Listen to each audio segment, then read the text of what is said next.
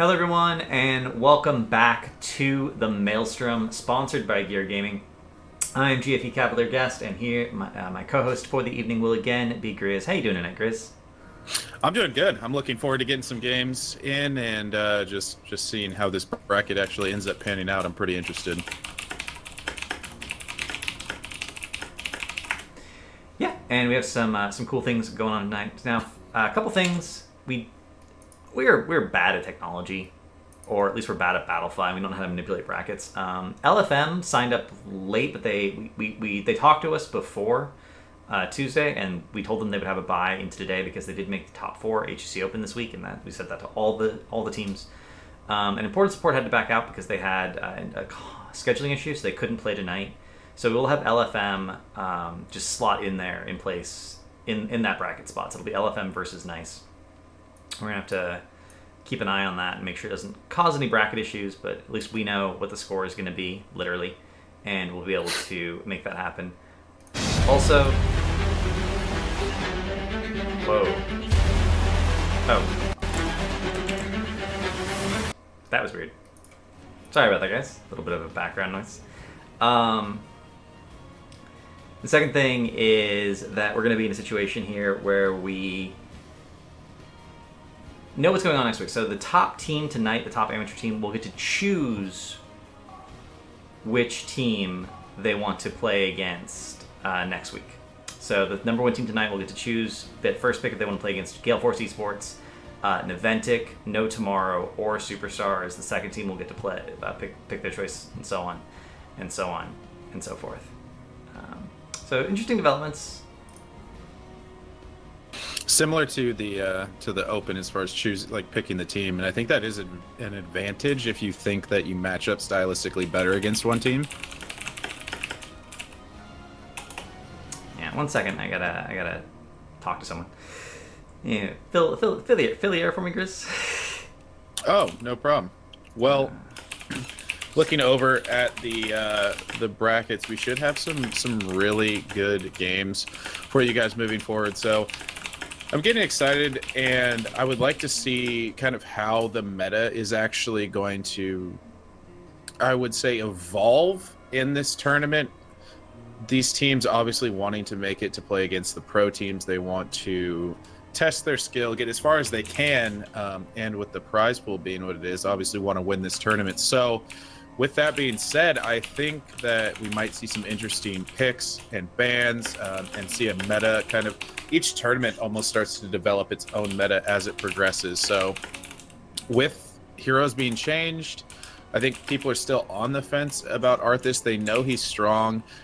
He can't really be that solo frontline that we've seen. Zarya can kind of make him more of a solo tank, but we've seen teams utilizing him better in the off lane and more of that off tank role. Now, one thing to mention is that it's brought back some interesting heroes too. We see Tychus come back to play against Arthas. We've also seen Leoric be picked to deal with Arthas. So interesting developments in the meta in response to some of these heroes coming back in, like Arthas is.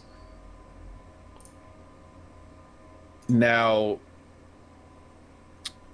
moving on forward with that all kind of being taken into consideration, I think Arthas is in a very good spot. He's very hard to deal with. He is kind of this slow-moving, looming death that if he gets on top of you, it will generally cause concern. Still very good against Illidan. That's one time we actually saw him picked a lot before the buff to Arthas was he was actually a very good Illidan counter, and now even more so with the changes being given to him. But that's kind of my whole spiel, is to really see how Arthas kind of develops in this meta. We see him banned a lot, and I think teams are learning how to deal with him, so he might still be banned in the second rounds. First round, if a team obviously doesn't know how to deal with it, but I would say more towards the second round, even making it through maybe the first pick phase. Yeah, I think that's a really, really fair statement. Sorry about that, everyone. We were, again, bracket issues. We're trying to make sure we work this out with the team so everyone is on the same page and we know where everyone's playing. And so we'll be following LFM versus Nice. And we're going to look to get that game going as soon as we can here. It looks like Even in Death versus 3D are starting to get going already. So that is nice, I guess. The winner of LFM versus Nice will move on to play Thunder Awaken. And the winner of Even in Death versus 3D will move on to face Gear Gaming. So it's going to be a really good night for games. We're going to have at least 3 sets. There will be a third place match. I don't think we're going to get a chance to cast it, unfortunately. Depending on how the timing works out, maybe we can ask the teams to hold off and make that happen. But we have at least 3 really strong sets coming up for you tonight. Mm-hmm. And the next week, of course, we will have the quarterfinals. We'll have 2 of the quarterfinals on Tuesday, 2 of the quarterfinals on Thursday, and it will be the professional teams versus these amateur teams. And we have some cool advantages that we're going to give to the amateur teams, at least in game 1. So, this will be their chance to really shine and show if they can make it that competitive level, or at least see how big the gap is. Mm-hmm. Yeah, it is always interesting seeing that gap, because you very rarely see those teams get to play. They do. I know some of the top amateur teams will scrim pro teams, but you don't get to see that in a tournament format. So it will be pretty interesting to see how they match up and really how big that skill gap is, because you actually see it in HGC as well from the top pro teams versus the bottom pro teams. You can see that gap. So I wonder where that gap is relative from amateur to pro. Yeah, and it's one of those things we can't know. We can't know how big the gap is between teams until we see them play. We can't know how big the gap is between regions until we see them play. It's one of the reasons that Blizzard did things like the Western and the Eastern clashes, so we could see how big the difference is currently between regions. Yeah. And we see the minor regions invited as well, and we can see how big the gap there is. And the minor regions have impressed people from time to time, because it's teams that people don't know. But Please Buff Arthas, for their performance at BlizzCon was very, very strong. Nomia taking a game off of Misfits, even though Misfits had a really arrogant draft at Western Clash. And teammate. So definitely a situation where you don't know until you see it. You don't know until you actually try. Maybe these teams have some secret strategies or an understanding of the game. They understand the game a little bit in a different way that pro teams are going to have a hard time adjusting to. You just don't know for sure. Yeah, I was one of the people very shocked by Nomia in that clash. Please Buff Arthas, not so much back at BlizzCon. They did have... I think their understanding of the game was very high, and that obviously they played the macro game very well. So watching them in groups and then go into the actual BlizzCon tournament, they did very well. But we are moving into the draft now on Team of the Spider Queen. So Zarya, instant first ban here. And it is going to be Zarya instant first ban. Or actually, I'm bad. Did you see which side of the lobby the teams were on? I believe Talent was on the right side. So that would be nice on the right side. Okay, so we're good. The teams are, in fact, the names are on the right side. Our first map will be Team of the Spider Queen. That is an instant ban Zarya. I think that's about where Zarya belongs, especially on maps where you can stay together consistently as a 4-man. Zarya gives you so much sustain and so much poke. She's just incredibly scary, and we are seeing that high prioritization on the Arthas ban. Yeah, speaking of Zarya, I wanted to get your thoughts, because after seeing in the Eastern Clash, after seeing them take that Feel the Heat build, what were your thoughts after seeing that? Because I know you're more of a fan of the particle grenade build, but against this heavy melee meta that's being run right now, seeing Feel the Heat and then with the shield talent at 7 that gives you the explosive shield, kind of like reciprocation does, it was pretty interesting. I've actually never been that big a fan of the grenade build, to be honest. I always felt that if you had a situation where you could turret as Zarya, just get in people's faces, that was the ideal situation. It's one of the reasons that I like actually Zarya Tassadar, even though it only get runs very, very occasionally. And Feel the Heat gives you really good counter initiation. If someone pushes into your team, they have to pay a heavy, heavy price when you have that Feel the Heat build. So I actually feel the Heat maybe a little underrated, not like very underrated, but at least a little. And the grenade build offers more of a poke style of play, and I'm not convinced that poking is what you ideally want to be doing with Zarya, but it does give her some mobile damage, which is a big consideration because she's relatively immobile, and she can't even really set her step without losing significant amounts of attack damage because of the way she works. We are going to see that Tassadar locked in, along with the Gul'dan Malfurion as the response. I like the Gul'dan pickup because of the wave clear. It's going to enable a really strong 4-man rotation. I'm concerned every time I see Tassadar, just because Tassadar is such a pain to deal with, and they're going to go, whoa, that is a high prioritization of Johanna. I think Johanna's in a good spot as far as what they're going to be using her for, and I think they're just going to be clearing those waves very quickly. I think they're going to take more of the old European style where it was just focused waves, don't worry about enemy heroes. We saw a little bit of a change with the Western Clash with Team Dignitas. They chose to just fight all the time on this map, but the old style, the old EU style, they would just ignore each other for the entire game. It'd always be fighting over turn-ins, but Lucio does help out with the Johanna as well, with her ability to move around the map because she is very stationary. And she does, I mean, she offers that wave clear, but it's such an odd pickup to prioritize it this early. And this is something we're starting to see more and more in pro play, actually. The cleanseless supports, right? The supports that don't have cleanse pair really well with Johanna because Johanna essentially has a self-cleanse in the form of Iron Skin. So when Ariel first released, we saw a lot of Ariel-Johanna pairings, and now with Lucio, we're seeing Johanna make it back. And it's interesting. Johanna's supposed to be the wave clear tank in competitive Heroes of the Storm, but she now also has the second niche of the cleanse of the tank that doesn't need cleanse as much. If she's just aggressively in the front line and she gets focused, she can Iron Skin and deny CC chains on herself, deny things like loop on herself from Chromie. She doesn't need someone to help her out with that. Yeah, that's a really interesting point to bring up as well. Another thing we see with cleanseless healers as well is going to be pairing with a second healer. Seeing that shielding come in will help mitigate the burst rolling through from this team. With the first two picks on the side of Nice, though, not too much. Gul'dan doesn't offer really too much burst. I'm assuming he'll be going Q build on this map. It will give him his stacks a lot faster, and just because he'll be rotating in that 4-man. It's going to be Ragnaros and Muradin. So ETC not even taken, and we're going to see that Leoric pick. I like the Leoric pick. Leoric's always been a good counter to Muradin, who depends on his high health pool to have a lot of staying. It forces him to disengage. And Entomb's good against Ragnaros, Malfurion, and Gul'dan. So that's 3 really, really solid targets that Leoric's going to have the ability to make playing potential against. What did they last pick here? What's their carry? I mean, Vala's still available, but the fact that Vala was ignored almost makes me feel like Nice left it open on purpose. But Tracer? I can't imagine not going Vala here.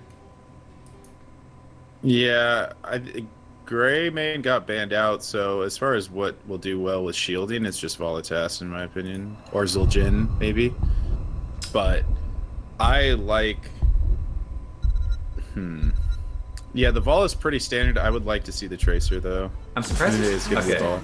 They spent their entire time pool thinking about that. I'm a little bit surprised by that when it's such an obvious pick.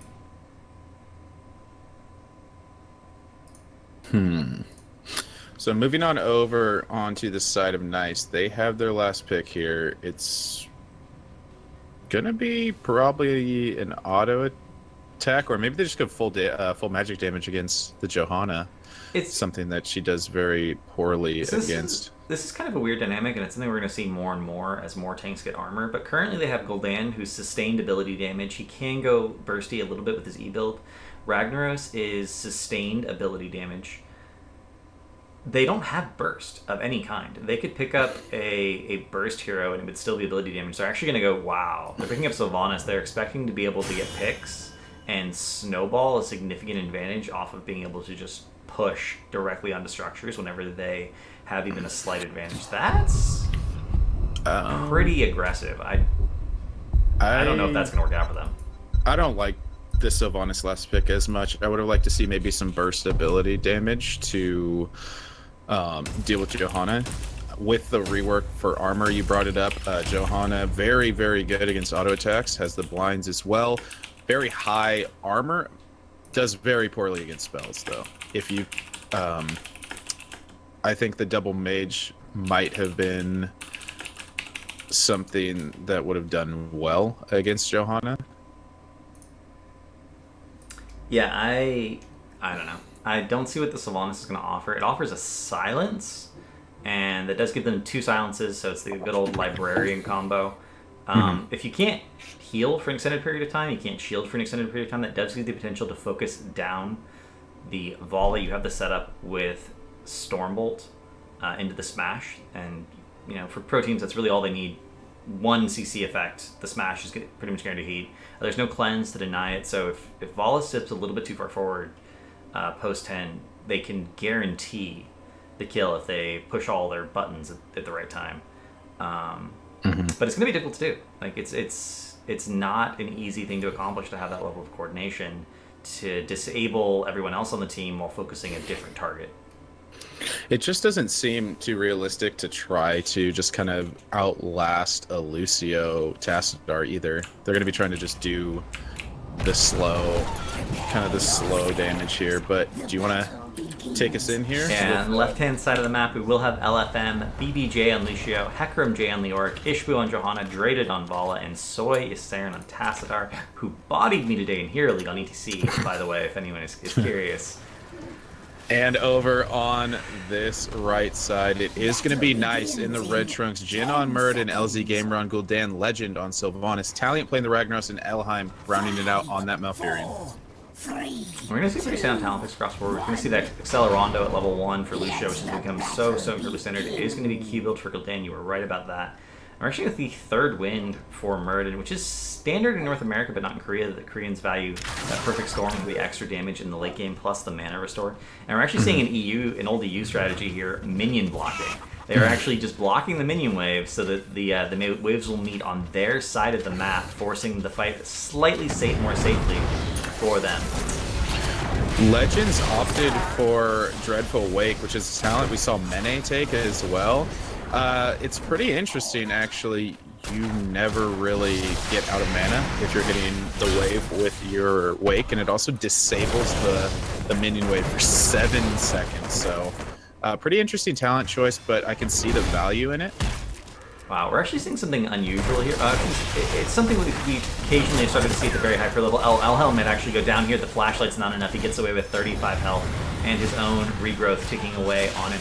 But they're doing a lane swap. So normally the solo lane onto the Spider Queen is in the bottom lane because it's the hardest lane to rotate to in terms of ganks, which means it's the most safety. But instead of having Leoric versus Rag, which is a pretty difficult matchup for both sides, they put Rag in the top lane and flip their 4-man, which means that they're gonna meet in mid as 4 every other wave. But in the meantime, it's going to be a 4v1 in the other lane, and then another 4v1 while those solo laners stick around. And this is going to give them, whoever has better wave clear will end up with a man advantage in the lane. You can see LFM does not want any of this nonsense. They're going to have Leoric rotate up here and force the 1v1 regardless. I think a much more efficient way to deal with that is what we've seen in Korea and some of the other regions, which is the 3-2 split and then 5 back at mid lane.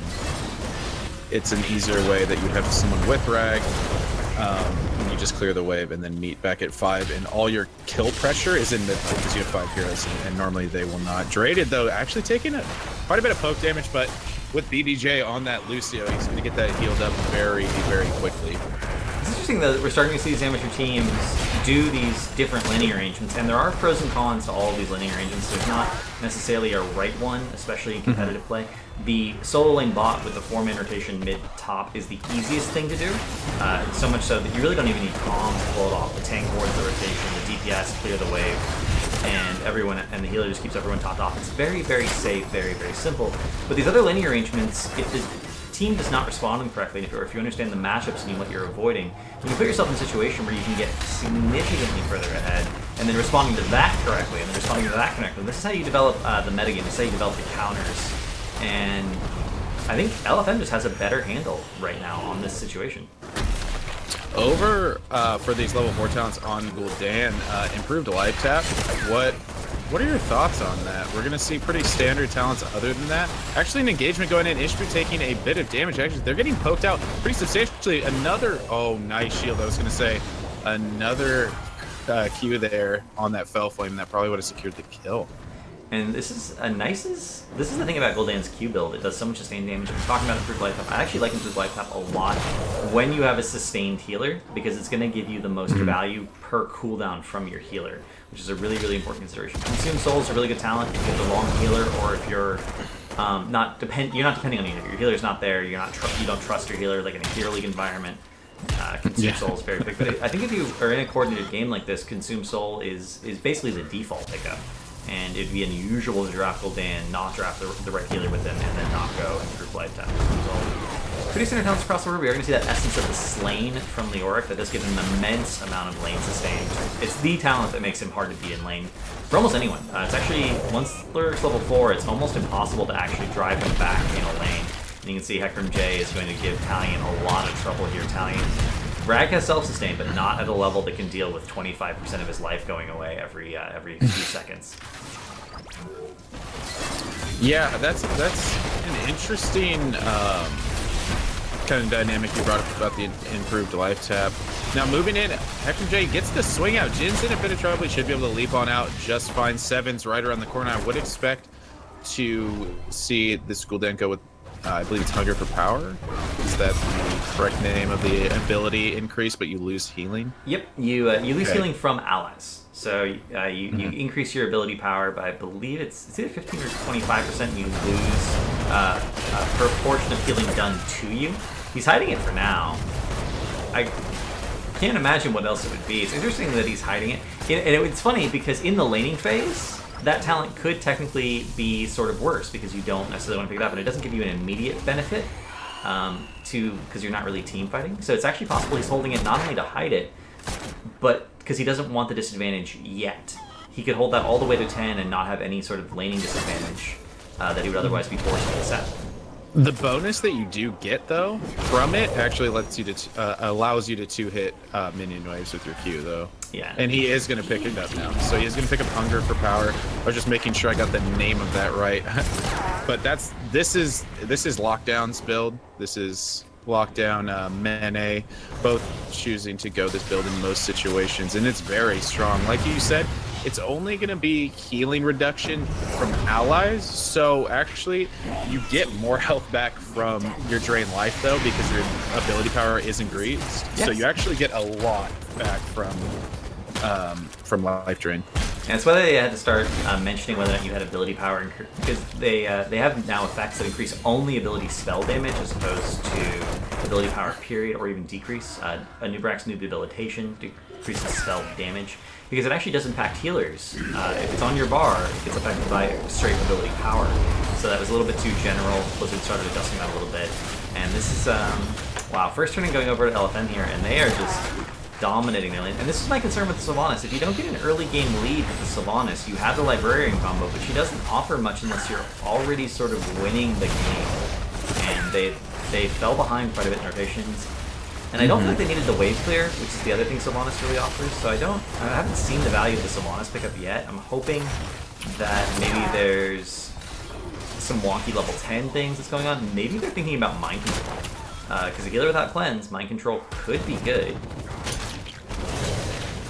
Yeah, we're seeing this rotation in the mid lane. It's for this Leoric, but he's going to be able to just Wraith walk on out of there. LZ Gamer had a bit of trouble. Actually, the shield and the ROV going to land, and that is going to spell the end for that Gul'dan.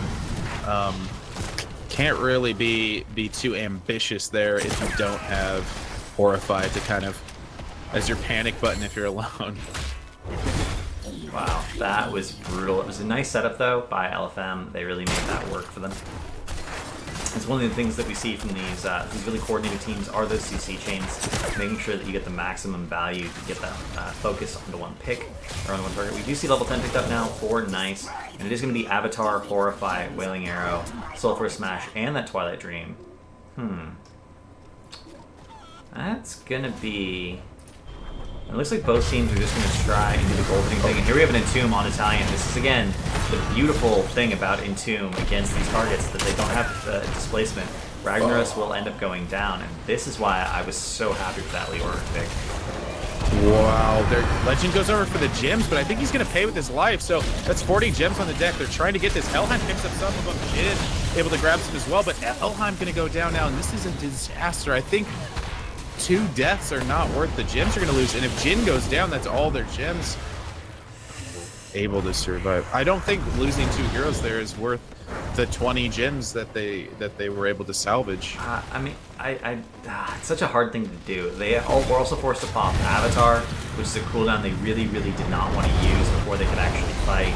And this way, LFM is going to be able to get another turn in. They did trade 2 for 1 at least. They took on the Vala. Vala is the primary threat in this composition. She's really the carry. Everyone else is just maneuvering around, soaking lanes to keep Vala alive and to allow her to do her damage. But this is a rough situation. The turn-in goes over to LFM. That's their second consecutive turn-in. And they're going to be able to get 13 off of this. Having that talent tier advantage is going to put them in a situation where they can start to do a lot of damage. Yeah, and having bot down already, that means if they can pressure a different lane, I really like that, because then that spider just kind of works its way on towards the keep. You can get value because the forts are more or easier to get. Jin actually in a lot of trouble. The damage going down to him, the Drain Hope, oh, it was still on him for a bit. I thought maybe they could get that kill, but they definitely are going to get this mid fort. And do you think they'll rotate down to bottom, or they'll continue this mid push? I'm hoping that we see the rotation down the bottom. Top is the lane that you're going to be most likely to end on this map because of the boss lane. But opening up a keep in any lane should take priority over prioritizing a specific lane. I think in the majority of cases we are going to see that with bottom rotation. I like that decision. We're going to see the mid tower fall, and Ragnaros with the multi-core should be able to save this bottom keep. That is, of course, the major advantage of Ragnaros, that he's such a good defensive hero against pushes like this. That's why he's such a high priority on these maps. And 13 picked up for LFM. We're actually see Burning Rage on both Johanna and Leoric. That is a very unusual pickup for Leoric. Yeah. Do they stack? Does the damage from those stack from different heroes? Absolutely stack. Okay. But it doesn't work while mounted. It's fun little bit of trivia there. Burning Rage will not work while mounted. Yeah, it is an interesting tactic. We'll see how that kind of pays off. It's par for the course on Johanna, but like you said, it's not really a talent we see too much on Leoric, so I think he's just more opting for his ability to solo clear waves. But Knight's gonna be picked up here for Nice, and after 2 turn-ins, about a level and a half lead. So, and a level and a half actually isn't that bad. Really, when it comes down, if you're 2 turn-ins and you haven't even lost all your forts yet, Nice has actually played very defensively. They've made that work for them. 13 picked up for them now, healing static. This is Murden's biggest power spike, arguably. They're still waiting for Gul'dan to get his 16 for that last key talent, that capstone. But Ragnaros now has Spell Infusion, or excuse me, Resilient Flame. Wow. And that is going to allow him to do a lot more aggressive play into the Johanna's Condemn, because if he does get stunned, he does have that 50% resistance to all damage for a few seconds. And we're seeing a little bit of a brawl here. Sound Barrier and Horrify going down at the exact same time. That was pixel perfect timing.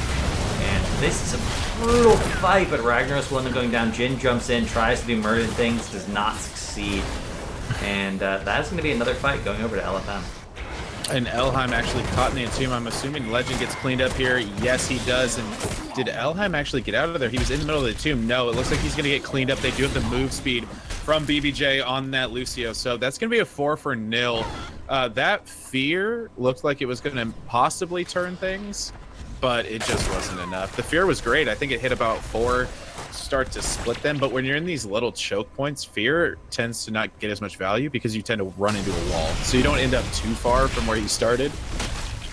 Yeah, running into a wall, unfortunately, does not really do much for you. 16 is picked up here. We do see the Rejuve and Essentia. We're actually going to see Consume Vitality, giving Leoric even more... This is a full-on laning Leoric. Burning Rage for additional wave clear, Consume Vitality for additional health, Holy Renewal on Johanna. We're going to see the Frost Shot and the Psionic Echo, looks like, from Tassadar. So a very W-centric build. Just using his baseline shield to support the Vala.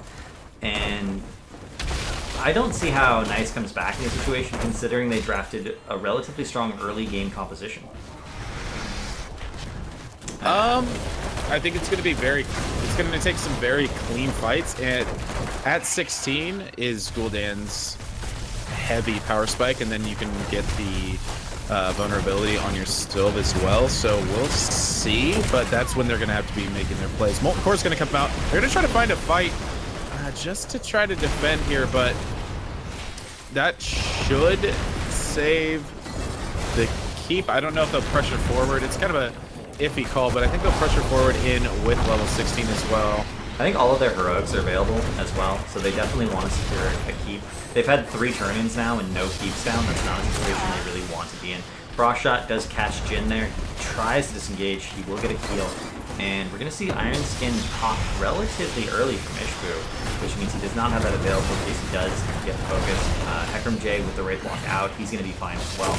And they're just slowly trying to work this pressure in. Avatar is used. Ah, they're so close, but so far away. That's a beautiful Wailing Arrow. Maybe they can make something happen right here. It's just not going to be enough. That Consume also goes out onto Taliant there. They've already lost 2. Taliant should be the next to fall. He's getting healed on up, but it's just not going to be enough, and that's going to be 30-second death timers. It looks like they're moving on towards Core. I think that's pretty ambitious. That keep did just go down, so there's only the first catapult spawning right now. It's on its way. They could wipe here. This is a situation where everyone could res in time. Maybe? No. Core is going down too fast. They have too much damage from that Vala. She can melt the core so incredibly quickly, and that will be GG. Game 1 going over to LFM. Yeah, that was a very good performance from LFM. A really, really well played game. Now, you talked about it. They drafted what looked kind of like an early game comp. I feel like you have to put more emphasis on turn-ins if you're going to draft a comp like this. Yeah, I agree with you.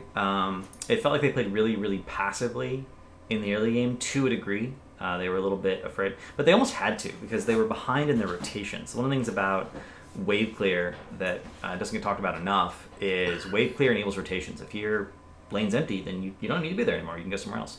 If your entire team has better wave clear, and we can see Nice tried to set up a little bit of a different laning arrangement to make it so that it was harder, but LFM just adapted instantly to that dynamic, and they were never ahead in the rotation, which means they were never ahead in the wave clear, which means they had less vision of the turn-ins, especially considering the enemy team had a Tassadar. They really didn't have a way to exploit the small advantages their team had in the early game, and then late game, all their heroes dropped off. Mm-hmm. Yeah, I was really pulling towards the side of Nice with their draft until that last pick of the Sylvanas, and I kind of switched sides a bit as far as who I thought won draft. The Sylvanas just didn't do it for me. It didn't really offer the burst that they needed, and we kind of saw that. Those fights, even when Gul'dan hit that 4-man fear, nothing died. There were 0 deaths on the side of LFM in that team fight where he actually did hit that 4-man fear. So maybe I'm trying to think on what pick really would have kind of pulled that comp together out of that last pick slot. I just think anything with decent burst would have made that game a completely different game. Yeah, I like the idea of going for mostly ability damage into the Johanna. I actually would have liked to see some sort of ability burst as like a Jaina or even a Kael'thas. I think would have been much more reasonable. Johanna did get that health nerf, and she got physical armor as a compensatory measure. But if you have burst ability damage, sustained ability damage, and sustained ability damage. You have Gul'dan, Ragnaros, and then a third mage who's burst. None of that matters. Johanna is effectively nerfed versus that comp, and I think going forward, this is the first time, this is the first tournament that's been had for a lot of these teams since that armor change was implemented. Going forward, that's going to become more and more consideration. Not only do you have sustain, do you have burst, but is it auto attack or is it ability? Because once the warrior's dead, once the front line's dead, the fights become much harder to manage. So being able to kill the enemy team's tank is always an important consideration in the draft. Yeah, I think tank, as far as when we're seeing it played at the highest level, does require the most finesse, because there's a lot of fights in which they're kind of dancing on the edge of dying, but know their limits and can still peel for their team and possibly get that turn that can kind of swing the fight. But playing tank is just such a difficult thing to do. It absolutely is. Time and time again, people have said that in professional play, the tank is the most important role, because you set up every fight for your team. You basically manage every interaction your team has with the enemy team, which is such a hard thing to do overall. Mm-hmm. Looks like the lobby is up for the next game. We have some professional teams here. They're on the ball with making these lobbies. We are just about ready to go. Our next map will be Cursed Hollow, but this makes me so happy. Yeah, I get an invite to a lobby. Everybody's here, ready to go, and I mean that's just really nice. I mean, a lot of the times, especially in our first series of the day, this is not generally the case, but yeah, first series is like really, really on the ball. Yeah, which means the rest of the night's going to be amazing, right? That's how that works. Fingers crossed. Hopefully I'm not jinxing us. We'll have LFM versus LFM is currently up 1-0, and Nice has first pick, first ban this time, and that means that they're the ones that can be like, we can get Tassadar if you don't ban it. Currently, Tassadar is so strong at enabling specific heroes whose only downside is that they're fragile, but everything else is amazing about them, that if you get a Tassadar and you can enable that hero, you have that coordination level, that hero, that Bala, that Tracer, that whatever, can effectively carry you to a win. And they're banning out Falstad, which I like quite a bit on this map. I think this may be the map where you should always first pick or first ban Falstad if you're not going to first pick him, because he has both things. He has two things new. He has a global and he has a boss control heroic. Okay, there's one thing that I really wanted to ask you, and I want to ask you before I forget. On Dahaka, because I just saw the global ban, I would assume that they're picking up... It would make sense to ban out Falstad, pick Dahaka in this scenario, but what are your thoughts on Essence Clause at 20? It's an interesting pick. If you're in a sustain versus sustain fight, Essence Clause is going to win you games. Just straight up. Also, Dahaka doesn't have a lot of peel. He doesn't have any other slows in his kit, so the slow actually gives you a lot of positioning control. You can use Darkswarm to stutter step through someone when you have Essence Clause because of the slow. And actually put yourself in a body blocking position, which is something he physically can't do otherwise, unless someone else on his team has a slow. We occasionally see like Rhaegar's 90% slow totem paired with Dahaka, and then Dahaka will immediately walk through, Darkstorm will end, he'll be body blocking the target. But Essence Clause gives you a lot of playmaking potential. There's one other talent that someone underestimated on this map from Dahaka, which is actually his Lurker Strain at 4. The knockback is just enough to knock people off the point of mercenary capture points like bosses.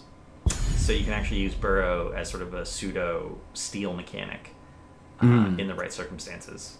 So Dahaka actually has some pretty interesting talent diversity, but in a lot of cases it depends on your team working with you as opposed to enhancing something you do on your own.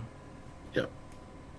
So Tassadar are going to be picked up and for Nice, and then LFM will be taking that Arthas Malf. So gonna get to see Arthas played here.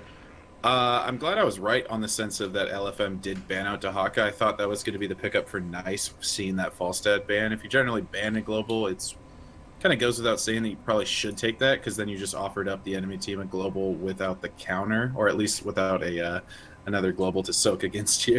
It looks like both teams, you're right, are doing heavy macro consideration in these bans. Arthas is a very strong team fighting hero, but he also has good independent laning.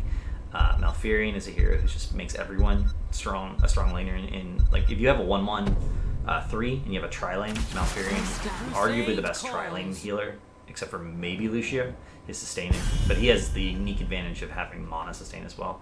And again, the heavy prioritization of Johanna here early on in the draft. This one's more odd than Tomb for me, because Tomb, I see the value of the wave clear that Johanna offers.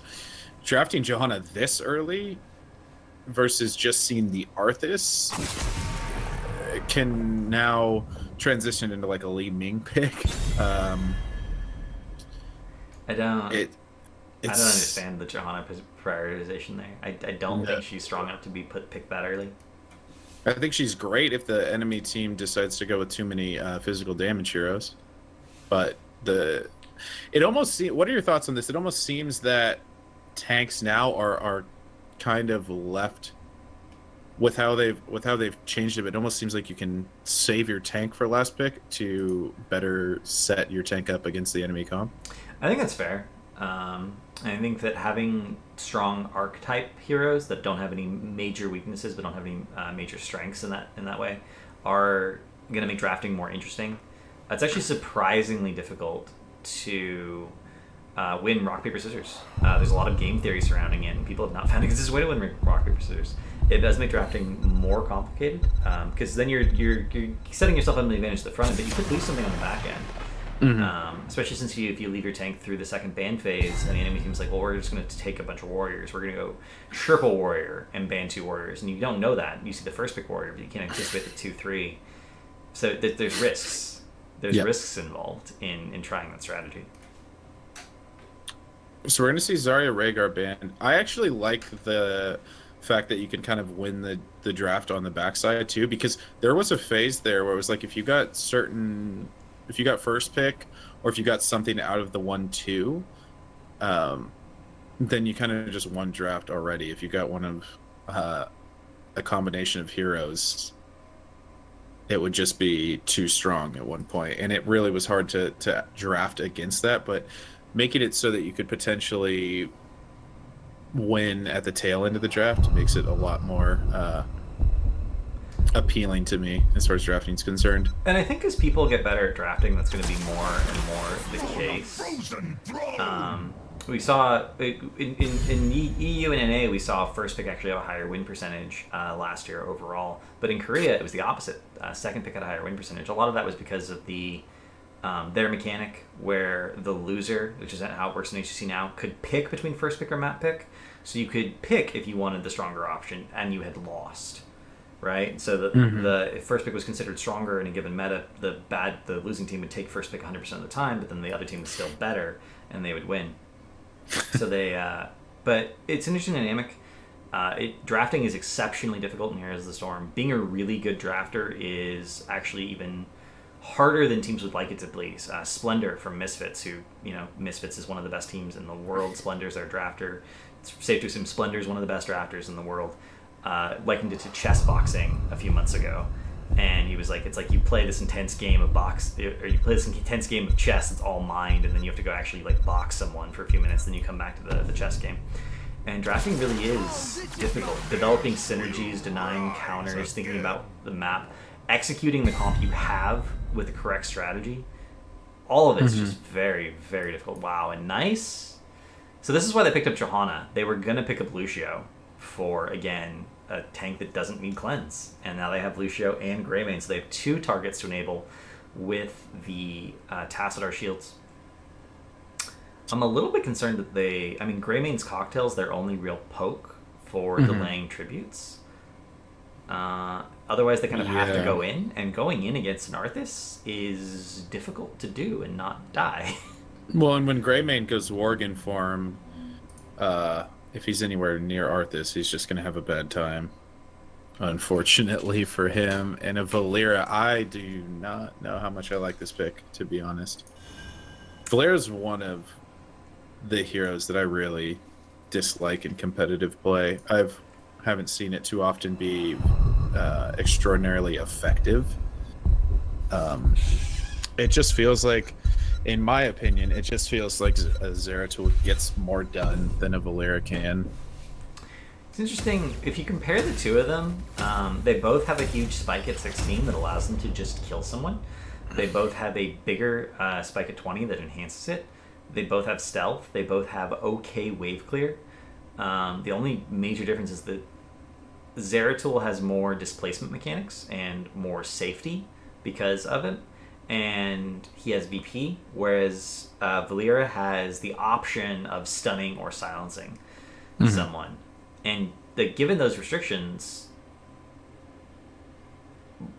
it certainly sounds like Zeratul's better. You list them out like that. Like, these are the pros, these are the cons. They both have similar power spikes at similar levels. Why wouldn't you take Zeratul if Zeratul is available? And I think a part of it is the assassination build we always see on professional Valeras allows them to get on top of heroes like Lucio and just kill them, even if someone's body blocking for them. Because Zeratul's gap closer, you have to hit with your W with the standard build. It's not true for Valera. She just needs to be in range. But we will be getting into the game here. On the left-hand side, we will have LFM again, BBJ on Malfurion, Draded on Valera, Soya Saren on Li Ming, Ishbu on Arthas, and Hecarim J on a Nubrak, that lovely EU double tank meta. The battle begins. And over on the right side, in the red trunks, it is going to be nice. That is LZ Gamer on Greymane, Jin on Johanna, Talion on Tastar, Legend on Vala, and Elheim on the Lucio. And this is the Valera build already that I think it's going to become the most popular. It's combat readiness at 1, that block when you get 3 charges. I imagine we're going to see it paired with initiative at 4. This is the build we saw consistently when she was picked at the Eastern Clash. And I think this is her go-to build because she doesn't have any sustain. But it allows her to go in, act as a finisher, kill someone who's low, and then get out alive. Which, the getting out alive part is kind of important. It's bad to go in and trade 1 for 1. Well, and as you spoke of, Valera can get in by just being in range. But that's one thing that Zeratul does have a huge advantage over, too. He's much more maneuverable in the sense that he can get out of fights a lot easier. You don't really see Zeratul just getting, once they've initiated and kind of done their thing, you don't really see them dying too often. And we're going to see Arthas grab this vision here. Ishbu's just casually on their enemy team side of the map. Meanwhile, this Trialing is trying to push in, but Li Ming and Malfurion will push that back, and they back up. They take the vision away. Both seems like we want this vision. We don't care about the power, the advantage we get in lane. We just want the vision. And we're going to see Valera versus Johanna in the mid lane. That's not a normal matchup. A Nubrak versus Greymane in the top lane. These are some interesting lane matchups overall. Yeah. In this bottom lane, both have healers that are very good at sustaining, so as long as we don't see someone get caught too far out, I don't think we're going to see any deaths, and we're going to see these heroes kind of stay at close to full health. Ishbu going to go, and he's just able to get his AoE onto these minions and then just get cleaned up really quickly. So I don't think we're going to see this tri-lane in the bottom lane go really one way or the other. And meanwhile, in mid, we see Draded actually goes in on Jin and chunks him to half. That's not something you can say very often in the early game. Yeah, I just casually went and got a jump on to help. Oh, Draded tries to go for a gank here. If it does get spotted out, is going to rotate back. And meanwhile, a Nubrak versus Greymane apparently 100% ties. Neither one can do literally anything to the other one. They both just clear the wave and get on with their day. They're probably talking about the weather up there. I don't know. There definitely do not seem to be brawling in any way, shape, or form. Yeah. This first tribute will spawn in the top lane. Both teams fairly quick to rotate. It looks like this side of LFM may be a bit further ahead, but they're going to kind of meet here in that middle lane. And looks like Draded might try to stall these rotations. He gets back onto that Vala. Nice shield immediately. The Nubrak, he does burrow in. The root connects as well, but good sustain for the side of Nice, and they're going to push back the side of LFM here. Jin doing a nice job of trying to zone in. LZ's trying to get in. It looks like Drayden was trying to sneak around to the trip, but I don't think Nice will be letting that happen. And something we're going to talk about, Valera's stealth, if she disabled himself, she loses part of her kit. So having the Tassadar gives them a really nice counter there. We're going to see a lot of damage going on to LZ Gamer here, but he will barely manage to get away. It looks like the Tassadar shield will definitely save him there. And this is just going to become a poke war in a sense, but LFM has better poke. Both teams have roughly the same level of sustain, but the double frontline here, plus Li Ming, will just allow LFM to poke for a very, very long time. But if they get the body blocks down, Elheim does get interrupted there. Yeah, I was going to say if they could body block every single Li Ming shot, but it does not work out for them. And Beta Barbs, even at level 4, are getting a lot of value right here in these tight little chokes. But Ishbu is finally going to go down, and LFM will have to back off. Yeah, that was actually very nicely done by Nice with them over on that shrine. Looking at level 4 talents real quick, we are seeing Kala's Embrace. That will be the lifesteal increase. Interestingly enough, I generally normally see move speed or armor, more so armor than anything else, but what are your thoughts on the increased lifesteal for the Vala? I mean, it's not only for the Vala, it's for the Greymane. I think you're taking it as an anti-burst mechanic. You have the shield as an anti-burst mechanic when you're throwing it on those fragile backliners, but you also, in this situation, if you can shield Greymane as he dives in and he leeches a bunch of life back, you're increasing the sustain. I don't know if I like that better than either movement speed or armor, though, just because you have the Lucio. I feel like the Lucio's already giving you the sustain that you need. I feel like the armor gives you better anti-burst, and that's primarily what you're drafting the Tassadar for in this context. I don't know. We'll keep an eye on it throughout the rest of the game for you guys. We are going to see, by the way, this is the Korean GM Vala build that got posted a while back. There's a Korean player who one-tricks Vala on the Grandmaster ladder, and this is his build. He goes Caltrops and Death Dealer. So he's constantly getting more and more and more Caltrops because he constantly gets resets on his vault, on minion waves, on walls, on whatever. He pairs it with the auto attack talent at 4, but this is going to be paired with punishment instead. And it's not something we've seen in competitive play ever. I don't really think. No, not that I'm familiar with. But we are going to see an engage start out here. Ishbu, he is in Jin doing a nice job of zoning. Ishbu actually taking quite a bit of damage, and LZ on the backline, though, he is in trouble. Nice shield there, gonna be able to save him for just a bit. Is he going to live? It looks like he gets the cheap shot goes on him, so he will be going down. Now Jin might be in a little bit of trouble. He has to pop his Iron Skin. Is he going to be going down? No, they might get the turn. Ishbu goes down, though, so it's 2 for 1 currently. Talion on the back of this a bit hurt. Graded, though, still trying to run away. He gets the cheap shot onto Elheim, and that's gonna be a return kill. Italian gonna be the next. We do have resets. Legend, the last one standing, gonna eat a combo as well. Are they gonna be able to secure this kill? And yes, Soyo Sarian did so much during that fight. Yeah, 2 for 1, but when you have a Li Ming, it's just a favorable trade because you get resets and suddenly it's kill after kill after kill. This is another reason that I think the armor on Tassadar would have been better. We saw it during that fight. Greymane was CC'd for so long that the life still didn't matter. The armor would have potentially saved him, whereas the life still did not. And the armor saved him. Li Ming just knocked that first reset. Johanna lives, and they're in a very, very different fight. So we can already see the impact of these talent choices starting to be shown. Hopefully in the late game, it'll provide a bigger advantage, but so far, it's just not doing it. We do see LFM picking up boss. That is going to pressure, that has to be defended. They can rotate and get Nice's boss too, if they would like to do so. It looks like they're not going to do it. They're just going to soak 10, and we're away from tribute. We're away from either team getting tribute from curse, or curse from tributes, I should say. So I think Johanna in the top lane is going to go down as well, so that's even worse. That's going to give them level 10 over to the side of LFM, and they're going to be missing their Johanna for this. Talent does get stunned up a bit here. Not going to be too much of a concern. Ishbu a little bit caught out, but he is going to pop that Army of the Dead. He misses the root, unfortunately. He will be able to heal himself back up with that, though. And yeah, that Impale unable to connect. So they're going to get their tribute, but having to use Army of the Dead, that is a bit unfortunate. It will be up for the next tribute, which is the major consideration. Basically, any talent or anything that has a cooldown of lower than 120 seconds will be up for the next objective if you use it during an objective. So thankfully, Army of the Dead will be available, but that means they're not going to have any sort of brawling in the interim because they want to make sure that it's available. They get the Bruiser Camps instead. Nice is going to be picking up Boss here, trying to get that lane pressure.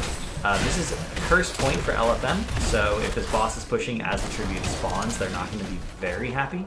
And we do see pretty standard talent pickups here. We are going to see that Cursed Bullet coming out of Greymane, the new hotness that people have been experimenting with. Blessed Shield, Archon, Rain of Vengeance, and Soundberry. The spawn. The spawn's so ideal for LFM. They're going to be able to clear this boss and just take this fight. So Curse Point, though, this is good. This is a fight you need to watch out for, everybody, because this, if LFM can win this, can do some serious damage. Jin going to be checking that bush. Ishbu is in there with the rest of LFM. Nubrak has not arrived yet. He's a little bit late to the fight, but I would assume Heckam J will be just throwing on in. Ishbu, though, ROV connects. We're going to see the Archon pop. How is he still alive? He is not. He's actually going to go down. The Twilight Dream was able to hit on a few, but after losing Arthas that early on, that will be a tribute going over to the side of Nice. And this is the danger of Arthas. People think of him as a tank, and he's not. He can't initiate fights. He can't. If you walk into the entire enemy team, they're going to focus you, and you're going to die. He needs to be peeled for just like every other bruiser in the game. Anubarak being late meant that Arthas went in, tried to start that fight, and died. That's going to happen consistently. They needed to wait for Anubarak there. Arthas is not the hero that can initiate fights. He can zone for his team while they poke, but straight up starting the fight is not what he wanted to do there.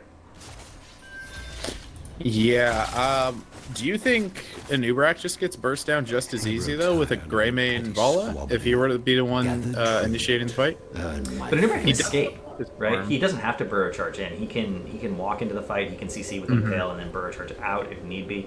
He also has the sustain from Locust Swarm. Also, both, this is Cocktail Greymane. So Greymane and Vala both do a significant portion of their damage, especially with these builds, from abilities. So the spell armor that Anubarak has, the Nerubian armor at level 1, all help in that regard. So no, he wouldn't have gotten bursted anywhere near as quickly as the Arthas did there. And Legend in trouble. This fight does break out. We see Army of the Dead pop. Nice a bit caught out. But once again, Arthas is in just a little bit of trouble. He is going to go down. The Dream is going to hit onto 3. Drained on the backline. He does secure the kill onto Lucio, though. And we're going to see the Li Ming damage coming out. We're going to see Vala going down. And Li Ming, though, a bit far out from her team, so she's not going to be able to follow this up. They get the stun, though, over onto LZ, and he will be the next to fall. And that will be a curse going over to the side of LFM. Another kill secured there with Bed of Barbs and that last kill in the quarter. And this is, again, the danger. You're up against the Li Ming. It's not enough that you trade 1 for 1. You have to kill the Li Ming before you let anyone die, because the Li Ming's damage is so insane. If you can, trade 1 for 1, but you secure your Li Ming reset, that should be a team fight that you win every time. So we're going to see the bottom pressure here. They're trying to push in all the way with this weakened keep. Trying to hopefully to get the wall mid. They actually decide to rotate mid. They don't risk it. They don't go for the aggressive play. They're like, we're just going to get every single fort off this curse and get a significant experience lead. I actually would have almost preferred them to leave one person there who can escape, like the Anubarak, to start damaging the keep wall. Nice is going to pick up their siege, which is going to de-push this bottom lane, make it relatively safe. Johanna was top for a little bit, is going to start to rotate down here. And I feel like LFM's being a little bit indecisive with how they want to manage this curse. Yeah, I agree. Now moving on over into this bottom lane. Starting to get damage out. Soyasarian did go with that glass cannon build, so he does so much damage here, even to this wall. Gonna be able to get a tower down. Top fort gonna fall as well. Question about the Anubarak's build, though. It's a bit odd to see the Bed of Barbs without Acid Drench Mandibles at 13. He chose to go with the Spines at 13. I have no explanation for that. I don't think Urticating Spines, even before his rework, was only good when paired with Chitinous Plating at 7. And with this rework, chip damage, or chip healing is much more significant for Anubarak than it was. Shields are much more significant than they were, because the armor increases the value of all of that. So I don't think Urticating Spines is the talent you should go in the majority of circumstances anymore. If you want an area damage ability, it's easy for you to sit next to people with a Anubarak, especially with Bed of Barbs. Burning Rage is going to add up to just about as much damage in PvP. It's way more in PvE. Or you can go Acid Drench Mandibles and have that insane single target burst, because it does so much damage. Greymane's going to go down here. That's a beautiful burrow charge by Anubarak, getting that stun. And I don't think Jin gets out of the situation. There's just too many people on top of him. Spectrum J with the body blocks after the charge, and that's going to be another 3 kills for LFM. The accuracy of magic missiles from Soyosarn has been absolutely insane this game. I just kind of want to point that out. Looking over to the damage that he's doing 12k more than anybody else. Or at least more than the Wall too. He's doing substantially more than anyone else on his team. But he went for the glass cannon build. He did go mirror ball with Seeker at 7. So that if you can hit magic missiles consistently, that build will pump out a lot of damage. But he actually, I haven't seen him really miss.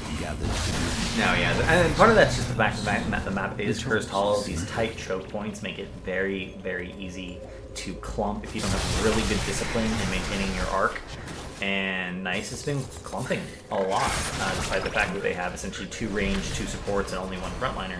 Every time the Greymane dies in, they're very, very clumped up, and it's hard to miss a clump with Magic Missile. It's just not something that happens. The LFM will send Arthas off to grab that tribute while the rest of them do push this keep. This keep is pretty much forfeit. Nice knows they can't save it. You can see they're staying behold it, getting the Taskfire shields, doing their best to poke what they can, but they're comfortable giving it up, and oh my god, that was a full mirror ball combo from the Li Ming plus boss root. That absolutely eliminated the Johanna. Yeah, and that's a situation where even though Johanna's Iron Skin, if your support also had Cleanse, you would be alive right now, and instead you're just dead. They have to give up this next tribute regardless. They want to soak 16. They will have to. The next tribute after this will be a 19-16 fight, so Nice still has a chance of fighting on an even talent here at some point during this game, but it's going to be extremely difficult to come back from this position. Yeah, they're moving on over to boss. They can do this fairly quickly. It looks like they're actually deciding better of that. I think they know the rotation from Nice is coming in, but this is another free trip. And Nice scouting drone. I was going to say, they're going to want to keep an eye on this boss, but scouting drone does go down, so they will see if there's any boss shenanigans by the side of Nice. For the time being, though, they just want to get as close as they can till 20. Obviously won't have it secured before the next tribute's up, but at least they are very far ahead in the race to 20. And my concern here is that Valeera now has that exposed armor, which means that she's going to be very, very easy to get vulnerability, and that is something, again, Arthas cannot do. Arthas doesn't have an escape. He can't face check like that. That's the 3rd time this game Ishu's made the mistake, and every time he's made it, Nice has exploited it and started to come back in this game. He's got to tone it down on being that far forward, that aggressive as a frontliner who has no escape. Yeah, feels bad. I mean, why aren't they making the call to have their Nubarak be the one checking these bushes? This is going to be cursed too. That afforded the side of Nice a curse with a boss pushing. Like that could not have been better for Nice. And Ishbu like literally handed it to them on a silver platter. This is gonna get them top keep, I believe. That will give them each team a catapult lane that's being pressured. It'll give both teams a way to end if they do lose a team fight. So Nice just has to win one more team fight at this point, and they'll be able to end the game. Whereas before they were really far behind. If they lose here, you can only consider this a throw. Yeah, this is a lot of damage going into LZ, but it's actually going to be the Nubarak that dropped. Once again, though, Ishbu in trouble. I'm sorry, it was the Johanna. He was playing Johanna last game. We're going to go down. But Soyosarian making quick work of the Johanna in these fights. Once again, I apologize. That was Jin. I remember just that Ish was playing the Johanna last game. Looks like the curse is going to secure middle fort and mid keep wall, in addition to the fact they got the top keep. Catapults have so far managed to keep bot lane pushed out despite the curse. So both teams are in an okay spot. Unfortunately, LFM is on curse point, and they do have time to soak 20 before the next tribute, which means they're going to get cursed basically for free because Nice is not going to want to fight 20 to 19, which is where they're going to be at. As it comes up, unless they can soak all 3 lanes, but I think that's a little bit too dangerous to be split at this point in the game without a global, which is the only way they can do it. Do you just throw the Hail Mary and go for the gank push or something on their way to the trib, do you think? If you're the side of Nice, or do you you're giving keep for sure. You're giving at least 1 keep up if you're gonna eat curse. Yeah, there's not a good answer. LFM makes a mistake is the best answer Nice has, and they've managed to make that happen once or twice, but I don't think that's optimal by any sort of imagination. They are making the decision to soak mid and bottom to keep that catapult lane pushed out, depending on their own catapult stop to deal with that lane. So they are going to give it up. They're going to try and get some direct structure damage here to try and get a little bit of the experience they're going to need to get to 20, and they do get a little bit. They finally hit 19. And LFM is rotating down in anticipation of getting 20, but Nice is like, okay, we got the wall, let's go mid. We'll get that soak. This bruiser camp is actually helping them out by pushing this wave in, which makes the experience come to them, meaning they can soak it relatively safely. Yeah, the boss, though, it's going to be attempted, and Talion is going to see this. He's going to pop Oracle. He has an idea this is going on, but this is a 20 fight to 19. The damage once again from Soyosarian over on a Jin, but Ishbu, he's in danger on the boss route. The boss is going to kill Heckram J. This is a disaster. Drayden is in the middle of the team, but he's taking damage from Talion on that Archon. That we do see Lucio go down. Talion still sticking to Drayden. Jin now going to go down as well. Legend just on this point, trying to do anything that he can. Soyosarian's still alive. The boss is hitting Ishbu, but Drayden secures that kill. LZ is in. He's going to get the kill on Drayden, though. The boss route, it hits onto Li Ming, so they should be able to secure this. Soyosarian, he's going to have to run, and that is going to be the boss going over to the side of Nice. I don't. This is gonna be the tribute. This would have been their curse point, but now they're gonna be able to pick it up for free. Nice does hit 20. Your tank is supposed to be the one zoning, right? He's supposed to be the one looking for that potential scout, getting the dismounts. And Ubrak was tanking the boss instead. Ishbu was the one who backed up immediately, got into the bush. I feel like Ishbu needs to switch roles. If he was tanking, if he was on the Ubrak, on the mobile hero, he would be in good shape because he has the right positioning, the right instincts for tank, but he's on the wrong hero. I think it's what I talked about. People have started to figure out that Arthas isn't a main tank. I think they drafted Arthas as a main tank, though. Ishbu is their main tank player. He was on the Johanna last game. So I think it's a misinterpretation of the hero. You're absolutely right. Arthas, we talked about it like over and over and over again, is not a tank. He can't initiate fights, really. He doesn't have the range. You can get poked for forever. You dodge one skill shot as a ranged hero. You suddenly dodge the root, and he can't get on top of you. You just physically can't. He can peel for his team. He can't ward for his team because he doesn't have an escape. So if he does get in trouble, he has no way out. And it's just very awkward.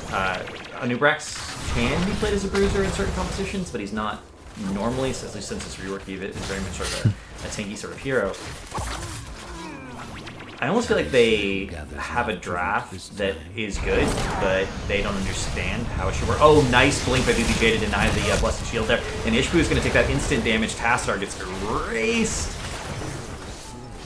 Now Soyosarian moving on through with these resets. He finds Jin as well. And with 2 dead, this is going to be another boss. I feel like Drayded's still on the chase, though. If he can get the lockdown, though, they might be able to secure another kill. And that's going to be cursed for the side of LFM with a boss. I don't know how much I agree with 2 being dead going straight for boss. This would have to be them just trying to posture for an end. But I still think getting keep and then possibly backing up, getting the boss, because the core is still going to attack things regardless. Yeah, they will have the siege pushing with the boss, so they are going to guarantee themselves top keep here. But I mean, I think against a Greymane, a Johanna, and a Bala, they probably could have just ended bot as 5. So this is sort of what most people would think of as the safer option, but I actually think it's more dangerous to do this because Tassadar, that insurance for the Bala, is going to come back alive. Not if they get rooted, though. Okay, that's game. There's no way they defend this without the Bala damage. They really, really needed that, and that just hurt to watch. LZ goes down as well. Soyosarian just trying to pump out damage. But with this boss being full health, this is going to be a full health boss going into the core with the members of LFM. The curse is over, but this is definitely going to be a game unless there's some miracles kind of going over for the side of Nice. I don't think there's a miracle that saves this game. Will be GG. And LFM takes the series 2-0. Which I believe makes LFM our 3rd team to be guaranteed in the top 4. So again, if you make top 4 for the amateur teams, this week, you do get a chance to play against a pro team in one of the quarterfinals next week. The difference is that if the better you place this week, you get to choose which pro team you want to play against. So the top number one team from this week will get to pick which of the 4 pro teams, Gale Force Esports, Naventic, No Tomorrow, or Superstars, they play against next week. So there's still a lot on the line here as we move on, despite the fact that they are now guaranteed to advance to that top 8 in our ProAm tournament. Yeah, I hope they maybe watch this VOD back, LFM does, and here's what we were talking about, because I think that the draft was good. Like you said, I just believe it was an identity crisis. I think that if you switch Hecarim J and Ishbu, you can tell that Ishbu's a tank player by the plays that he is trying to make, getting into bushes for warding. He was trying to initiate fights, but that's just not going to happen on Arthas. I think you swap those 2 heroes. You understand that Anubrak is your tank in that situation, and that the Arthas is your bruiser, and then your draft, I think, goes, or your early game goes a lot better.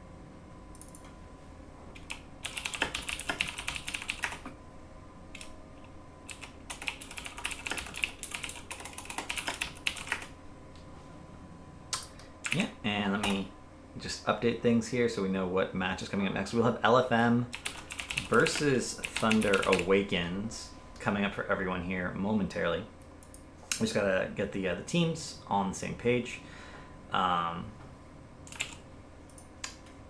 that was actually a really good series. I saw some errors in those games, but I also saw a lot of decision making that was certainly comparable to some of the things I've seen teams in HGC North America do.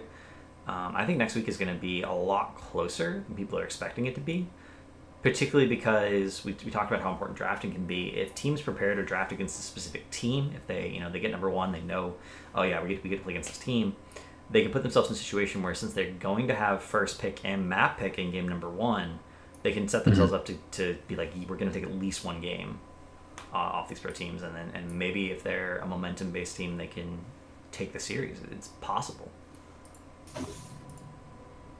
Yeah, that the decision making was very good. The team fights, I saw some very good team fights, and then there was some that kind of broke down. But all in all, they were 2 very good games, and it was well played by both teams.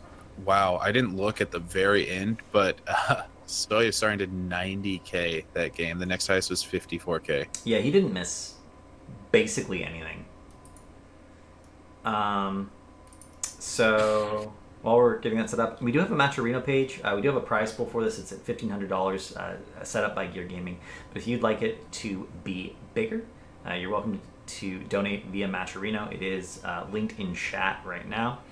And you can see, I think we do have the scroll set up. Yep, the scroll setting up below. We do see that donation happening. There are $200 there. All you have to do is put in a code, the GGMS, and it'll automatically donate $1. Nothing comes from you. That is a sponsor opportunity from Matcherino for us. So if you want to make the prize pool bigger, if you want to make this tournament a little bit more hype, please feel free to do that. And looks like we're just waiting on the lobby to get set up. I want to give you guys an update on what's going on with Even in Death versus 3B, but it looks like their games are still ongoing, which I know they started actually before we did, so they must have gone to a game 3. Yeah, that would make sense. Let's see, it looks like they're 19 minutes into that game, so that one should probably progress here in just a little bit if that is a game number 3. But yeah, I'm excited to see Even in Death play. I really think that they're a very, very strong team, and they have very good decision making as well as very good players on that team. So I'm really excited to get to see them play later on. Yeah, it's nice that between the two of us, Grizz and I pretty much know someone on every single amateur team in North America. So wherever casting a tournament, we can be like, "Are they done yet?" And be like, "Well, look at our friends list. Are they in the middle of the game? Yeah, it's still there."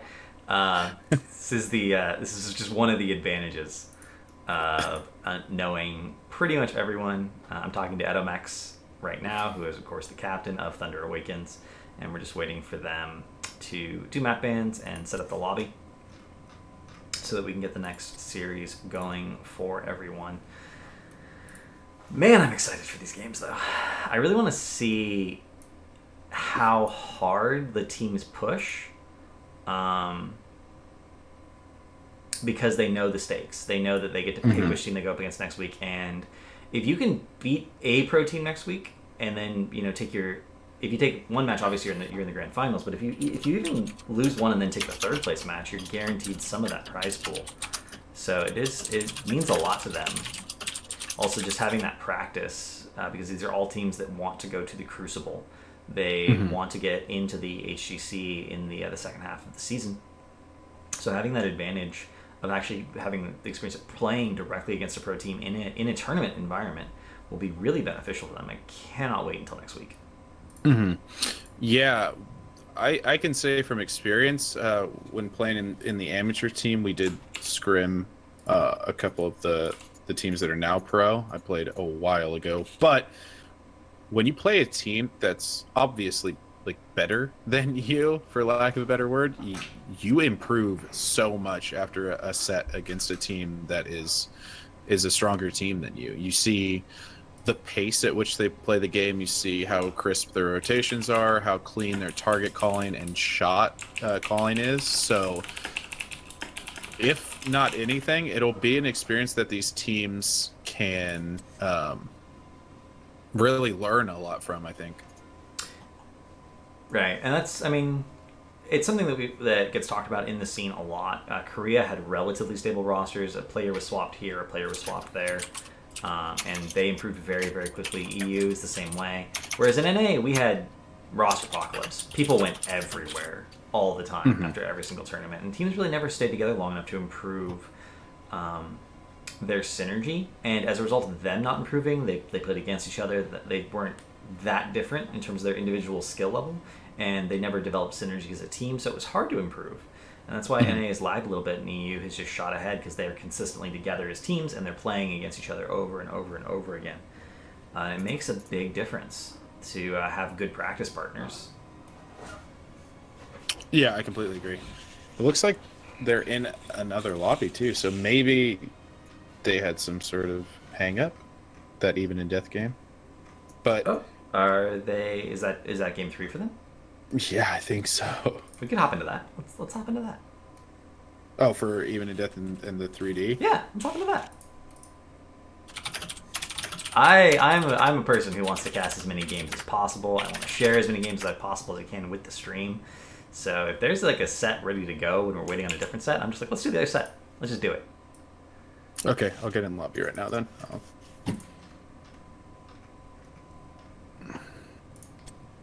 Okay, so we're in. So we're gonna get to see Cursed Hollow once again, and so this is gonna be even in death versus 3D. I am excited for you to see these games, Cav, because I got to follow them from open. I watched back the UTA game that they played too, and they look very strong right now. And we're getting an update on the score. It is in fact 1-1. We were correct that if the series went this long, they had to have gone to a game 3. So this is going to be we're moving. This is the same round of our bracket, still round 2. It'll be even in death versus 3D. And currently the score is 1-1. So this is going to be the final game. We get to cast Cursed Hollow again, which is nice because I don't think you could ever cast enough Cursed Hollow. You actually educated me on the fact that on kind of why the curses are the way they are, as far as it takes 3 of them to actually enable the curse. And it made sense why, being the first map that Blizzard actually made, it stands to reason they didn't want to make the objectives too powerful. Now the later maps, though, I feel like the objectives they got a grasp of it, and the objectives just got better and better as far as like how they interact with the map as well. Yeah, I would actually like to see a map that has a really strong late game objective that like doesn't matter for the first 12 minutes or so. So interesting. Like I want an objective as strong as BOE, on a 3-lane map that literally doesn't spawn for the first 12 minutes. So there's no objective. That would be very interesting. No objective for like the first. Yeah. And I think there's lots of things you could do with that in terms of having the objectives matter more, but have them matter only later as opposed to in the early game. I don't know, I have a lot of ideas. Really interesting. I have a lot of ideas for maps that I know I'm never going to see, but it'd be very, very exciting. And I mean, I guess we're having there's rumors that there's an Overwatch map in development where we have a payload delivery as the objective. There's voice lines in the game. Certain heroes are talking about a payload. Wow. Okay, that might be. Now you've got me really hyped. But one thing that we need to get hyped on right now is this draft in game number 3 between 3D and Even in Death. Even in Death going to be on that left side. They do pick up that Zarya, Dahaka, and the Vala. So on this map, very, very strong first 3 picks. I feel like Even in Death has a better grasp of where the meta is right now. 3D picked ETC Malfurion. There's nothing wrong with ETC Malfurion, but it is very standard from almost, I want to say, the previous meta. And, Vala with a shielder, even if it's on a Tassadar, Zarya makes up for the fact that her shields have a slightly longer cooldown by doing way more personal damage. Expulsion Zone is a really good boss control heroic, and boss control heroics are always at a premium on Crystallo because the bosses in the very late game often end up being the actual win condition of the map over the tribute. And there's going to be the Lucio ban. So those are roughly the top 2 supports right now, especially on maps where it's easy to keep wall red active. Lucio and Malfurion seem to be the most contested picks, so taking Malfurion and banning Lucio. But I feel like Even in Death has options that they're going to be happy with. Yeah, moving on over, we do see a Chromie ban, so maybe something that they saw in the previous game, just not wanting to get stalled, though. Chromie does get fairly annoying on this map, just for the same reason as Towers of Doom as well. When you're trying to cap an objective, Chromie can be in a fairly safe spot and still poke at you, so not wanting to get stalled out by any means is Even in Death. But looking over at 3D, over to their picks, you draft a very strong tank healer combo out of your 1-2, so you're looking for some damage, possibly your solo laner. What are you looking at here? What are your thoughts as far as what they might pick up? I mean, I feel like you need your bruiser. You need some way of zoning fights, particularly around tributes. They don't have any boss control yet. I would like to see them pick up a global. Falstad is available, so that's a 2-for-1. It gives them the range. It is going to be the Falstad. It is going to be the Greymane. I like the decision. I actually would like to... I had something in my head, and then I started talking about the globals, and I lost it. Yeah, I like the Falstad. I do, and it just depends on me who... I shouldn't say how good their Falstad player is, because Falstad, he can put out a lot of damage, but if you get locked down, Falstad dies very quickly. And so it's this hero where he can do so much, but if he's played not to peak efficiency, it just feels underwhelming. And it's going to be an Ariel Muradin. This is what I was thinking about. I saw the Chromie ban, and I was going to say they're going to pick Ariel, 100%. It's actually the EU players, EU teams, that sort of discovered that Chromie's level of poke damage is impossible for Ariel to deal with. So by banning the Chromie, they telegraphed the Ariel very, very heavily. And we actually had a situation, this has only happened once, there's Chinese teams, but there was a situation where, very similarly, an Ariel was telegraphed very heavily, and as a response, since they didn't have any bans left, they just took Ariel, and they also had Malf. So it was Ariel Malf, double support, to deny the Ariel enemy team. Chinese teams do things like that. They'll just go all in on trying to deny the enemy team what they want. But it wouldn't have been even that bad here, considering Gul'dan was still available. They could have gone Gul'dan Ariel and had tons of poke, had a great battery, had infinite sustain, tons of wave clear. It would have been really, really interesting, at least. Ragnarok's going to be the final pickup here for 3D. I think the pick is good. I think Rag on this map gets a little bit less value than other maps because he's not really stopping a push in general. It'll normally be the boss that he'll actually fort or use Molten Core for, or even one of the curse pushes. But It's less powerful in the sense that generally on the other maps there is one lane that the objective will be doing damage to. In this sense, it will be every lane that's cursed. So Yeah, the only nice thing about Rag on this map in particular is, well, two things. One, chokes make it relatively easy to set up for good silver smashes, and two, you can delay the tributes with Molten Core. So if you have a global, you can guarantee the delay on the first tribute for 18 seconds. It seems pretty good, considering your fall stack can be soaking that entire time, but it works better if the enemy team doesn't have a global either. And they do. So on the left-hand side of the map, we will have Even in Death, Frozen X and the Haka, Homicidal on that Zarya, a little bit of B-stepping from Ho Nugen on volleys, warming up the stutter stepping hands. Battery on Ariel. I love the fact that a guy named Battery is playing Ariel. And Lutano on Muradin. And over on this right side, it is going to be 3D. That is Fancy Pants playing Falstead, Shadowblades on the Ragnaros, Red Slayer on the ETC, 4, Tiny Terran on the Greyman, and Ruckle over on that Malfurion. You know what's very interesting to me is that they've role swapped on Even in Death. How is generally their support player? And Battery is generally their tank player, and Lutano normally plays the volley.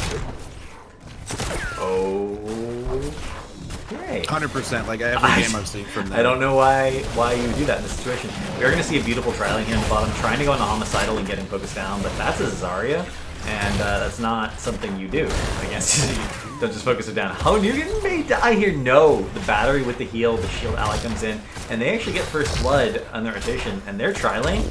This is literally the strongest tri-lane that exists in the game, because Sylvanas technically is a little bit harder push than the Wall in some ways, but Wall's single target damage is so high that you can just destroy walls. This is, I think, arguably the best tri-lane that exists in the game. I loved that rotation from Lutano too. He actually cleared his way mid, ran down here in the hopes of getting a gank. Just really being really active on the map always sits well with me. I really like when teams are very active. But I completely agree. This lane is very hard to deal with. And they're poking with the grenades. They're going to get this tower. Every grenade means more grenades because that cooldown reduction is going to continually happen. And this is the benefit of Ariel's grenade build. Hoi Nugen is just playing forward very, very aggressively. Notice Homicidal's playing back so that he can not have to shield both people, right? And Battery has the peel from Detainment Strike there. You can see that happening. And here they can just step up, the vault out, the heal. They're waiting on the heal for as long as possible to almost bait in the follow-up and get as much damage as they can out so that the heals for more. It is currently on that 4-second cooldown. This is how you play this lane, and they're doing it so well. Yeah, that's why I was excited to see them play. They've been one of the teams that I've really enjoyed watching. Their play style kind of really pulls at the heartstrings of how I like to see this game play. They play very aggressive, and then they play very rotationally based. So they're doing so much damage this lane. Actually, the slide goes out. He still has shield up for him. The whip goes on away, and Tiny Terran might be in trouble. How chipping away on him, and now we see that rotation once again from Lutano. Not going to find the engage, though. He's going to rotate back on up, but both towers secured, and that's almost a full level already, 2.5 minutes into this game. Yeah, neither team has missed any soak in any of the other lanes, so that wall is the entirety of the reason for that level lead as well as that one early game EBC kill. Oh, and that's so bad. If they could get the fountain here, this tribute would be 100% forfeit, because without the fountain, you can't really engage for a long time, and they do get it. Wow, 3D shouldn't even contest here, in my mind. They should have the Rag come down to take over, and they should have the Falstad soak mid, and then maybe fly back top to just try and soak and delay, but don't actually think you can win this, unless Even in Death makes a huge mistake. Yeah, and Dahaka obviously doing the right play as well. He's going to be pushing out that top wave. We're going to see the Rag for it come on out, but how poking away at this ETC just means this is so frustrating to play against as well when you can't kill that ball and she's just sitting there constantly doing damage to your entire team. It is so obnoxious to deal with. I love the rotation that Even in Death made, or at least the swap that they did to put Murd into that mid lane.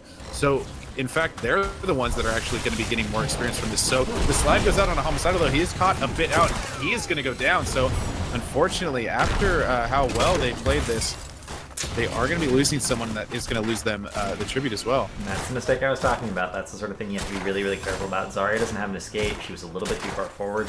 Battery missed his detainment strike, which has been so good on so far for the peel to prevent the follow-up damage, even though the EDC did hit that slide.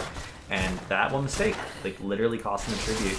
And 3D caught up a significant portion of their experience because they soaked and used the delay mechanics they had. I really like both teams here. Both teams are just playing so incredibly well. Yeah, now down in this bot lane, we're seeing that tri-lane actually making a rotation on towards this mid lane. They might be looking for the kill onto Shadow Blades. Homicidal does go in. He's going to be eating the tower shots. Lutano jumps in. He gets the stun. This is going to be a very dead Ragnaros. That was very brutal. This is also one of the things we see a lot. When you don't have a Sylvanas, you can't forward slow your speed and your attack speed, so it's much, much more dangerous to go forward. If you have a strong tri-lane like this, get the wall and then rotate, because you're going to be in a position to get even more experience without having to worry about taking forward shots, which are a lot more dangerous than tower shots. And with that kill, can they secure this? No, no. Oh, Ruckle didn't get the interrupt. No, we do. Oh, Fancy Pants got up from the back. They're fine. Ragnaros will have more forward for the takeover here. They just need to get one more interrupt. Ruckle. Oh, and they get it. Homicidal now at full energy. He does get slid on. He doesn't have shield. Frozen X, though, he does come in. They're kind of dancing with the false set on the top of this fight as well. Another thing to mention is they do have a siege camp down in this bottom lane, so that can be getting valid, but the drag goes out onto the ETC. Nice cleanse comes out, but now cleanse down can be for a minute. Lutana trying to cap this trip, but Ruckle just stalling out, and now they have more board.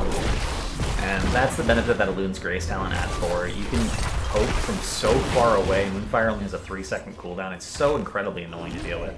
And they're going to have to, they really have to this up now that 3D has been allowed to set up. They're going to see concentration on Homicidal here. Another Detainment Strike is going to start to get the heal, but it's not enough. Homicidal will go down again. Lutano's taking a lot of damage, trying to kill Ruckle.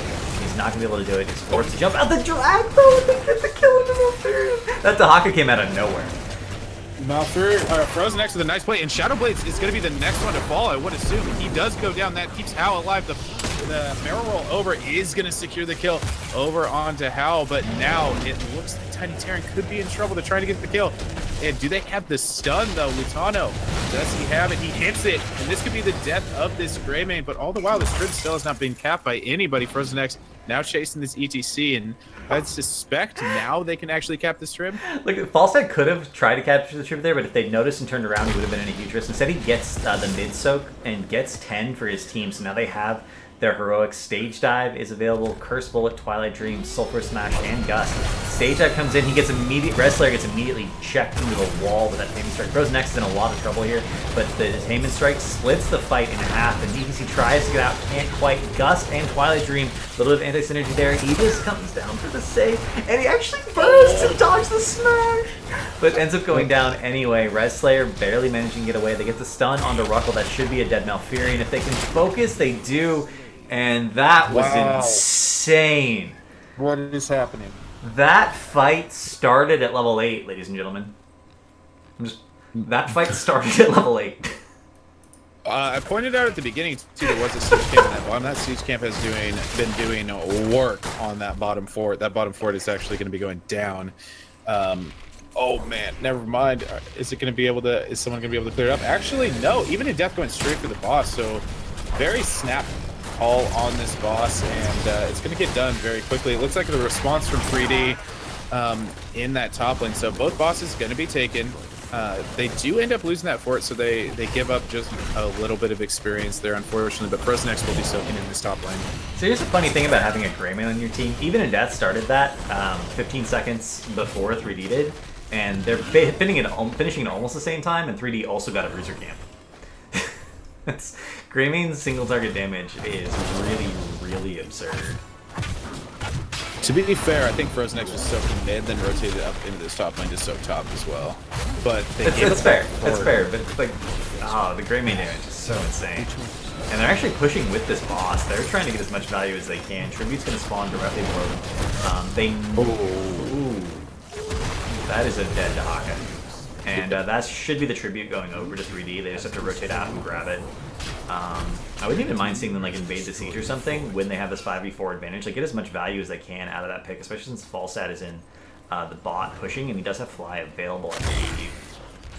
Yeah, Murden's not even there. Murden was with the Falstad in that bot lane. Looks like he rotated over onto the mid lane. He's going to be catching some of that soak. His boss going to get cleaned up fairly easily here. And with all things being considered, this game is pretty even. Both bosses being taken now. They're going to be able to clean up the Siege Giants on their respective sides. And this next tribute is huge because this will be the curse if 3D does win this. We're going to see 13 was picked up for 3D. We do see that Flow Rider, Resilient Flame, which is going to be such a big consideration against both the Dahaka and the Muradin. Base Melt running Wild and Ice Block. Right now, a little bit of the neutral talent. We do most of the time see the movement speed. We've actually seen a lot of variation in Greymaine's 13 talents lately in the competitive scene. It seems like all of them are viable. It almost seems like it comes down to a playstyle. Like it's a beautiful Expulsion Zone into a drag. The cleanse is there, but it's not enough. And Red Slayer actually goes down and that was a Twilight Dream. They're continuing this fight. No, the smash misses. There's nothing they can do here. They have to just leave. Gust is still available for the disengage, and they do use it right there. I think that could have been used a little bit earlier to potentially save the ETC. But he does have dive available. If they can delay this tribute for only 10 seconds, they can make this a 5v5. They're not even going to do that, though. They just give it up. They have false pick at the top. They're going to contest the next tribute.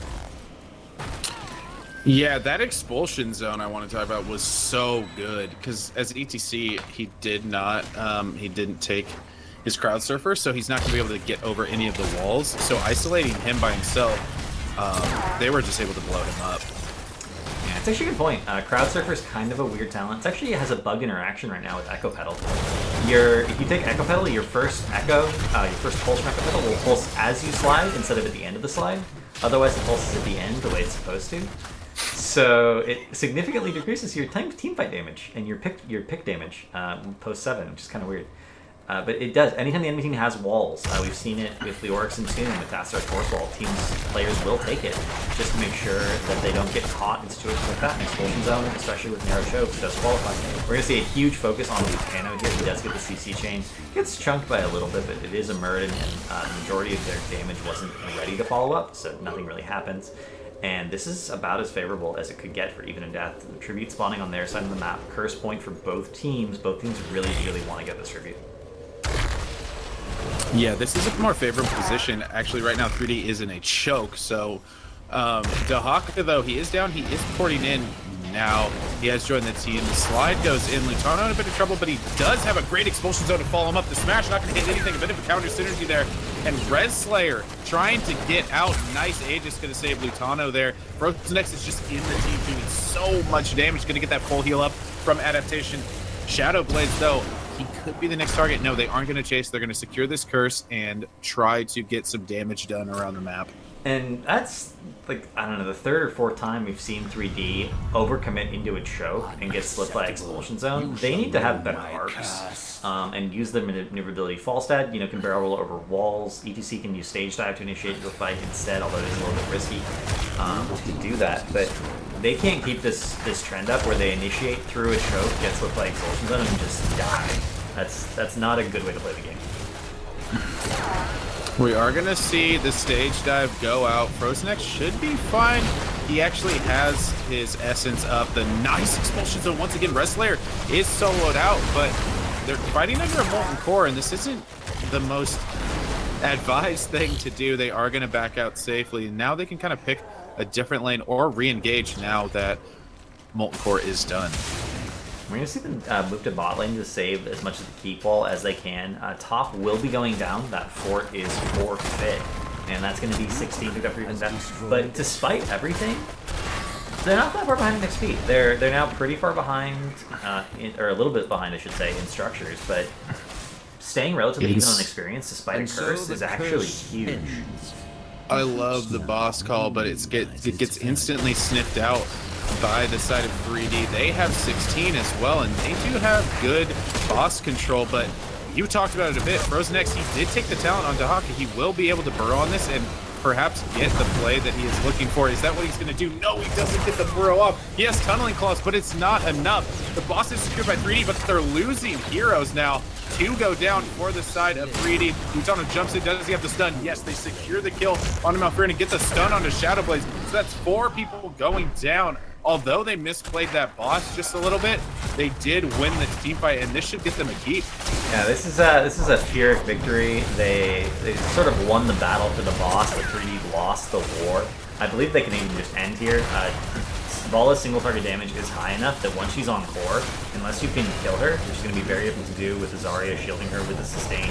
The major fear here is that Ariel's PvE healing is really poor. If they didn't have the Zarya, this would actually be impossible. As it is, it's going to be a little bit difficult, but as long as Frozen X or Murden are tanking, they should be able to do it. They are going to be able to do it. Maybe. No! Goes down, they target the ball. They hit the ball. Oh my god! Wow, the counter throw. Oh no. That's game.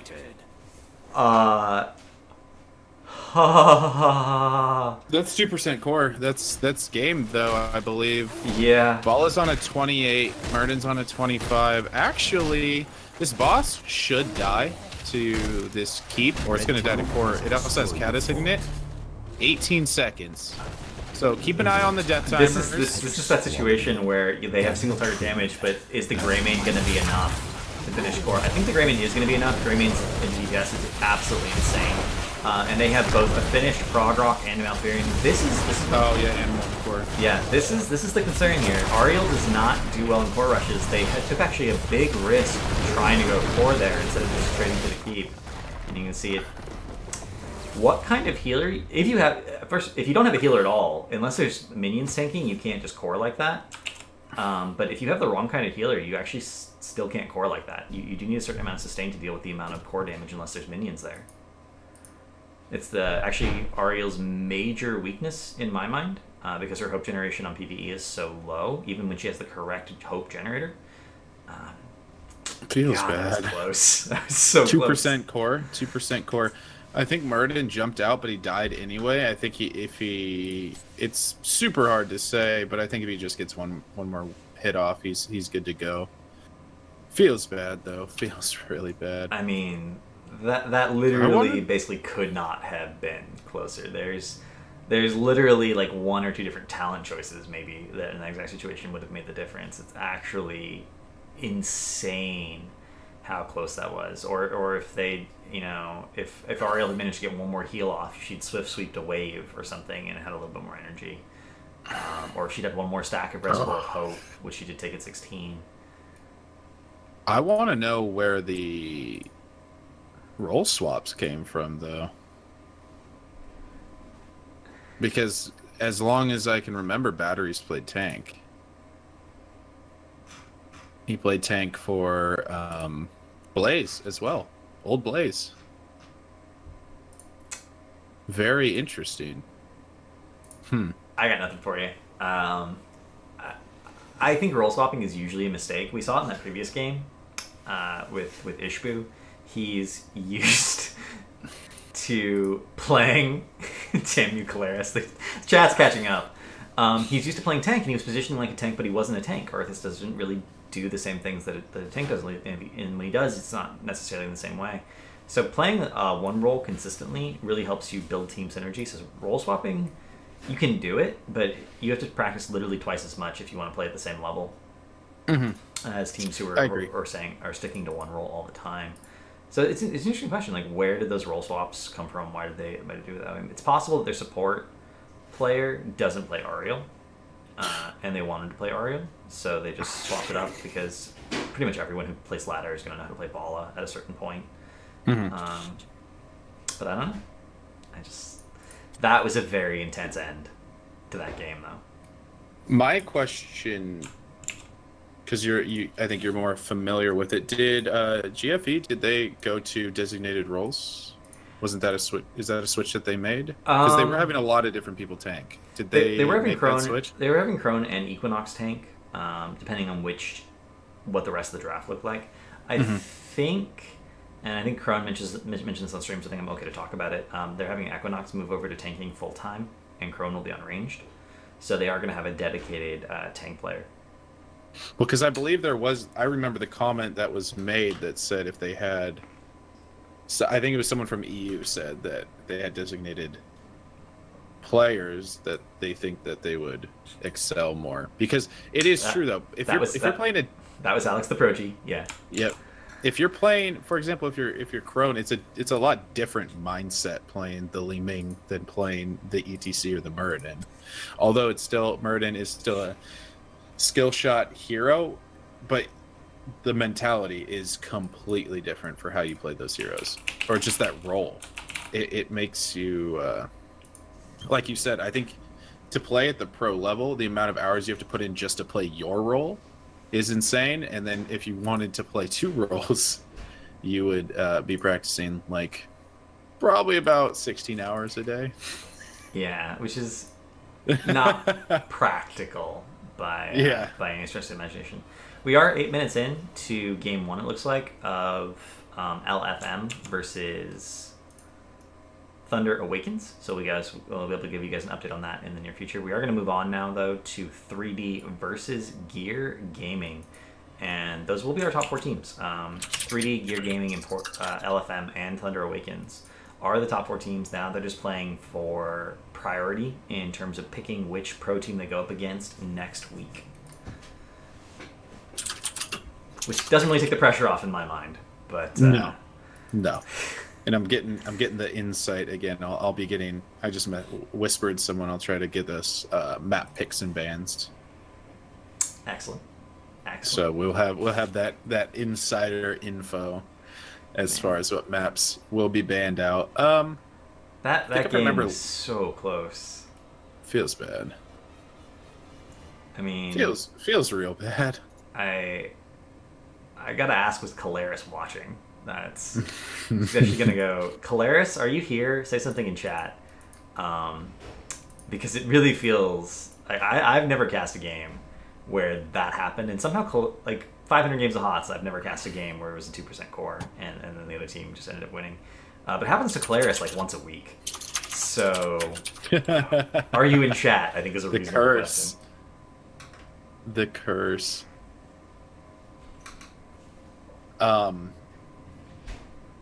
Man, that feels bad. Now that boss is a game changer a bit, because if they get the boss with the wipe that they did end up taking as well, that's 100% game. You just kill the keep and babysit the boss on over to core, and then that boss plus your heroes should be able to. It's interesting because I think if Frozen X had just decided to die, he could have actually stolen boss. Because he burrowed on the point and then used Tunneling Claws to leave. I think if he just stayed there, because it was already partly channeled, he would have actually knocked Falstad out of casting Gust with his level 4 pickup. And they would have actually secured boss, but Frozen X would have died. And Frozen X got a lot of damage in the subsequent wipe, so they win boss, but maybe it goes the other way. Maybe 3D loses the boss but wins the fight if he does that because he's dead. And then they go core and they have a better healer, so it ends up as a win for 3D anyway. He got gusted off and tried to Tunneling Claws back onto the point, but could not make it. That's the part that I saw. But I thought he burrowed before that. Okay, so he should have burrowed earlier. He got gusted off. He wasn't able to dodge the gust with his tunneling. So he tried to tunnel back in and bump, and he was like 2 steps off of actually being on the point and then bumping the heroes off like you talked about. But the gust connected onto him. That's what took him off the point, and then he tried to tunnel back on. I wish we had an instant replay system. All right, so he should have burrowed sooner, because as soon as the Falstad flew in, he should have anticipated the gust coming down. Oh, feels bad. Yeah, because it was nice that we talked about it on the previous Cursed Hollow game, because it happened that game we were talking about it. That just snapped into my mind. I was like, oh, he has this talent. He has Tunneling Claws. He can make this play on boss, and unfortunately that was not what happened. But needless to say, that core feels bad. Do you just die hitting core? I feel like you have to. Like the Murden jumped out, and I think it was to get his proc, but he ended up dying to something else. I need to see what he died to. You I die didn't hitting see... core in that scenario. You just like focus core. Yeah. I don't see how much essence Dahaka had. It's one of those things that you don't think to check until after the fact. But managing core aggro is actually a really big part of doing core rushes like that. Or even managing just keep aggro if you're just going for a keep. It's a big part of it. So I don't know if they set themselves up correctly in terms of who was taking the damage, because each hero has their own sustain mechanics. They did spread so that the splash damage wasn't a consideration. They did try and get the heal onto Bala. Bala was actually standing really close to the Hall of Storms because she was standing as far away from the keeps as possible, but that means that the ETC got that slide on top of her right away. If she'd stutter stepped all the way past core, so she was in the back corner, maybe the minions could have pushed in. And that's another thing. Losing the boss, all the minion waves didn't show up because they were stuck on the boss. So it's like over and over and over again. There's all these little things that could have made that game go either way. Yeah, that was a bit unfortunate. It looks like bracket did get updated, so they will be getting into map picks and bans now. That will be Gear Gaming taking on 3D predictions. We can talk about the match a little bit before it gets going. After that game, I feel like the god of luck is on 3D side, and so I'm unwilling to bet against them because 2% cores are not something that you just, and they got to be flying high right now. Like that, as close as that game was, when you have a win that's that close, you're just like on an adrenaline rush. If they can carry that up into the next game and like hold on to that feeling of being good and allow them to be in the zone and focus, it's gonna be tough. It's gonna be tough to take a game off them if they're like really feeling good about themselves. On a sidebar, since we do have to we have some time to kill while map bans are getting done, I did get to read your Art of Tank, or Art of Tanking. I read it last night. It was a good read. I was a tank player as well, so it was I really enjoyed it. Yeah, today that is the most popular thing I've ever written. I'm actually almost finished with actually I'm finished with the Gift of Life, which is exactly the same thing but for supports. And that will be coming out soon-ish.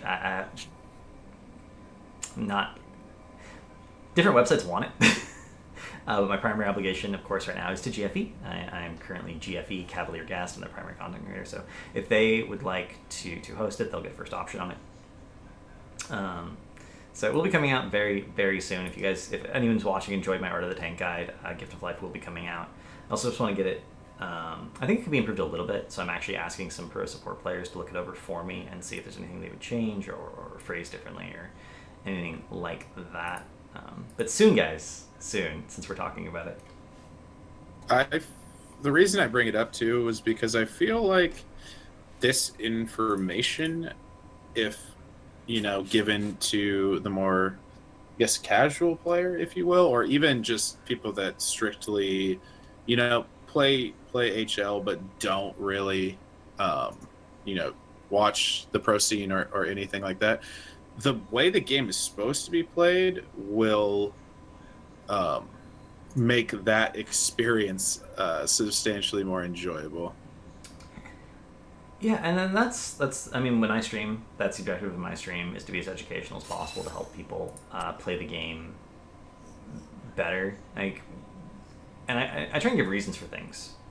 Why does wave clear enable rotations? Well, because the wave's already clear, so you can. Why are rotations good? Because you can get an advantage into their lanes. Mm-hmm. Looks like the lobby is up and we are ready to go. But if you understand the reasons things work, you can play wonky comps and still be able to identify their win condition and how they should be played. Well, your guide was a nice kind of refresher, just because playing on stream, like, I've steered away from playing tanks a little bit, because when you play a tank correctly, it's not the most fun thing to watch. It's kind of just me running around babysitting my team. That's exactly what it is. And so, like, watching me just hide in a bush for a while and then, like, rotate to a camp and hide in a bush. And then, like, you really, if you're watching the perspective of the tank player, you're really just waiting for them to engage. Yeah, and actually, I did a 40-minute review of a Fnatic game from BlizzCon, and it was literally from level 1 to 16. Breeze on ETC. Breeze is one of the best ETC players in the world. He did basically nothing. Yep. If you're just looking at it, it looks like he did absolutely nothing. But by not being visible on the map, he was always threatening to kill someone, and so it forced Zero Panda, the team he was playing against, to always play very passively in the lanes. He literally like AFK'd Vision for a minute at one point on Crystala. And it was the correct decision, like, because they didn't really have a game comp. They didn't have that pressure. So the best thing he could do was always be threatening by never actually being visible. And the best way to never be visible was not be anywhere near the enemy team. At least in Hero League games, people are out of position a lot, so you do get those engages a lot more often. Like, at least you have the engages happening often. But during the majority of the game, you're kind of just hanging out. With that being said, shielding banned out of this game. Not going to be having it unless there is a Medivh picked up, and Malfurion will be our first pick. Pretty standard pickups across the board. I feel like Battlefield of Eternity in particular leads itself to some pretty cheesy strats potentially, just because you can commit so hard to winning the race. And as I say, that Greymane ETC picked up. ETC is the best race tank. Not because his individual damage is very high, but because of his trait. Rockstar giving everyone else attack speed actually gives you the best team race of any tank. And if you're in a situation where you won the fight and you need to just go burn something down really, really quickly, you can put yourself in a very good position by having ETC on this map. Are you ever for taking Guitar Hero 1? If you're on BOE. Yes, actually, BOE and Sky Temple are the only two maps where I think Guitar Hero is a viable talent. Okay, I was going to say, do you think it's an appropriate take, especially if you have a Greymane? 5% attack speed on a Greymane seems worth if you are racing Immortals. Yeah, I do think it's worth it. We've seen pro team after pro team after pro team actually take Guitar Hero on this map in particular quite a bit, especially if they have a lot of auto attackers. It also just gives you the sustain it gives you is better than Prog Rock until Prog Rock is finished. Yep. So when you're auto attacking the Immortal, you're getting that health back, and in a lot of cases on BOE, you are just standing there auto attacking something, and having that self heal is really important. Do you pair that with the 16 talent, or are you always going to take Imposing or the shield, or I'm sorry, armor on slide?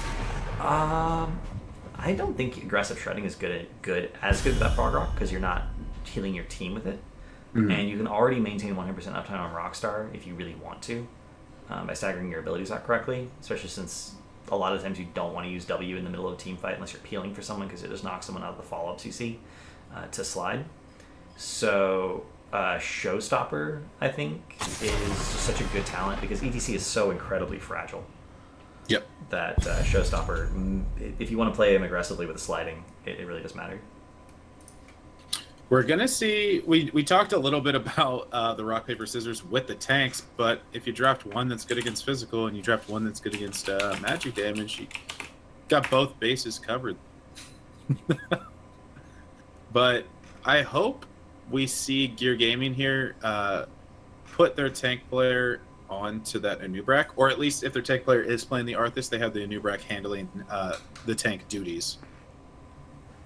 It's interesting that Li Ming was banned and Anubrak was picked up. I sort of like this new dynamic that's developing where Anubrak's considered such a hard counter to Li Ming that you would have to take Li Ming and Anubrak at the same time, or you have to take Anubrak and that forces the enemy team to ban Li Ming because they don't want you to have Li Ming, assuming Li Ming's good on the map. And this is one of Li Ming's best maps.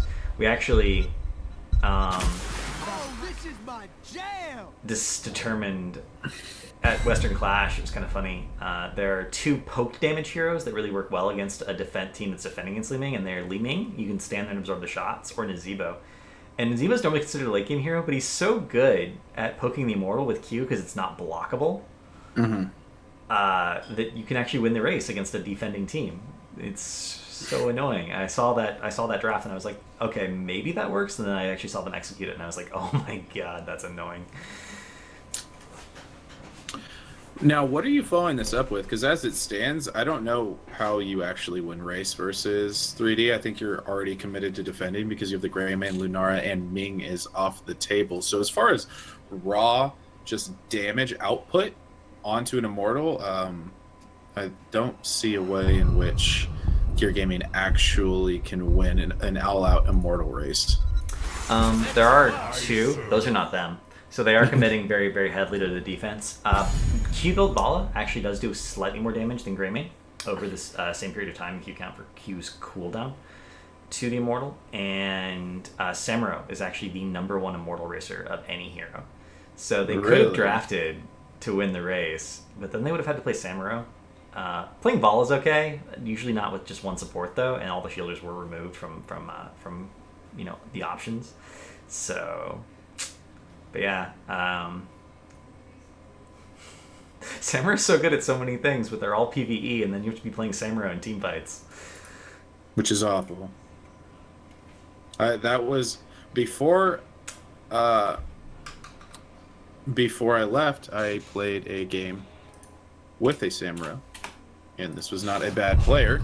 It was Goku. It just even on a professional player, that hero just doesn't feel like it does stuff during team fights. Alarak. So, interesting pick. He's good in the solo lane, but generally we see him picked if you're going to be defending because you can use telekinesis to shove people into the immortal stuns. Fairly odd pickup in my opinion if you are going to be racing. I would have liked to see maybe a solo laner that is geared more around racing, something like Thrall. Thrall does very good damage once you have follow through as well. I don't know how much I like the Alarak. I think what they're saying here is Greymane's going to race while the rest of the team defends, and Lunara is going to be poke. So they're gonna poke. They're gonna sustain with Lucio. EDC's gonna focus on peeling unless Alarak can set up a combo into the Immortal stun, and then they'll go in on someone. My concern here is that going in on someone without the Greymane means their kill potential is basically 0. Lunara has very low damage in the early game because her trait does scale so well. It had to be toned down, and Alarak, once his combo's gone, like his auto attack's okay, but it's not secure kills. Okay, I do think they can win the defense and win the race, but their kill pressure is so low that if Gear Gaming just was like, nah, we're not going to do that. We're just going to brawl. We're just going to go in on you hard. And Ubrak Burrow charges in, Arthas follows up. I don't see how they've lived through that. Mm-hmm. Yeah. We'll have to see it played out, because generally we can talk about drafts all day, but in the end it will all come up to how the teams can actually play it. But on this left side in the blue trunks, it is going to be Gear Gaming that will be Alamau on that Anubrak, Skullkid playing the Falstad Percival on the Arthas, Needham on the Malfurion, and Mysticles playing that Zeratul. On our ends of the map, we will have 3D Shadow Blades on Alarak, Ruckle on Lucio, Res Slayer again on HC, Fancy Pants on Greymane, and Tiny Terran on Lunara. I like the sound effect for the Tiny Terran. He has a higher voice since he is... Of course, he's tiny. So, rotating into lanes already, but we are seeing the 4-man of Gear Gaming postured up in this top lane while their opposition is down in the bottom lane. So, generally, we actually see the 4-man in the bottom lane. It looks like they're looking for an immediate gank over onto the Alarak. Yeah, I don't think the Alarak's going to fall for that one. This is actually something we see quite a bit in Korea as well, just swapping lanes. And I hope they do this correctly. They should wait for them to overextend, try and get the pick. If they don't get the pick, just push in. Using Beetles to actually soak the tower shots, they can push in extremely aggressively. They have really good siege that way. And 3D, hopefully, does the same thing. Nope. Gear Gaming just rotates down. They're not missing any soak, but they did, lose a few tower shots and got no advantage out of this decision. Yeah, a bit unfortunate there. Nice damage going on to Ruckle, but he is a Lucio, and he will heal that up very nicely. So, looking over at this, though, it is Percival, their main tank, going to be on that Arthas, and Alamau is going to be playing the Anubrak. So, with all that being said, they're treating a Anubrak more as the bruiser in this scenario. I I don't understand that decision. I like the Anubrak against Alarak in lane though, because that is a situation where Alarak's primary damage mechanics are all burst ability damage. Obviously, that's not going to perform well against spell armor, even if he does land the combo.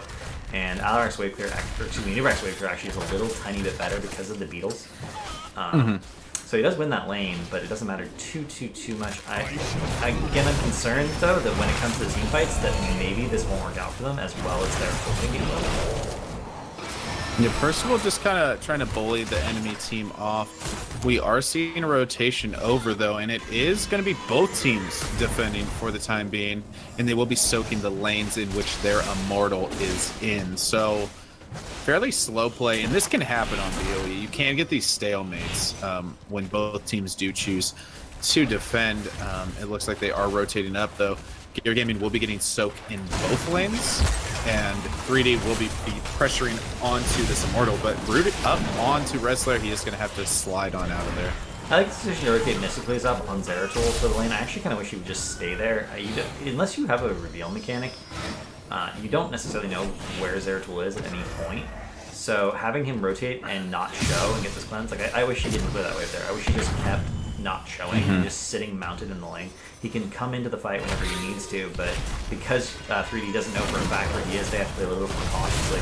We'll see a slide onto Percival, but the silence as well actually can do quite a lot. It doesn't turn off his aura anymore, and Lucio actually ends up being the first one to go down.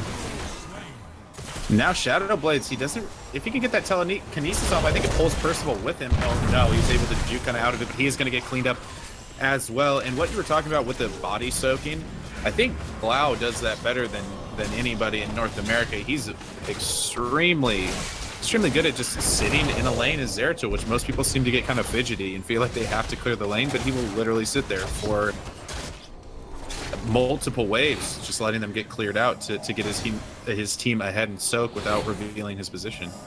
Yeah, I think in general, North American teams don't respect how much can be done with vision manipulation. It's one of the reasons that we have so few tank players, like top-tier tank players in the competitive scene, because it seems kind of boring, like about half the time, to play tanks correctly. We talked about it. It does. It seems kind of boring. It's actually really interesting, because you're constantly looking at the new trying to outplay or outthink the enemy team. You'll show in one lane, and then you'll back off, and you'll be like, oh, he's just like rotating around for gank. He's actually not even there anymore. Or you'll show, and then you'll back off, and you can think that, or you'll look like you're going top, and you're actually going bottom.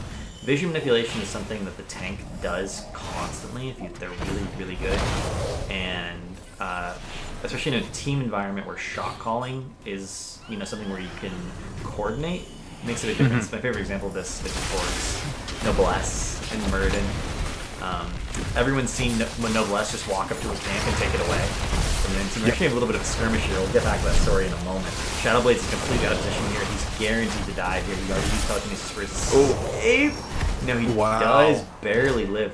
Ruckle, I believe, kept healing aura on that entire time, which is unusual. Normally when you're trying to disengage, you do swap over to the movement speed to get a little bit faster. He almost actually died as a result. It's hard to say which would have been better there since he did live. But transition finally does happen. And now 3D is in a position where they finally want to try and race, but Gear Gaming is still not letting them do that. They are just on top of them. Oh, they didn't get the Immortal Stun, but they got the root. Face Pants will be going down, so that's one kill already. A nice root there from Percival, gonna be going on to 2. And now they should send one person back. Yes, it's gonna be that false stat. He will be trying to damage the Immortal while 4 members of his team try to defend this, but doing that against a Lunara, not the easiest thing, although she doesn't have Thirdwood Vines. Reslayer now gonna rotate over to their Immortal and try to play a little bit of defense of his own. Rockwell does manage to boost his way out of there. LMAO getting the nice Impale on the 2 targets there over the wall. But I don't think they can win this Immortal at this point. I think that they can continue to try this macro strategy where they're continually getting ahead in experience. It's interesting because they want the VP, obviously. They have a lot of spike heroes, but Arthas, oh, that hurts to watch. When Nubrak goes down, that's going to definitely be the Immortal going over to 3D. And I don't think this strategy of defending and soaking got Gear Gaming enough to justify the fact that they lost them. Yeah, it's going to be given right back in the form of a front wall, I think. Yeah, that's going to pretty much even things out. We can see Alarak in the top. He's going to be able to get that soak. Mystically's on Zeratul actually rotating up. So they're bringing a new Barak down this time. So they're going to have the double front line.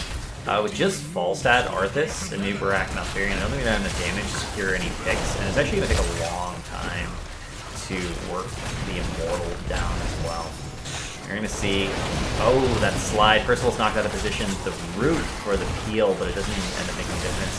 Percival with the counter root, again, he's just trying to get stacks on his quest at level 1. I think that is at 13 out of 20 right now. They didn't really look for any sort of pick there, but they're going to get a fort off of this. Generally speaking, you don't get a fort off the first Immortal. This is going really badly for Gear Gaming all of a sudden. Yeah, that's going to award them a fairly large lead from where they were behind, in fact. Now they're about half a level ahead, and pulling even more ahead. But they're going to be taking this camp down in this bottom lane. It looks like Gear Gaming is rotating towards their Shaman camp. But this Khazra camp, would you agree that it's probably the weakest camp in the game? If you go by the numbers, it's about equivalent in terms of damage to a Siege camp for all three. But Siege camps are only 2, and they have more health. So it ends up being weak. But on the other hand, you have the Khazra camps, or the Shaman camps, excuse me, on the Diablo maps, which are arguably the strongest camps in the game that aren't bosses. Or Sappers, because Sappers are nuts. Yeah. So yeah, it's a trade-off. They are useful. They can be pushed catapults pretty effectively, but you want to time out your Shaman for a little bit later. We can see it was actually they stopped doing it. They were doing it for a little bit. 10 is picked up here for 3D. We do see that Leaping Strike for Lunara going for the maneuverability option. Curse Bullet, Mosh Pit, Sound Barrier, and Counter Strike. Percival ate that. They are showing 5 in this top, though, so this is going to allow Skull Kid down on that Falstad to get that split soak. Now 10 is secured. He was looking for a fly. It still looks like he is. Fly going out, but it's a defensive fly. Nothing going to come of that. Looking at ultimates, it is Locust Swarm, Gust, Army of the Dead, Twilight Dream, and VP, and on the opposing side it will be that Curse Bullet, Leaping Strike, Mosh Pit, Sound Barrier, and Counter Strike. Being even, despite the fact that they lost the Immortals, actually really good. It goes to show how good Gear Gaming is at the macro calls. They just seem to be struggling a little. I say they're struggling a little bit in team fights, but they're actually 4-1. So in terms of kills, so 3D Gaming is somehow just managing to keep up here despite everything. That is going to be a lot of CC going on the Res Slayer, and he will barely manage to get out of there. This is such a weird game because it seems like by all metrics Gear Gaming ought to be winning, but 3D getting the objective is so strong because this is the strongest objective in the entire game. It just completely evened everything out. Mm-hmm. Yeah, now we're going to see...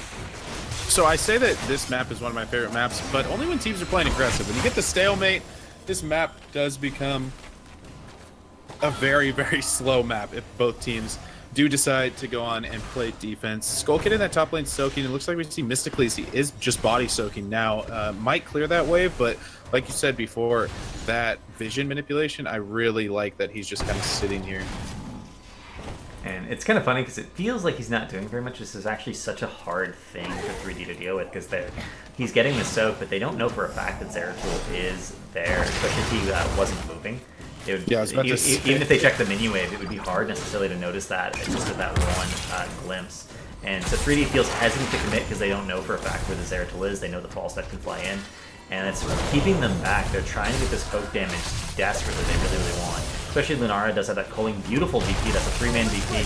We are going to see a huge amount of damage, but Break It Down does trigger. Goes on to everyone. Doesn't matter. Res Slayer is gone. Tiny Terran with Leaping Strike barely manages to make her way out of there. And that will be the fight going over to your game. Yeah, question that I have for you is that, do you think that maybe some of the NA players are quicker to pull the trigger? Wait, we'll get back to that point. There's a fight breaking out. Nice root on it too from both Percival and Needham. Shadowblaze though, a bit of trouble. The cleanse actually going out very early. The double Leaping Strike will secure the kill over onto Percival. So that might have brought 3D back into this Immortal race. So they're going to be able to defend, but they're a man up right now. Yeah, and I think at this point they need to send Greymane to race right now. He should never have even been here. They should have immediately called for Fancy Fans to go and just had a 4-man defense. They're doing it now, and they're actually sending 3 people. They're sending the Lunara with Culling, the Greymane, and the Lucio all to race. And look at how quickly they're melting that Immortal. Res Slayer was zoning, making sure that the team can't get onto it. Alarak's just scouting the bottom Immortal, and making sure that the team doesn't try and get onto that. But they can win this. At this point, with Lunara's poke damage, it's all they really need to win this Immortal. And then Gear Gaming is going to be in a situation again where they were ahead a little bit, lost the Immortal, and ended up being behind. I think. You see? The huge mosh, but it's going to be gusted away. So a very nice instant gust there from Skullkid. The engagement goes in. Nice counter strike. Going to connect only onto Alamau though, and they are backed off once again. But with Gear Gaming's Immortal being so low, they really need to try to find a way to defend this, and I don't think they can. They backed off to burn, but one Leaping Strike, and that's going to be it. Yeah, real quick. So I wanted to get that your opinion on that. Do you think NA teams are a bit too quick to pull the trigger? Because the situation they were in, where both teams are defending, they had Skullkid soaking the top lane, who is a global. They had their Zera soaking bot, but not showing. If you sat in that stalemate, you would slowly creep ahead without actually having to do anything. Although it is a bit boring to watch in a sense, as effectiveness goes, there's nothing more effective than just slowly gaining an XP lead. I think if you lose the Immortal by doing that, which happens a lot of the time, you need to be accelerating towards something. So you need to understand if you have a late game comp or not. Something we've seen Team 8 do. Team 8 loves playing Battlefield of Eternity with mid to late game comps, and they'll actually consistently soak. They'll be really careful with Rag. Res Slayer will end up going down here on the defense. VP in the back line. They're going to be able to get at least another kill off of this, which they should. Actually, as I say that, they mess up a cancel if a root does miss. Skullkid is going to get isolated by Fancy Pants, but nope. Nice barrel roll over the wall. Fancy Pants doesn't. Going out. They get 3 kills off of that. Looks like they're going to get 1 more kill on the He's so fast. He's gone. Mr. Cleese is chasing him. He's like, I can get him. I can get him. No, you can't, Mr. Cleese. No, you can't.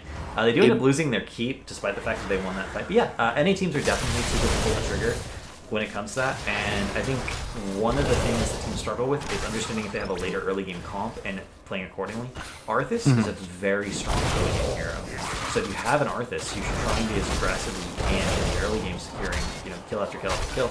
And they were going consistently for Soak, I think, to get the Falset and the Zera tool, their damage dealers, up that point, and then they drafted 2 late game damage dealers. Do you want to draft 2 late game damage dealers with Narcissus? Probably not, in the majority of cases, especially not on a 2-lane map. So, well, at that particular moment in time, too, that 3D was actually not doing damage to the Immortals. They were essentially just getting free XP. That's the only reason I asked, was because I get it if you are losing damage onto the Immortal, but 3D was also choosing to defend. They only saw the Falstad. They could not see that Zera, so they were kind of playing very, very scared, like you talked about. I don't think they wanted to get VP'd, but I mean, free experiences, I would take that as long as the enemy team would be giving it. Yeah, but if you're accelerating the game and you have early game heroes, it's not actually good for you. You'd rather be ahead than even if you are getting more experience. So I think this is one of those things that teams are going to need to learn. It's one of the things Korean and EU teams do very well. They have a really strong understanding. One of my favorite quotes of all time from Bakery, he actually said this at Western Clash. He said, if we understand our team comp and the enemy team's comp, we cannot lose. And they took Western Clash, so you gotta assume that. Not feeling very confident either. They came in there talking about that they felt like they weren't at 100%. They felt like they still had some things to work out. So 100% dig is going to be a very scary team. Yeah, if their ceiling's really that far away, then it's going to be really terrifying. All of heroics are available, so this is going to be another straight 5v5. Allset is not quite here yet. We just have that fly available. We're going to see the VP come in, and they're looking for this Mosh onto 2, but the Gust cancel. Need him is going to get out of there, and Alarak's going to get focused and taken down. Yeah, Alamau is pursuing, though. I would think it would be wise to just go burn the Immortal, since they do have a keep open, and there is a camp actually marching down that keep, and it will start to do core damage now. That Shaman camp, though, if left alone, can do quite a bit. The stupid catapult unfortunately got distracted by the tower that guards the middle well, so it will not actually be focusing core. That's actually a pretty big advantage for Gear Gaming to have that happen, because not having a catapult on core is pretty ideal. Nice sound barrier. There's going to be a huge silence. Res Slayer does end up going down, and re-engaging here with 4 and not poking and engaging through the choke was just a very questionable position. They do manage to get the kill onto the Zeratul. Tiny Terran tries to stutter step against Narthis, and once you're in that aura, if you don't get out of it immediately, you're dead. So that was actually a pretty big mistake against Arthas. Works against every other hero, just not that one. Will be going down as a result, and that ends up being a 4-for-1 over a minute and 15-second team fight. ALM now taking a bit of damage. The counter-strike, good dodge there. It will be followed up by a root. They're trying to defend, but Fancy Pants could probably get on this Immortal now, and I think Alarak Greymane actually will win this race, but they choose to back off for the time being. They know that they have to defend their core. 16 almost picked up, and I think Greymane might be able to get immediately on this, and if he... Okay, they are going to be going to defend. I think that's the smart move for Gear. I think if they chose to burn, they actually lose the burn. See how it works out for them. First of all, again, really far forward. LMAO dealing with EDC on the flank. Gus, for Fancy Pants, trying to isolate and secure that kill. Beautiful burrow charge follow-up. As VP isolation in the background, trying to split the fight in half. They are going to get the root down, and that's going to be Lucio going down along with Greymane. That fight. Wow. Your Gaming is just turning it up a notch in these team fights in the late game. They finally have their DPS at the talent tier they really needed to just get these kills, and they're just erasing people. I had an interesting idea that I think you might like as well for these heroes, because we were talking about it pertains to the late and early game DPS and drafting comps. They do have the difficulty of a hero, I think, still. If they were to add in whether that hero was late or early game, I think that would help a lot of players that are new to the game or maybe still learning the game. It would help with drafting, I think, at least in the most part, because if they see a hero picked in a game of theirs, they can then match it, be like, oh, that game's an early hero, or that hero is early game. Maybe I should also pick an early game hero, and we can start to, then people can start to get an understanding of what a team comp looks like. It'd be interesting. I actually, I'm sure most people watching this stream know this. I was recruited by GFE to be a primary content manager, and one of the reasons that I'm so focused right now on late versus early game heroes, I actually just wrote a guide for that. They're publishing it, I think, this week, which actually goes over every single hero in the game and describes like where their power spikes happen. So that will be a resource that the public will have available soon, actually. Not to tease you guys with it, it's not my fault that it's not out. The artist was on vacation and they want art for their articles. I don't know why a block of text isn't acceptable. Spoiler, not a very artistic person. Well, that Immortal, unfortunately, didn't get too much done for being a 19-minute Immortal. What did get done, though, is the experience lead that Gear Gaming does control now. Shaman Camp going to be picked up for 3D here. I'm sorry, Cosmic Camp. Shaman Camp going to be picked up for Gear Gaming. Now they can probably mount a decent push if 3D decides to take their Shaman. The Shaman should get a bit done in that bottom lane, but this game is in an odd spot where Gear Gaming is ahead in experience, but is down in keeps. So if these Immortal fights get drawn out too long, they will have katas on their core, so... Yeah, and it's interesting because 3D doesn't really want to draw out the fights. They kind of drafted and talented specifically for the race. Especially with that culling on 7 Lunar. She could have gone Swimming Spear instead and really put a lot of pressure on Malfurion's healing. So it's going to be interesting to see what the teams decide to do come the next Immortal phase. You can see here Gaming is all 5 top. They're trying to push out this lane as much as possible. Surprised they don't have at least one of their heroes, either Zeratul or False 7 bot lane soaking. That is going to be a huge amount of damage going on to Percival, but the VP in the backline does negate, and they are going to see the follows through the root and stun follow. Huge Twilight Dream, and Res Slayer is just... Red Slayer doesn't know what he's doing in the back there. He's just off on his own, and he dies for it. They are going to get the kill onto Arthas, but they trade 3 for 1. Yeah, not a really favorable trade. The fly goes out. It's going to be able to kill that Greymane, so that will be a 4 for 1 there. Arthas being that one that's going down. So as far as your heroes that do damage, you have your burn up, so they should be able to work on this Immortal fairly quickly. This is a very dangerous spot for 3D, though. They're down. Greymane being the longest spawn timer, still at like 35 seconds now. And with an Immortal plus level 20, not having that for the side of 3D is going to be detrimental. They could get a massive push with a very healthy Immortal plus that level 20. Yeah, it's just going to be a full shield Immortal. They won the last one, but it was not a full shield Immortal, and it makes such a big difference to have that shield. The Immortal stays ranged unless its shield is gone, so it's harder to even get damage on safely if you're pushing with it and defending it, which of course, with the level 20 advantage, they will be. Rewind, Bolt of the Storm, Anti-Magic Shell, Epic Mount, and Rewind again picked up. So that's going to be a lot of extra potential burst, a lot of potential CC coming out of Gear Gaming, and they have to get a team off of this. Like, they would even need a miracle defense from 3D. Whoa, They're actually thinking about backdooring? Maybe? Are they looking for the kill onto Falstad and then just going to backdoor core? This is sketchy. Oh no, why are you showing? There is no You're showing. Everyone in Gear Gaming immediately starts to back. Falstad is already here. Gus is failed. They didn't back. They started to back and they didn't do it. I think 3D was just trying to bait the back. They just wanted like back, and then they were gonna hearth back and defend the Immortal. I think Gear's not gonna show on the map now. They're gonna make it. They're just gonna hide until they see. That's how you play this, and you just you'll see the Koreans and Chinese also will play the back game too. They'll keep canceling their backs in vision too. They'll hold their back until 1 second, and then. But they do see him now. They know there is no threat to the core at this moment. They get another VP, and this combo could be massive. The Dream hits on a 3, but a nice sound barrier going to come out.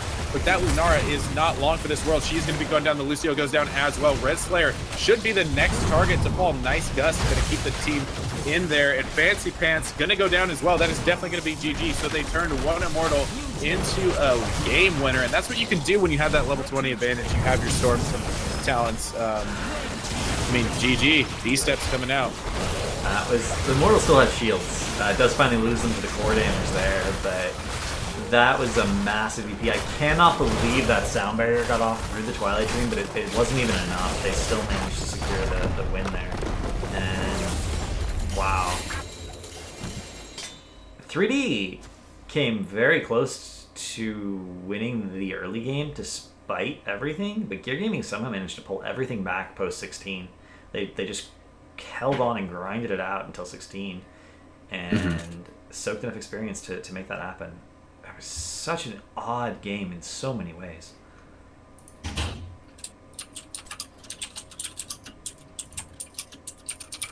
But congratulations to them. That will put them up 1-0 in the series, and we'll be moving on to game number 2.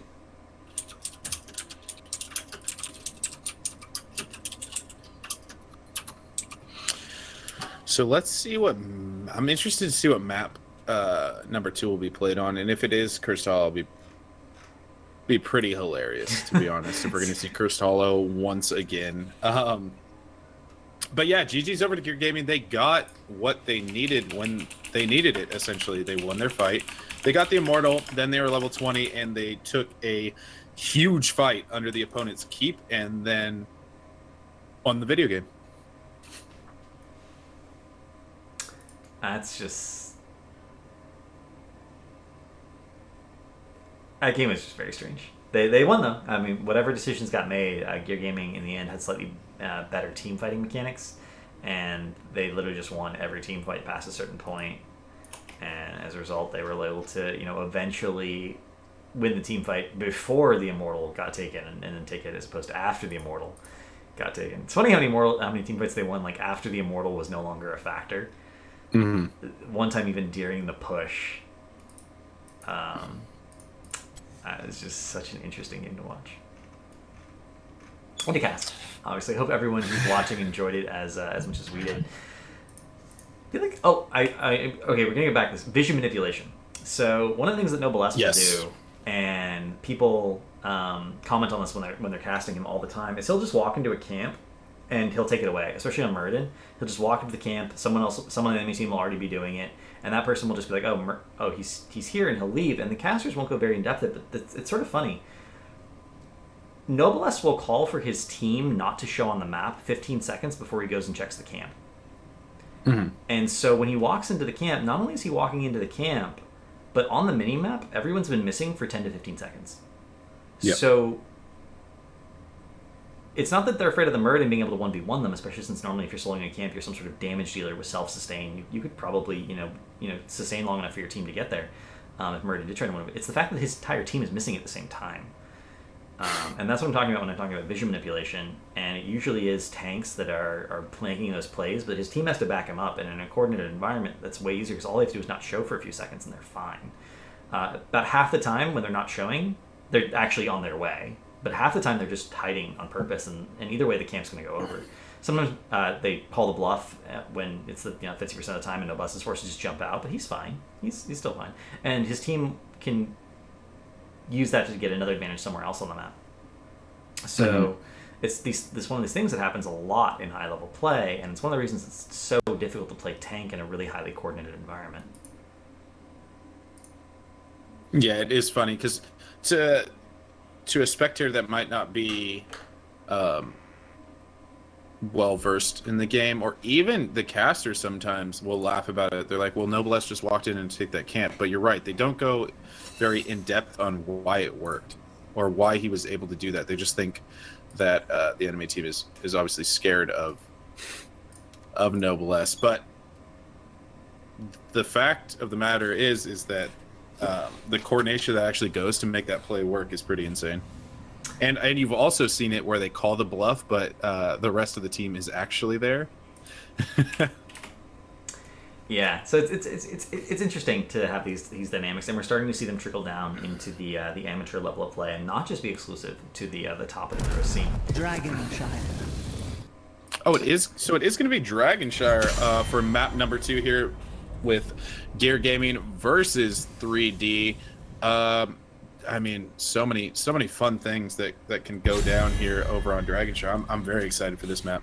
Yeah, I think this is going to be a really good game, given the way we saw 3D do the rotations on First Hollow in the previous set. If you guys are watching right now, and you have friends who aren't watching, go tell them they're bad and that they should be watching, because this is going to be a really good set of games. We have one more set coming up after this, and this is, I mean, these are the teams that are going to be going up against the pro teams next week. So you're going to want to know, what maps they prefer, how they play the game, because you're going to start thinking about those things as they stack up against the pro teams next week. And if you get started now, it's just going to be so much more hype next week for everyone.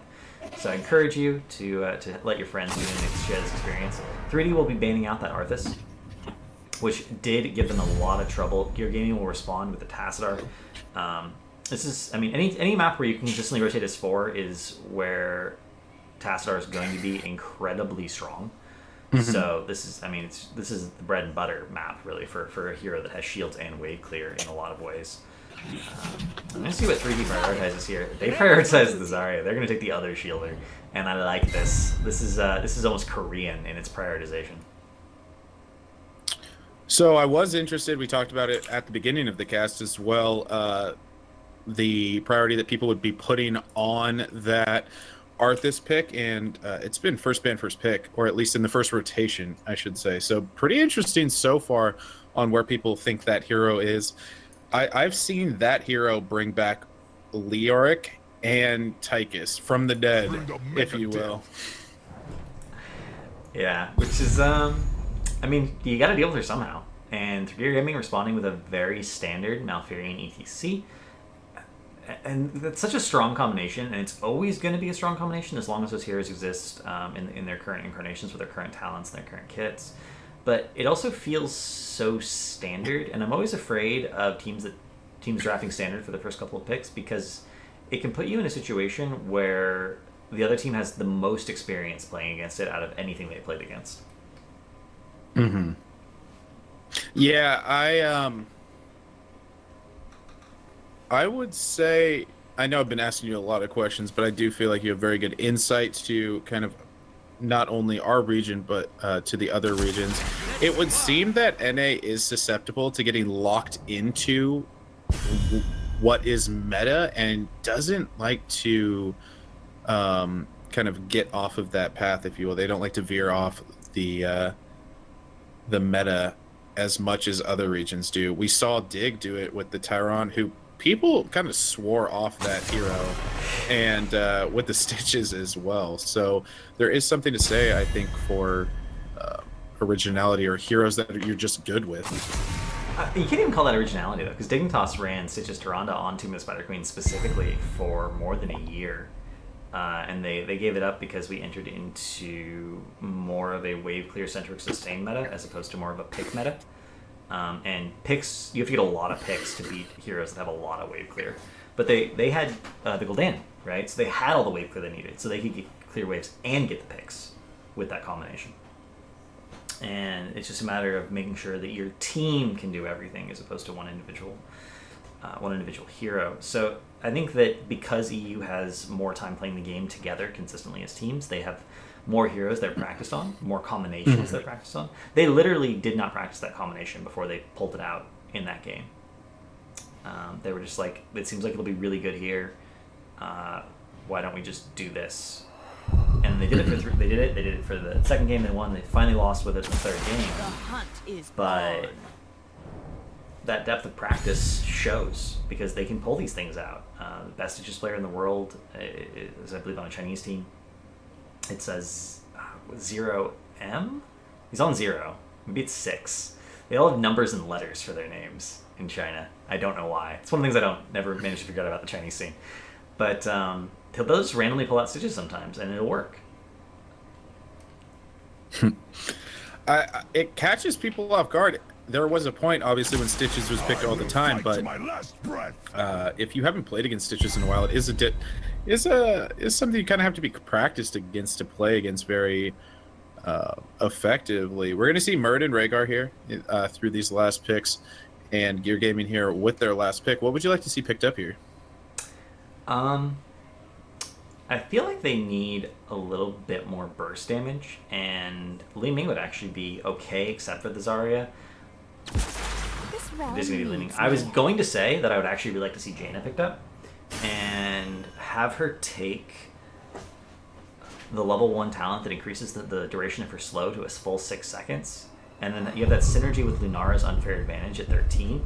And it's going to be very difficult for Rhaegar to keep up with that level of consistent damage output because everyone's always going to be slowed, and that means they're going to be taking essentially double damage 100% of the time from Lunara's trait. But Li Ming's okay too. Yeah, I like this draft coming out of both sides, actually. Zarya Murden, very strong, also giving shields on over to the Greymane.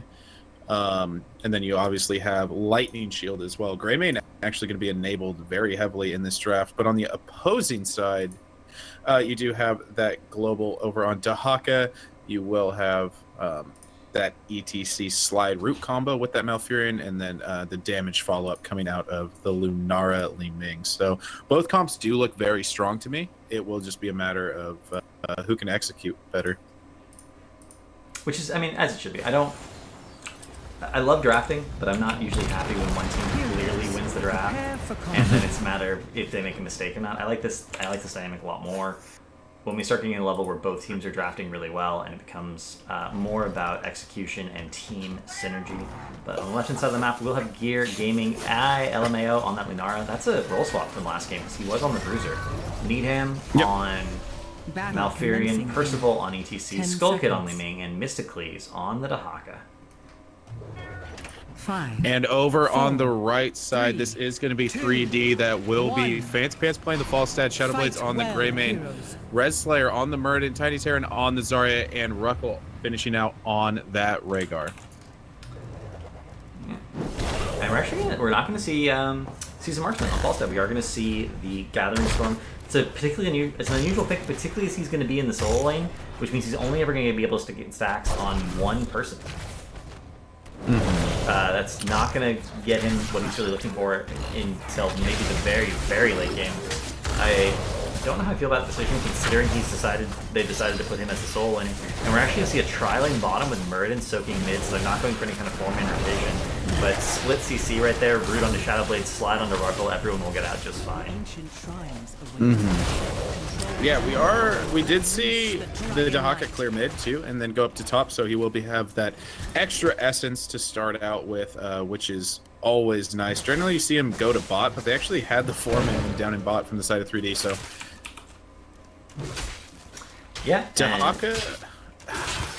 first Falstad. It feels bad. You're just gonna get poked at, but he can't really kill you either. So It's kind of a funny dynamic because you have such good wave clear, and you always have your global. So if you do get low, you can just back and come right back in. Falstad can't take the point away from you though. Once you're on the point, he doesn't have enough damage to force you off of it. You can hold the point like 80% of the time and still clear the wave faster than him because of Primal Aggression. But once Falstad hits 7, he has enough kill pressure with Boomerang to force you off the point and to stay with, keep up with you in wave clear to maintain that parity. So that's going to be a rough lane for the entire early half of the game. Zarya does end up going down in the bot lane, however, and that looked really painful. yeah, they're playing extremely aggressive, and I like it when the backliners get up there. I don't think they're expecting that much damage coming out, but Shadowblades is kind of towing the line here. He is very low. Now, Ruckle going to be caught in that root. They do have Li Ming damage. Is it going to be enough, though? One more orb does not connect, so Ruckle will limp on out of there, and Greymane's low as well. So both shrines right now are in control of Gear Gaming. Yeah, and as you can see, in the top lane, Fancy Pants continues to tie the lane, but is unable to control the point. Mysticles literally gave it up. He's actually burrowing into the bottom. We're actually going to see an attempt to get the kill onto Tiny Terran here. The drag does hit, the root follow-up is there, and that's going to be a beautiful pick. Mysticles will not be able to get back to the top lane in time to not miss that soak. I actually wish someone had started rotating up as he burrowed down to make sure none of that soak was missed, but they do get the pick, and they will be able to control bottom for the moment as a result. Yeah, he's actually not rotated up yet. The Murden is stalling him out, so he'll miss a full wave. So the gank's worth it has afforded them some XP lead, but if he was able to get the kill as well as the soak up top, they would be even further ahead of this moment. Yeah, it would have been really good. They do manage to translate that into control of the bottom and a siege camp, so that will help them get additional pressure. This will force Zarya back into her towers, but Zarya with a short retreat path is basically as strong as Zarya is ever going to get, and their pick potential is now extremely limited, but Ree's decided to play aggressive here. They're pushed way, way up. A lot of CC go down on the Red Slayer. He gets absolutely chunked. Is managing to jump out. Looks like not all magic has actually hit him. And Percival knocking everyone in the corner. Red Slayer does finally go down. Did not have jump available. The reset. Shadowblades is going to go down if he doesn't get a heal. He does get a shield and a heal. But that was very dangerous. That was an excellent tongue, too. It didn't result in a kill, but Mysticles hit a max range there, and it was very nice. Now, both globals did rotate out. I think Falstad was just clearing that mid lane, now rotating up. Would have liked to definitely see Seasoned Marksman in this. Oddly enough, very oddly enough, he has gone Hammer Gains with Gathering Storm. Generally, we see that Static Shield picked up if you are going with Gathering Storm. Hammer Gains if you are buffing your auto attack, so kind of an interesting pickup for me there. Yeah, I think it's just about sustaining in lane for him. He just wants to be able to only have to back for mana and never have to back for health. He's not afraid of getting bursted out by like a gang squad. Kind of what Static Shield helps you avoid, like against the Zeratul, but it's not going to give him as much value as if we've gone Season Marks. He's still only at 12 stacks of Gathering Storm, which at 4, almost 5 minutes is extremely low. It's just not one of those things you can reliably stack in the solo win. A little bit of lead, a little bit of low lead for Gear Gaming though. Yeah, and they're regaining control of bottom. That top though will be held for 3D for the moment. And engage, a bit of an engage going in. Nice combo there from Skull Kid. That's going to land onto 2. Another port in from Mysticles. They'll jump out, but the tongue is instantly canceled. But the kill does go out onto Wrestler. Now Shadowblades is in a bit of trouble. Skull Kid, can he get it? No, a nice heal goes out onto him. Plus those giants were kind of sieging away on some of the heroes there for a little bit. And every time Mysticles is burrowed in, he's gotten that kill. And I feel like Fancy Pants isn't doing his job, really, because he should be warning his team that it's coming in and they should start backing off, but they always so far forward instead. And then Fancy Pants never comes down. He's never matching Dahaka's global. He does get the pressure in the top lane, and that actually, the miss soak here is what's keeping them even, despite the fact that it is 4 kills to 0.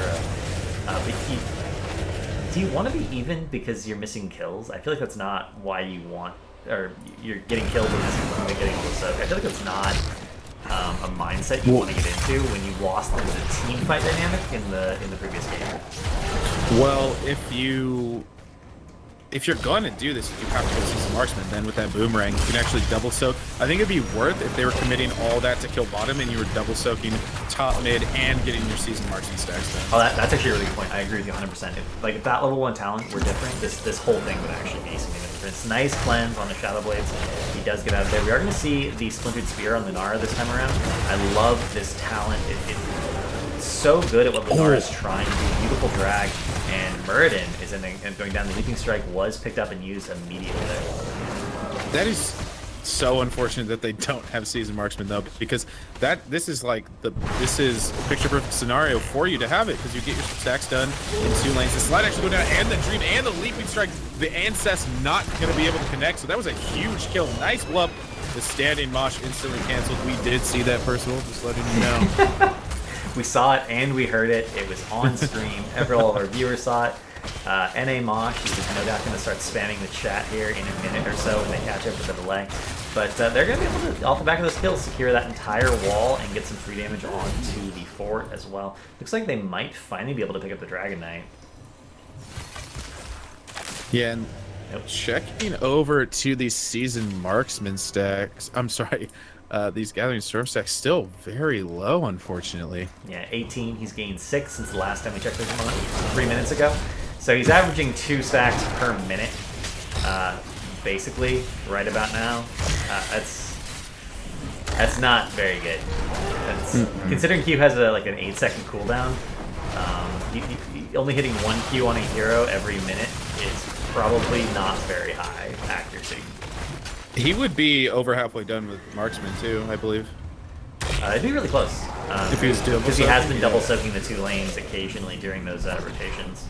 But Res Slayer actually managed to sneak Dragon Knight during all of this discussion, and Gear Gaming dropped the ball there. They were getting that siege camp, and like, oh, they have both points. Oh, no one's mid. Oops, we lost the Dragon Knight. Looks like they kind of lost the thread of the map. And in fairness, the Dragon Knight has been getting contested for a while now. Yes. Still in the XP lead, but that will switch over after this can secure the mid lane. But we do see an engage onto Ruckle. He has that expulsion to try and disengage. And the first fly of the game there from Fancy Pants can be kind of lackluster. They are going to have the Dehaka up in that top, and then that Lunara stuck in the mid. The slide goes out the cleanse to follow. Mysticles is in now. He pops the adaptation. The Gust goes out. He gets the drag, though, onto the Rhaegar. That's both leaping strikes. Now we have the damage onto Ruckle. He is going to go down. Fancy Pants has already gusted, though, so he could be next, and it looks like he's going to be so with the healer being down. No shielding for him, so get DK, lose 2 heroes, though, and now kind of back to the same XP lead that they did have before. Yeah, and they're just going to be able to continue doing this over and over and over. And because their team fight mechanics are so much cleaner, and they have this amazing lockdown combo slide through, here it is again. That's just a dead Tiny Terran, maybe? Oh, Lunara dies to the tower and the Greymane. A little bit too aggressive there. They do get the camp still, but looks like Red Slayer was not willing to stand on the point to make sure that did not happen. The Haka coming in, or excuse me, Falsa coming in with the fly, and they didn't disengage, but Lunara was a little too aggro there. I say that Lunara's been aggro all game, but this time she actually paid for it. Unfortunately, she didn't have the second Leaping Strike, so she did Leaping Strike in, but that put her in a position to start taking tower shots. The towers would actually hit her, unfortunately. Yeah. And that is going to be 13 picked up for both teams. We do see that unfair advantage we were talking about. Pretty similar talents across the board otherwise. We do see On the Prowl, an unstoppable competitor for our Greymane and our Zarya. Those are the 2 heroes that really have the most variation for their talents of their team and competitive team. So, interesting to see what they decided to pick up, because again, it is sort of a play style thing in a lot of cases, or just a situation. They're very situational talents. So, with this lead though, and Dragonite being down, they're kind of in this weird spot, right? Not close enough to be out of talents here, so they either have to just drag this out. Once again, the slide attempt goes in, but he doesn't really have any follow-up there. They're either gonna have to drag this out and just try to make this a very long haul for the level 16, And we already have a pause coming out here. or they have to take a fight. So that's, in my eyes, the only way you actually kind of secure a DK, you're gonna have to get a pick, or you just wait it out until 16 and get it for free. I think both of those are potentially strong options. Both teams have a global. Both teams have a talent on their global that can reduce it at 20. So you're never going to be able to just like play Bring Around the Rosie and out sneak a Dragon Knight from your opponent as long as the global's alive. So they're going to have to fight at some point. They really have to evaluate when they want to do that and how they want to soak their lanes. And again, Falstead's alone in a lane. He would be building up season marksman sacks so quickly if he just... Feels bad. Especially against a double front line as well. Yeah, because he could have taken Giant Killer. He could have taken Giant Killer 13, really threatened that ETC. The ETC has been playing very aggressively. Percival, we just saw him slide in with no follow-up into 4 people and somehow live. They didn't turn on him, and that's just interesting. Isn't that skin banned? It is an HGC. It is an HGC, actually. That is there's actually a list. There is a list of banned skins. All the fun skins too. I understand why the Muradin one is, but the Arthas skin, Count Arthas skin is banned. Archangel Diablo skin is banned. The volleyball Li Ming skin is banned. These are all EHGC though. All these skins are banned. Yeah. It's because of animations. Well, I think they're banned in dorms right now too, and the reason they're banned in dorms is because it makes the heroes look too different, and Blizzard is trying to make sure that people who are not familiar with Heroes of the Storm have some consistency from game to game. EDC pretty much always looks like a rocker with all of his skins, but Mura looks not like a dwarf in this skin. So some of it's animation, some of it's just consistency of the hero. They want to make sure. Also, I think that for dorms in particular, if you there's going to be a bundle with the skins of the winners, so they don't want the legendary skins in that bundle. It's another consideration.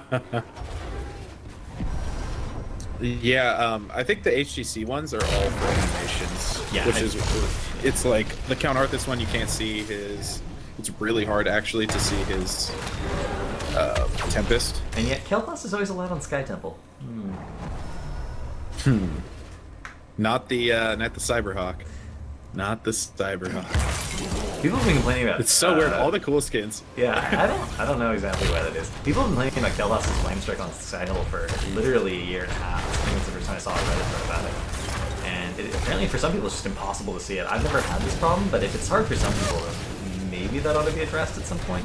We're going to see a little bit of a brawl here, a lot of heroics used, but everyone sort of gets out. They are low cooldown heroics, Expulsion Zone, First Bullet, not really super significant. Mysticles did use his Burrow, that was actually just the longest cooldown that was used in that fight. But Fancy Man's still just solo controlling top, and I wish he hits his marksman. He's going to fly down on this. Are we going to finally see the fight 16-16? Oh, the drag gets cleansed, and he tries to ancestral, and he gets the gust of disengage, but he is dead. And the mosh pit's gonna land on it too. That's huge damage. They're gonna clean up the Murden as well. Ruckle could be the next. Is he gonna get slowed enough? But it doesn't look like it. Fight is a bit split at this moment, and first of all, looked like he wanted to maybe dive that fort, but I don't think that was the best idea. Oh, that's absolutely brutal. So we will see them take that fight. Dahaka will have his Brush Stalker back available. Mysticles is top again, and they will be able to secure another Dragon Knight off it. Looks like they're going to put Skull Kid in it this time, and they should be able to get at least a fort off of this, if not more. They're going to start to push that middle wave in, and then immediately go bottom. Looks like they valued the siege damage from Lunara a little bit higher than the pick potential from the Li Ming for this Dragon. Yeah, now Skull Kid gonna just be wailing away at this fort for the time being. It looks like they're just trying to get on into him, doing actually pretty decent damage to this DK. It still has 45 seconds left, and it's under 30, or it's at 35% HP, so not really too effective for the time being. Maybe if they can find a kill, they can still get something out of this DK as far as keep is concerned. The Expulsion Zone goes out. That is going to zone the team off. The Tongue unable to connect. So able to secure a fort, but let's see what else they can get here, Cap. You see Fancy Pants is setting up for a flank here, looking potentially for a gust. Doesn't look like he's going to be able to do anything though. Skull Kid walks out. He does get some free stacks on that Gathering Storm, but both teams posturing, they kind of seem like they're happy. Skull Kid's trying to get the maximum wave clear out of the Dragon Knight and delay. One thing that's important to note is that if he delays this for long enough, his team is going to have 20 during the next Dragon Knight phase as it starts if they just soak, whereas 3D is not going to have that opportunity. So they do time that out really well. I'm wondering if they did that on purpose or if it was just serendipity. Mm-hmm. So we're going to see siege camps taken for both sides here now. It looks like Gear Gaming might be posturing down, and they are. They're going to be taking this night camp as well. I don't think 3D has this sniffed out yet, and they might be able to get it done just fast enough. Yes, it does look like it. So night camp, I'm sorry, going to be taken for Gear Gaming. First of all, doing a good job there, just hanging out in that bush, not going to let an engage happen to his team. They do, yeah, they get the bottom camp. We see Falstad getting that soak. Mystically rotates to counter and match.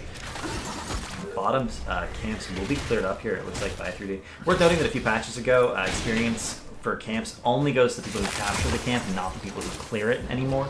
So that is technically still an experience lead for Gear Gaming just off getting that neutral camp.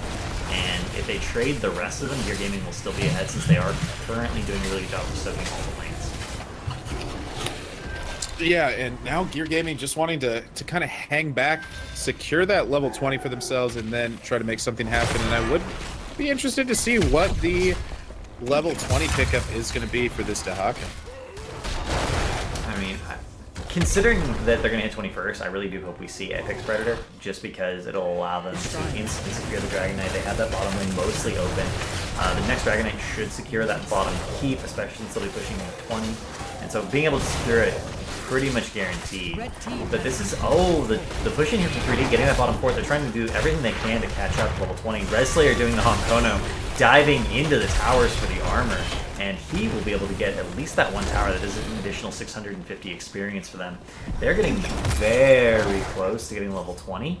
They're cut up a lot right there. Mm-hmm. Yeah, that was an excellent play, understanding where the enemy team was, what they were doing, and how they could try to open up the map. Now 20s are picked up here for the side of Gear Gaming. We will see those talents. It is going to be Bolt of the Storm for Malfurion, Bolt of the Storm for that ETC, Temporal Flux for the Li Ming, Galloping Gate, and it is going to be that Apex Predator on Dahaka. That's another slow for unfair advantage. That's what also the ETC went face smelt at 13, so there's a lot of slows now for that unfair advantage. It should be up pretty much 100% of the time in these big team fights, and that's going to be so much damage. Again, first of all, with the slide, but no one in his team is in range to follow up, so Red Slayer is just going to be able to jump out of there. And if they don't get a pick right now, 3D is going to be able to get 20. You see Falstad flying to the bottom and being able to establish control of this. Mystic Place is already there, but he's actually burrowing in to the mid to look for the fight there. It looks like everyone from 3D backed off, however. And through Gear Gaming was unable to pick a fight. 20 versus 19. Oh, the they get the blink slide and the mosh, but the personal barrier, the unstoppable from that unstoppable is going to be able to secure him getting out. Oh man, yeah, taking unstoppable competitor Zarya, saving her own life there. That was amazing. Falstad had the gust too, but it wasn't even necessary, and we're gonna see Red Slayer try and get the interrupt, but Skull Kid is there. He gets the Dragon Knight. This is a 20 versus 20 fight. They get the kill on the Greyman, however. Nice drag there by Mystic Blaze. Red Slayer with the jump out. He still has Avatar. He should be absolutely fine. Sleepy's little stone form. Ancestral was used there. I don't know if that was necessary, actually, to save him, but it's nice that they managed to save Avatar. And this is going to be a 5v4 push onto the keep. It looks like Mystic Blaze is hesitating a little bit about where he wants to go. Fancy Pants as well as in the mid lane. They are focusing so much on the macros still, despite the fact that both teams are 20. So this is going to be a close to 19-minute DK pushing down. He's going through small wall, so he wants this keep. The rest of his team going to be able to finish up that front wall. The expulsion zone going to go out. Percival a bit isolated, though. The punt goes down onto Ruckle, but it actually doesn't go anywhere. The bite in onto Percival. He is forced to blink on out of there, but all the while, Skull Kid is still chopping away at this keep, but the Dragon is going to go down. So Dragon, without the loss of the keep, the Stormbolt does connect the slide in onto that Bird in there, but tries to jump out. It's actually going to get canceled, though. The Splintered Spirit going on to everybody, but no one has fallen yet. Everyone is so incredibly low, though, from that Lunara damage. They all are chunked. And when everyone's chunked against Li Ming, you have to be really, really concerned. Because that one reset is going to do so much. We do see the poke here from Zarya coming in. That it is a 4-second cooldown right now per grenade. She can do that for quite a long time. I'm amazed that Keep is alive. Pretty interesting. It slipped past me. Gain Train going to be taken instead of Cleansing Shield. Odd versus Mosh, in my opinion, and Tongue, and Root. But we normally see the Particle Grenade reset if you do go this full grenade. The Blink Mosh, but the Unstoppable, it does go out on the Greymane. He is going to get hit with the Ancestral as well. The Gust to disengage. Mystically, he's a bit caught out, but he does have Tunneling Claws, and he had Adaptation running. He pops his Essence as well. He is such a tanky hero, and the Dream going to hit onto everybody. That is a 5-man 3. The Leaping Strike going in from Alamau onto Tiny Terran. Red Slayer in that bottom, though. Bit caught out here. He tries to leap out, so it's very surprising that they only were able to secure one so far. Murden should be going down. He is very separated from everybody else. He does leap over, though. He's gonna get hit by the leaping combo, and that should be the death of him. That Lunara poison actually being the thing that finished off the kill. He was slowed as well, so that unfair advantage is a factor there. And again, Lunara is in her element now. She's a late game hero. Her trait scales at 5%. She's doing so much damage. They will manage to finally secure this keep. Dragon Knight will be coming up. They should be able to secure that, and if they can get the Dragon Knight with this lane being open and just pushed in, they should just be able to end the game, but it's going to be difficult against the Gust and the Expulsion Zone. As I say, that Expulsion comes down. Zarya takes so much damage, but she does barely manage to save herself until Layamelo is like, nope, I'm going to Leaping Strike you, and you're going to die. That is Lunara's damage in the late game, and it is kind of This could potentially be game. 2 heroes down, one of those spawning only in 15 seconds, the other down for almost a minute. The DK picked up, and no keep in this bottom lane. You do have those siege giants just kind of hucking rocks at people, but this is a 22-minute DK. This thing will be doing so much damage to the core, so I wouldn't be surprised for them to just AFK here on core. They can't die, though. Mysticles goes in. The slide goes out. The cleanse on Defense Pant's going to get him out. Malfurion, though, is a bit low. Shadowblaze is trying to kill him. The Blink Dream, it is only on to the Murden, though. Alamau trying to get that kill. Actually able to fly back into core. And there we do see the mosh pit. It is only onto one. Skull Kid is low. Percival is low as well. But Mystically's here on this DK, just chopping away at the core. Ruckle gonna go down. And I think this is going to be GG. We see the kill picked up over onto the Greymane as well as the Rhaegar. So this is going to be GG. I don't know how Ruckle is always the first to die in every fight when he has essentially 2.5 melee heroes on his team. He always seems to be so far into the back or near the front line. Are they? Okay. They're BMing. Yeah. They're just BMing. And it's really funny because someone actually did a statistical analysis on Rhaegar's win rate versus the amount of damage he did on Reddit. The lower your hero damage was on Rhaegar, the higher your win rate was as Rhaegar. So he really is. Really? He is a backline. Yeah. For the most part, he is a backline heal bot. If you can do that damage safely, it's one thing, but it really seemed like Ruckle was always like up in people's faces, and they were like, just kill him. Yeah. Cleansing Shield, I think I agree with you, would have helped with that if they're gonna have someone who doesn't have the ability to cleanse themselves that far forward all the time. But that was unfortunate. I think Cleansing Shield's just a good panic button, at least to help your teammates out too. Normally, if the majority of the damage is going to go down after the slide, correct? So if you slide and you're able to cleanse the stun, that should also in turn eat the damage that's coming out onto you. So it's just a really good talent in my opinion. But especially against a Li Ming comp like that. I mean, Game Drain helps with spread damage, which is certainly something Lunara does, but the Li Ming resets are the real fear there. And Li Ming's burst is single target for the most part, especially when you have someone who is really accurate with their skill shots, the way we saw coming out of Gear Gaming there. Yeah, I'm watching just the end of this game. I kind of wanted to see what what happened. It looked like Fancy Pants got ancest and also flew into core. I was just trying to see if I was correct on what happened. Yeah, he got ancestral with poison that would have killed him, like 100-0. Mm-hmm. But he ended up being fine. So that will be 2-0 for Gear Gaming. They will advance to our finals against LFM. And the winner of that will get to decide which team they would like to play against next week.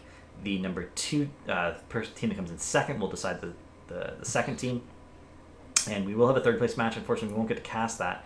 But 3D still has a chance to get to pick which team they want to go up against, at least in the third slot, if they can beat Thunder Awakens. Mm-hmm. Yeah, so I think we've seen these two teams match up quite a bit here before, so it'll be an interesting match. I actually think let me look at the bracket real quick. So it is it's Gear Gaming versus LFM, correct? Yes. Okay. Never mind. I was mistaken. I thought I heard Thunder Awaken, but they played, I believe, a few other. It's going to be 3D is now going to go up against Thunder Awakens for the third place match. Yeah, I think LFM and Gear Gaming actually scrim quite a bit, so we could get that interesting, dynamic where you see a weird meta develop between, between these two teams. So then the drafting becomes a little bit different as well. Let's check in. I'll see if they forgot to message me the map picks and bans last time. I'll see if I can pry it out of them this time. Casters don't need to know that. Eventually, if anyone was just watching, eventually there will be an in-game interface that not only allows you to pick heroes, but pick maps and have different organizations and have like in-game brackets, maybe. Please. Because being able to organize these tournaments and have signups in-game and have them advertised in-game would be a really good thing for the community. HOTS is such a team-focused game that having in-game tools would boost everything that people love about HOTS so much. If Chair League could be in-game, if Heroes Lounge could be in-game, it would make such a big difference to the way people felt about it. Especially, you hand out portraits. People would participate. It's such a good game when it's played with people who are on comms, when people who play with teams. But if you don't do it that way, some of the beauty of it is lost. As I'm sure anyone who plays Solo Queue Hero League the last couple of weeks and has had to complain about it has noticed. So it appears that Gear Gaming banned Warhead, and the response from LFM was Towers of Doom. So those are taken out. Then we will be getting into the lobby, and we'll know what map they will be playing. Predictions on LFM versus Gear Gaming. Seeing both of these teams play. Gear Gaming has really good team fight synergy. Some of their macro calls are just odd, though.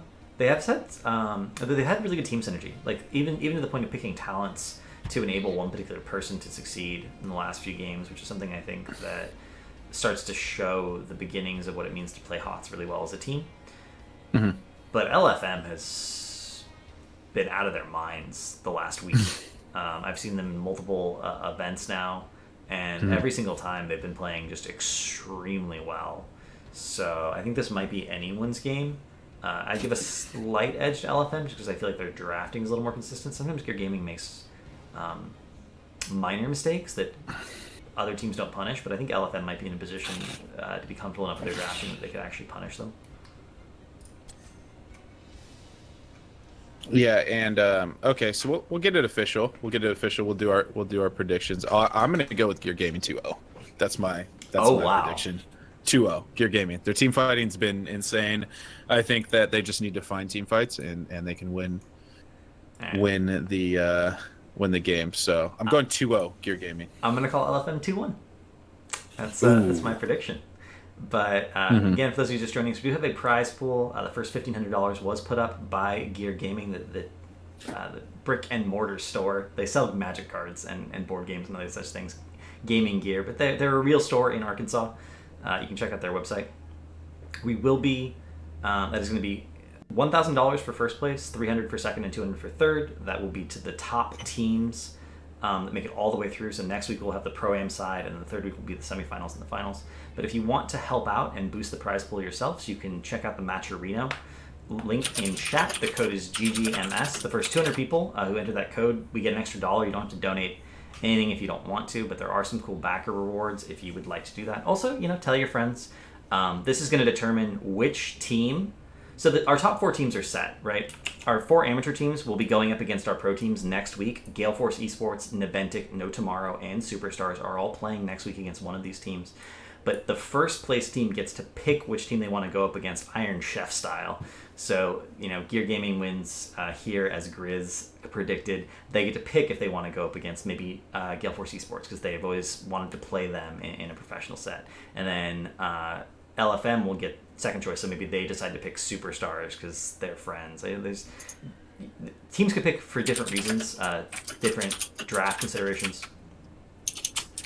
But that is going to be the advantage for winning here, and it's a pretty big advantage because you're going to get to pick the team you want to go up against. You have a week to study, or at least 5 days to study.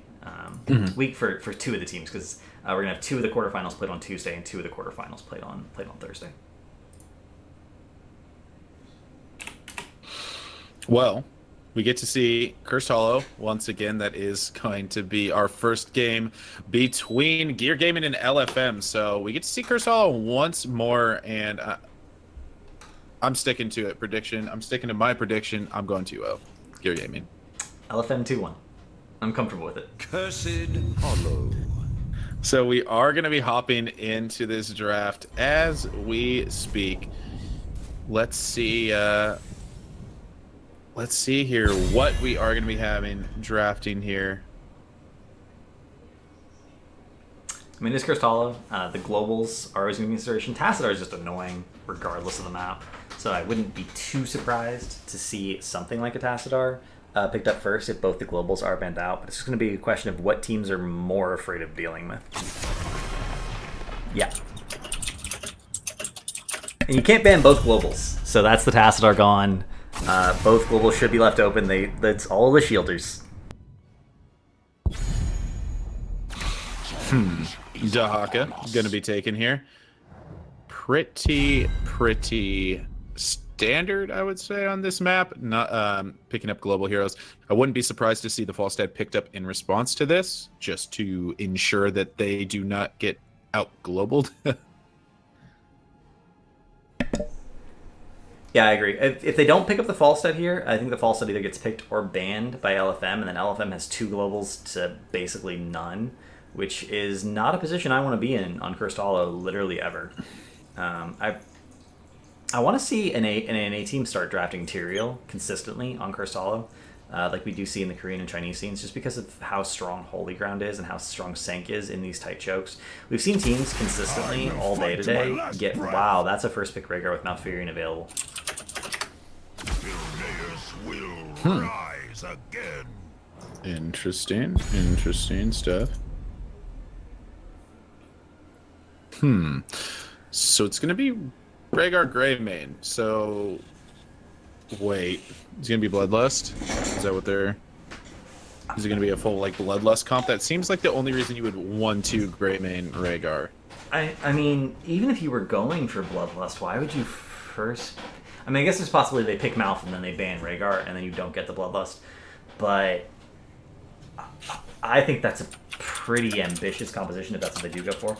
Bloodlust, in order for it to be really good at a competitive level, usually needs a shielder. Both of them have been banned out. Or it needs some sort of really heavy commitment comp with Sank. And, I mean, I talked about Tyrael being good on this map. If they pick up Sanctification and another auto attacker that also has a lot of mobility, like the Greymane, then they can justify it, especially into an Arthas, because Sanctification does remove the attack speed slow from Frozen Tempest. I'm a little bit concerned that LFM just picked up 2 Bruisers and no tank, but Triple Warrior is really strong, especially with a Dahaka, so I'm hoping they pick up something like a Muradin or a Nubrak for that last, for another frontliner, and then pick up 1 ranged hero. This is an interesting draft from both teams so far, though. This the second ban here, after seeing the Arthas Dahaka Malfurion, I mean, the only logical thing would be banning out some type of range damage here. What that's going to be, I'm not too sure yet. And I mean, I think if you're going for this hard commit comp, you ban out the Falstad because you don't want them to have Gust for the disengage. On the other hand, are you going to pick up Falstad as your solo range, or not pick up a tank? Like, I don't know if your gaming is considering the idea that their LFM's not going to pick up. They're only going to pick up one ranged hero with this comp because they're probably going triple warrior. I would think they're going triple warrior. I hope they're going triple warrior. I don't like the idea of Arthas Dahaka without a third warrior. I really want to see an all-in Bloodlust comp. I think that'd be amazing. That's what is kind of, staring at me, just because of the fact of the first pick, Rhaegar Greymane. I mean, if it was something else, Rhaegar first pick just seems odd to me, and it's something that Gear Gaming would do also, as a very aggressive. They have a very aggressive play style, and they love team fighting, so I wouldn't put it past them. I think we'll have a much better idea after this 3-4 pick. But with that being said, I'm actually really excited to see what this pick is, just so I can get a better idea of this draft. The Abathur ban, of course, to deny the double Greymane. 2 Greymanes, both with Bloodlust, is terrifying, to say the least. Abathur would also give them a little, like a pseudo-global, give them some pushback against the Dahaka. They are going to pick up the Anubarak. I hope now that they've done that, they pick up another auto attacker to sort of force LFM into having to pick mages, so they do get slightly countered by the Anubarak. Again, they are going to probably, I hope, again, they only pick up that one ranged hero. Oh, and they pick up the Li Ming, so they're not picking up an auto attacker, so it's not Bloodlust. That makes the Rhaegar prioritization so weird. Yes, I don't understand it yet. There's got to be something. There has to be a reason. It always it makes. I always am trying to rationalize the pick. There has to be something that is going to close out this draft. That's going to make us say, "Oh, okay, I see why they wanted Rhaegar first." But as of right now, I thought it was going to be the Bloodlust, but the Li Ming makes me think that's unlikely. But then why prioritize Rhaegar? It's not like Rhaegar excels at any particular thing. Like, Ancestral and Wave Care from Lightning Shield are his best things. But, you see occasionally Rhaegar prioritized on Infernal Shrines or Battlefield of Eternity because of Lightning Bond, being able to have such aggressive clear. I don't see it on this map. I just don't. Mm-hmm. Chromie Zeratul. Okay. So the reason that I was concerned about not having Triple Warrior was because Arthas and Dahaka both have very poor initiation. If you're not near a bush, Dahaka can't really engage on you. Arthas, if you dodge his route, you can literally walk away from him. Like, there's no way for Arthas to get in combat with someone. Tanks are supposed to have good engage mechanics to force fights, which is why I wanted to see a warrior that had something like that. So they had Triple Warrior. But Zeratul's VP does force fights. Zeratul can blink in, get that big VP, and then Arthas can be on top of you as the root comes down on the VP, and then you can't get away from him. So that fixes the engage problem, and it gives really good peel for the Chromie. It is going to be the Tyrael, so they are diving in. Man, if that had been a Bloodlust Rhaegar with an auto attack hero instead of the Ming, this would have been such a good theme comp, and it would have done so well against dive. The Zeratul is also a really clever pickup because Tyrael versus Zeratul, you get in this game of chicken with your heroics because VP negates Sank, and Sank can negate any follow-up to VP, so whoever uses them first tends to lose. Mm-hmm. That was such an interesting draft from both sides. Yeah, I really wish we had some form of auto attack there to pair with the dive of the Greymane. I wish we could listen in on comms during these drafts and hear what the teams are speculating. Well, even going with the Orc boys, if you picked up Thrall and maybe went with EQ, is something you could have done, like gotten away with. And the Greymane runs rampant. You have the Sanctification to fight in. Everyone's slowed plus Bloodlust. It just everything starts going crazy. But this is going to be game number 1 in our final match here between Gear Gaming and LFM. Gear Gaming is on this left side in the blue trunks. It's going to be Mysticles playing the Li Ming, Needham on the Rhaegar, Percival on the Anubarak, Skullkid on the Greymane, and Alamau on that Tyrael. On the right hand side of the map, we will have LFM, Hecarim J on Dahaka, Ishbu on Arthas, Draded on Zeratul, Soya Saren on that Chromie, and 3BJ on the Malfurion. Fight. This is going to be an interesting because it's heavy engage with some burst versus no engage plus lots of poke.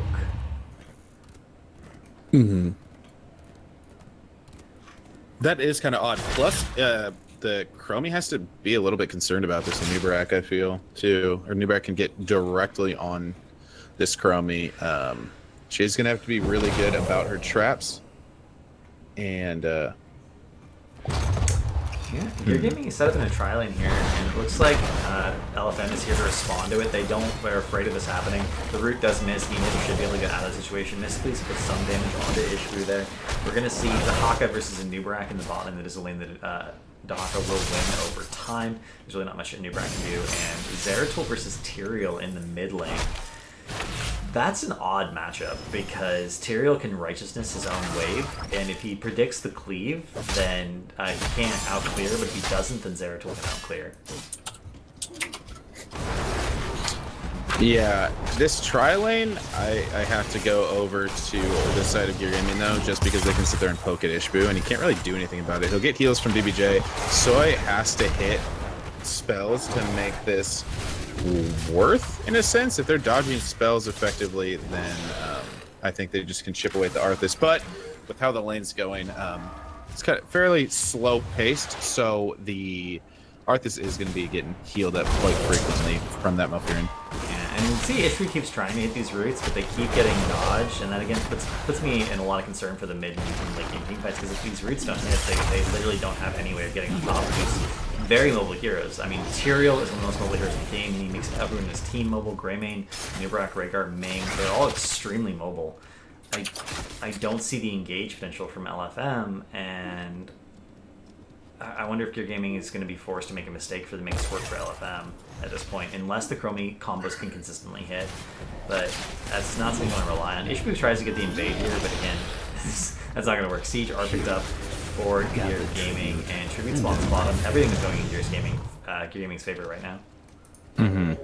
Yeah, with this Tribute bottom, Percival's already kind of in range of that. He's right on next to that Trib. We do see the Zeratul rotating down, but it looks like the Gear Gaming is going to be rotating up into this top lane.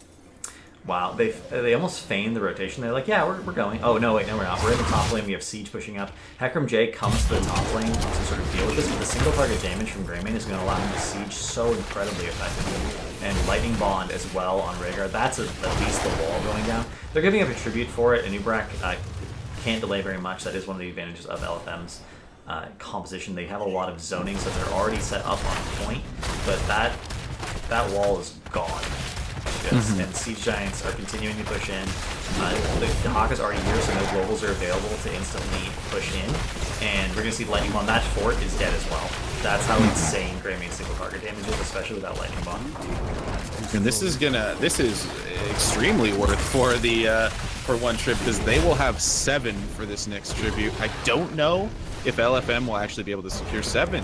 Tributes should be spawning here just a little bit. We should get our little timer, and I guess 7 probably. Yeah, 7's going to be able to get picked up. I thought it would spawn just a little bit quicker.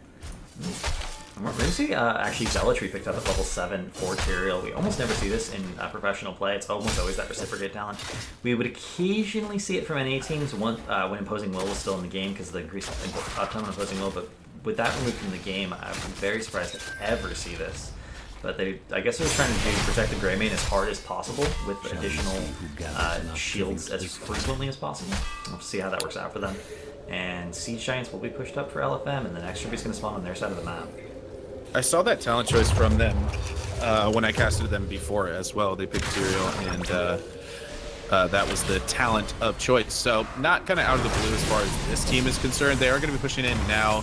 Time Trap already going off, though, so Soy needs to be a bit careful, and I feel like this is the strength of this comp, at least. They can kind of just walk their front line in. Now, Ishbu has to be a little bit careful. He does get cleansed, though. Very nicely done. Mysticles, though, going to eat some damage there from the Chromie, so this is where the Chromie will get very annoying, because dealing with her is very difficult, because she can hit you from behind the wall. Ishbu actually going to be channeling, so how do you think they need to play this to actually secure this with this Chromie? They need to either commit right now and put some people on the wall to block the shots and have one person zoning the Arthas away, or they need to just leave, because Dahaka's currently soaking mid. They saw that happening. Now they see him soaking top. He's on the mini-map. He's visible because of the mini-waves. And they're not doing either one, and this indecisiveness is going to cost them. They do start to push in bottom here, so they start to get some damage on the wall. Their solution is to kill the entire bottom fort to get to the Chromie before they get the tribute, it looks like. That's a very ambitious solution, but it's starting to work. They got that bottom tower. They're forced to fight because of that pressure, and Needham manages to get the disengage. Ishbu will get the tribute here, 100%, and Gear Gaming did not secure the kills they were looking for, and they missed quite a bit. So that was a lot of damage from the Chromie. First will end up going down. The indecisiveness cost them a lot there. Yeah, unfortunately too, after playing that first trib so well as far as feinting the rotation and then being able to get that top fort, it is a bit unfortunate, although they are still ahead in experience. There's a large wave up top that they will be able to catch. Looks like they're motioning on over to their siege giants. Gear Gaming will be taking those, and then hopefully clearing top. 10 will be pretty much even for teams. They will be getting 10 at the same time. That was, I mean, LFM is completely caught up now because of that soak, and they won the tribute, so now they're on first point. Being completely caught up, they're going to give up this tribute because Gear Gaming will have 10 first, but just by a little tiny bit. They might even decide to contest it anyway. That is something they can do. The Hawk is in the bottom lane right now. They can delay it just one time. They only need one delay, but Chromie's not even rotating. They are going to give it up. That's fine. Still, I mean, being down that structure, but managing to make up that much of the experience is such a big thing for LFM. Oh, the engage actually goes in. Soy's a bit caught out, though. The Locust Swarm goes out, and the big damage from Mysticles. He's going to clean up that one. But Hecarim J, he does join the fray. And let's see what he can do. First of all, eating a bit of damage. They get the drag over on Halo now, but he already had his sword out, so he's going to take that and be just fine. So that's a one for Nail Exchange. Good pick there over onto the Malfurion. And I think they need to split now, get some soak here, and kind of prepare themselves for this next trib spawn. They did burn Locust Swarm for that. We see LFM grubbing around their boss, thinking that maybe they're going to want to start it. If Gear Gaming backed off, they would assume they were going for their boss, so they would just trade. But instead, they're just going to push mid and try and get the structure here, force the fight. Malfurion is back. He's almost here. We're going to see some damage coming on. Still good with the cleanse. Ooh. And there, the drag on the first of all. It's hard to focus down. New rack with his composition. Ancestral is used there. That's not going to be available for the next tribute now. Yeah, see, as it comes up, using these heroics to get the picks is okay, but then Army and Twilight won't be available either. So both teams are going to be down two really important heroics for this fight. And we'll see again the initiation and the sync. But the VP completely negates sync. We're talking about that, and that's going to be a ton of damage coming up to Chromie. BBJ gets cleaned up with go for the throat there, but the rest of Gear Gaming is unfortunately caught out. They're going to lose their Rhaegar as well as their Li Ming. Fighting into a choke like that, even with Sank, you have to understand that the enemy team does have a Zeratul that is holding his VP, and massive VP sets up the Chromie damage and really won them that fight. And now they have a curse, level 12. This curse should get them to 13, and they'll be playing pretty far ahead now. Yeah, Hecarim J is already in the bottom lane pushing that in. He will get a lot of advantage. They're going to get so much experience from this curse because of that global. This is the major advantage of globals on Chris Hollow. Once you have that curse, you can soak all the lanes very, very comfortably and get all those free waves of experience. Also one of the reasons that Abathur is occasionally valued very highly on this map in the pro scene because of his mines, because of his he can guarantee to get all that. So top fort will be going down. That evens out the lane. And they're just getting... Someone dead bottom? Dahaka is dead bottom. They got that rotation. That's a 4-man rotation just to get the Dahaka, but now that's the global, and they're going to be able to grab the boss. Interesting. So immediate boss response from LFM right now. So bosses will be traded out. Curse getting decent value, only able to secure, I guess, yeah, they're going to get bottom fort as well, though. So 2/4, but not the worst for your gaming. They'll have 13. They'll have a boss pushing as well. And taking out that fort wall bottom. So this game is very even. The wall will go down to 1 swing, and then fort will go down for sure, but the rotation's much earlier for the side of Gear Gaming as well, so they'll be able to clear up that boss, but it does look like LFM is posturing. They're going to try to take out this mid fort, which will be successful. And we see Gear Gaming doing the smart thing here. They're grabbing their siege. This will help them defend against the boss. Percival is zoning the rotation in case LFM decides to come in. It will help them deal with this boss a little bit better. LFM is pretty greedy there and wanting to get the middle fort just for the experience. They do manage to pull it off. The bruisers are going to get cleared up as well. And neither team's in a situation where they're going to be able to make anything happen really for the next couple of minutes because neither team's on first point. Gear Gaming needs 2 tributes to get a curse. LFM needs 3. Bosses won't be up for a while. So we're going to have a momentary period of passivity here where both teams are trying to soak and get 16. But Gear Gaming came out of that a lot better than I expected them to, considering how badly they lost that fight with the VP on top of the Sank. They are pedal to the metal here. They want this middle fort. Combo gonna hit over onto Skull Kid, but now they're wisely backing off. They need to soak. There's 2 lanes not being soaked at the moment, and top lane did start out fairly pushed towards their top keep, so someone could have escorted those siege giants for sure and been able to gather some more soak. They made the play. They have to know that this Dahaka's in top lane, so I would like to see them pressure up onto this fort, and it looks like that's what they're starting to do, but it might be a little too late because 16 is right around the corner, and we do have that Zeratul in that bottom lane soaking experience as well. Yeah, they're missing 2 lanes of soak right now. The stealth from Zeratul is acting as a pseudo-global. The Hawk is acting as an actual global. He does back off to make sure he's closer to his own gate so that there's a rotation. And Gear Gaming is trying to, force a fight, but LFM's like, no thank you. We would rather not. And they have the zoning tools. They have the slowing sands to make it so they keep a certain amount of distance. Gear Gaming, despite their engage mechanics, can't really get on top of them and force them unless LFM makes the mistake of being too far forward, which they're not doing.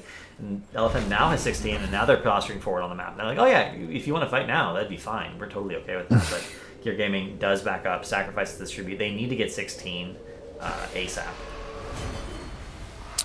Yeah, and Dahaka's still soaking, or still up in that top lane. Not showing, though. I think he wants to see what's going on. Doesn't want to get rotated on in this point in time. Just kind of hanging out outside of vision, like we talked about earlier, manipulating vision.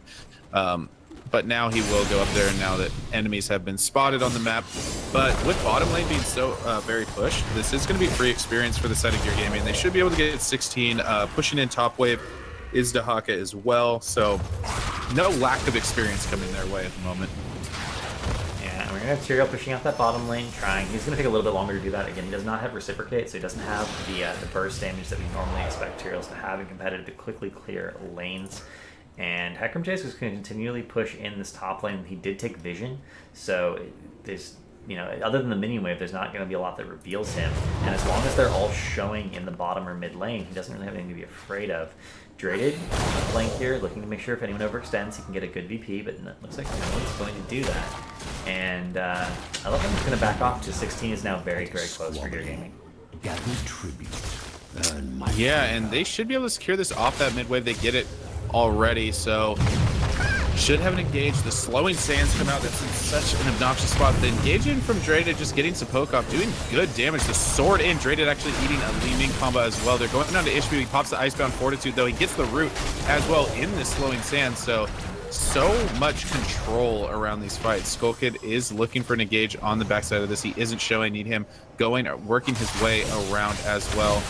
They don't see Draded, though, and Draded could get a huge engage here with that VP. Has to get cleansed, his Alem out, and now they see Draded just getting some poke. The dive goes in, though. Hecarim J kind of battling it out with Percival here. There's so much going on during this little scuffle here. And Ishbu just keeps channeling. LMAO just keeps getting interrupted. Sawyer Saren is eventually going to run out of mana, maintaining that slowing sands, but with Time Walker's Pursuit, that's going to take a very long time since it is finish, and that is going to be so much damage on Unubrak. He gets instantly deleted by the Chromie combo.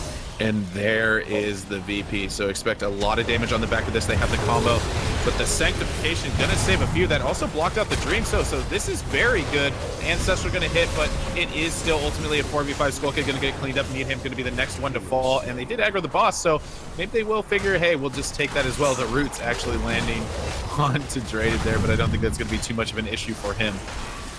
And they have the ability to dive the backline and just completely ignore the Dahaka and the Arthas, and they're not committing to it.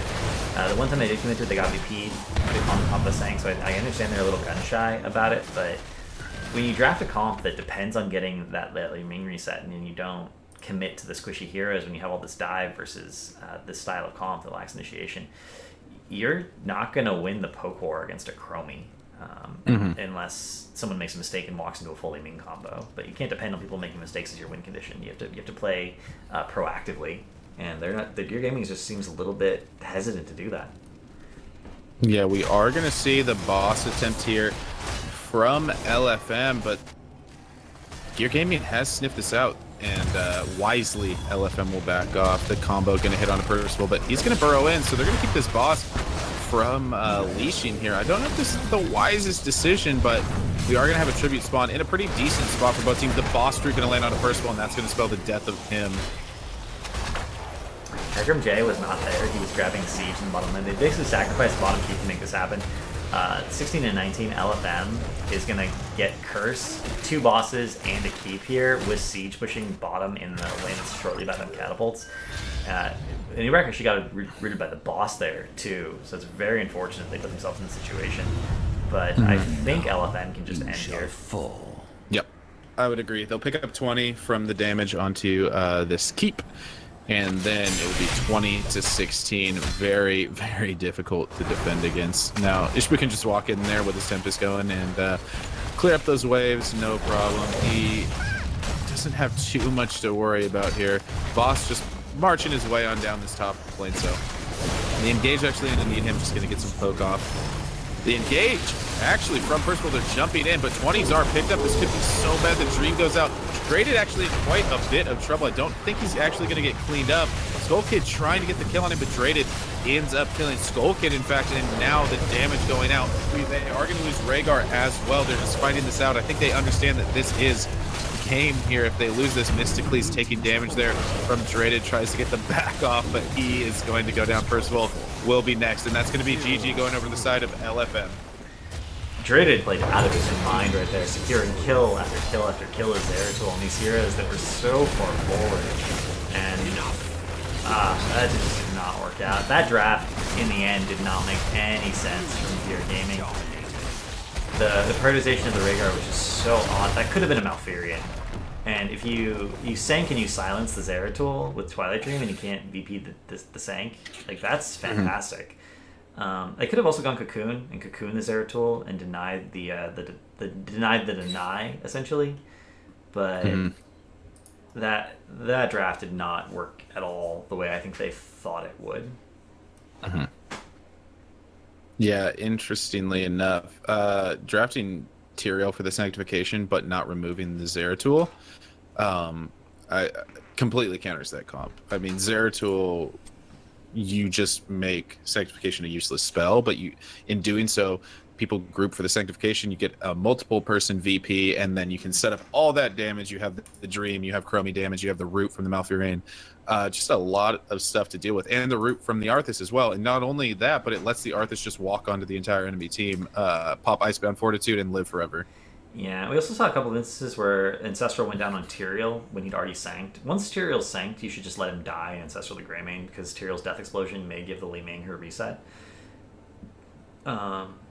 So these are, I mean, in fairness, these are very small things overall that we're picking at, but the nature of Heroes of the Storm, especially in these intense team fights, is that small things end up making a very big difference, because it determines if you win or lose the fight, which determines if you have an advantage, which determines if you win the game. So, if the teams were further apart in skill level, we could be talking about much bigger things that were being done, but instead, because these teams are relatively close and these games are relatively close, we have to talk about these very small things that are making the difference.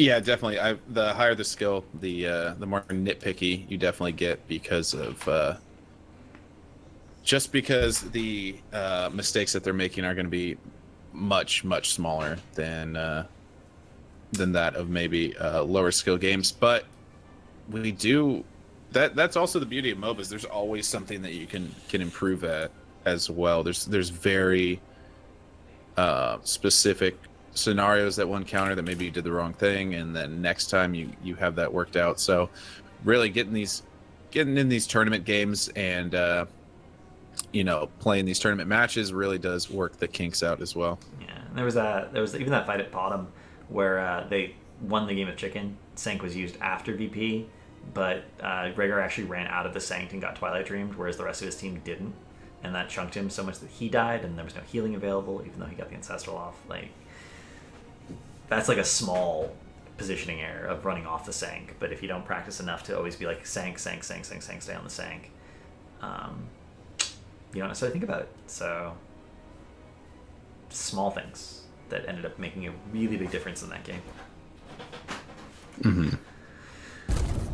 We'll be going into game number 2 here, and the map will be Sky Temple. I'm concerned, and I'm considering changing my prediction to LFM 2-0, because this is another macro map. Mm-hmm. And okay. LFM had much better macro than Gear Gaming in that first game. Yeah. It I think it had a little bit to do with the draft as well. I think that game might have gone a little bit differently had the draft gone towards maybe an auto attacker in that position of the Li Ming. But yeah, I think the macro shot calling on the side of LFM was a bit stronger. So could be the 2-0, or we could see the reverse sweep. Yeah, and again, we do have a Matcherino page for those of you who would like to support the tournament. It is a $1,500 prize pool so far, put up by Geek Gaming. But the Matcherino link is in chat, and if you use the code GGMS, we get a free $1, whether or not you donate anything at all. But there are some cool backer rewards. So I encourage you guys to do that in between the draft when there's not as much action going on the screen. The Haka will be picked up for LFM. They're already prioritizing that macro again. If Gear Gaming doesn't pick up Falstad here, I don't see how they deal with that Haka, given the problem they had in the previous game. Yeah, I can see that. I would, especially out of the 1-2 spot here. They do have that double pick. In fact, so I would like to see them pick up Falstad and then pick up Zeratul to deny the counter to the Falstad and give themselves VP. Because LFM played Zeratul very well last game, and denying that comfort pick, especially on arguably one of Zeratul's best maps, would be really strong. Mm-hmm. It's going to be the Malfurion Falstad, in fact. So maybe we see Zeratul picked once again? I think we're going to see Zeratul. I don't think you watch a team pick up Falstad in the competitive meta and you're like, let's not pick Zeratul. That's just not what happens. Just having Zeratul forces the Falstad to play very, very safely. He can't push lanes as aggressively as he would like to, because you don't never, like, unless Zeratul shows himself on the map, you don't know for a fact where he is. He could be right next to you. He could be in that bush that's three minion waves up ahead. And do you want to get all the way and get all that soak? Well, yeah, but can you? Not safely. Falstad does not have enough tools to juke a Zeratul because of Warple Blade, because of Seeker in the Dark, because of Blink. So yeah, you kind of have to. The only way to do it, you have to essentially get engaged on with Seeker of the Dark, and then you have to barrel roll so he vorpals to you, and then you can gust, and even if he blinks, he's still slowed, so you can get it out. But you have to. It's like a heavy out. It's like all mind games when you gust. You have to get him to use everything. And you have to use Gust, which is it's a short cooldown heroic, but it is your heroic that you're doing just to not die. Static Shield at 4, also very common pickup, sort of negates some of the bursts, so you can maintain your health pool a little bit. But being forced into certain talents and a certain playstyle just because one hero is in the other draft, like, that is something that's annoying to deal with no matter what. It is going to be the Zeratul Rhaegar picked up. I'm glad that they picked up the Zeratul because now it'll be really smart. And they're considering banning the ETC here. I don't understand that ban because ETC Malfurion is so good. I feel like they would want to pick up the ETC if anything. Okay, they changed their minds. They're thinking about banning the Rag now. I've even actually, you mentioned the statics shield. I've even seen Updraft in response to a Zeratul. It's actually really good against Zeratul. The added shields that it gives you will actually keep you from dying. It's range and shields on barrel roll. But Yeah. that's a full not dying to Zeratul talent choice. Yeah. It's actually interesting. If you watch Nostromia's rise from Bronze 5 to Master, she took Updraft a lot on Zeratul all the way up through her Platinum games because it gave her so much outplay potential to dive past people and body block them and definitely secure the kills. But that only works if the people you're playing are a lot worse than you are. Bring the mega death. Yeah, I don't think I've seen Updraft taken unless you're extremely scared of like a Zeratul Brightwing. Like you think you're not even safe near your towers and you have to barrel roll behind a tower. There's going to be the leaning ETC, so I'm glad they didn't ban it. They didn't end up banning the Greymane instead. Arthas was banned as the response by LFM. Arthas would have been a good pickup. They could have picked up Arthas and ETC. That would have been actually really strong. It's funny how much stronger Arthas is, considering that his strongest talents really didn't change very much. Block was always the default picked up, and now we just have Rhyme, which is like a better version. Ghouls, Army of the Dead was always the pickup in competitive play. Now it's just a little bit better. It was worse on ladder. Cindergross always had a higher win rate across I think every league, and Iceman Fortitude at 7 was always the least popular talent on that tier, but the only talent taken in competitive. So it's interesting that it basically was some talent changes and a lot of number tweaks. LFM responding with Lunara and Nubrak, and we're going to see a Nubrak against a Li Ming. This is the first time that a team has allowed this to happen tonight. We're going to see exactly how devastating that can be to deal with. Mm-hmm. In response to the Arthas, they essentially just like turned the slider up on him because it's no one thing that made him what he is. It's a combination of just buffs to all like talents across the board that made him what he is. A lot of number tweaks.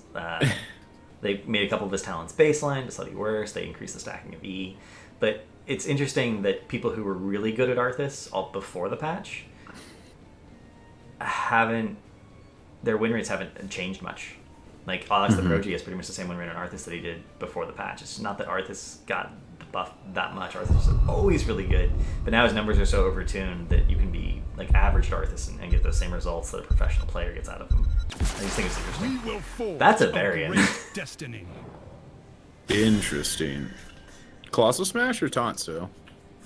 I mean, it's got to be. I don't think it's going to be Twin Blades. I will say that. I kind of like the decision, considering Lunara and Zeratul are both pretty late game heroes. They're going to be able to comfortably get to 10. Are we going to see Parryon? I would not be upset with Parryon with Colossus Smash at all. But that is a pretty risky thing to do. Yeah, this is going to be a doozy of a game, if you will. They interesting drafts on both sides. I really am worried about the viability of that Li Ming versus the Anubrak. I think this is what you have to do in this situation where you feel like you're not the favored team is pull things like this out, right? Where you have late game strategies. So Lunara has been a really big comfort pick for Gear Gaming. We've seen it a lot today. And LFM's responding to that by picking up something that maybe they haven't practiced against. Both teams are trying to get as big as an advantage they can here in the draft phase.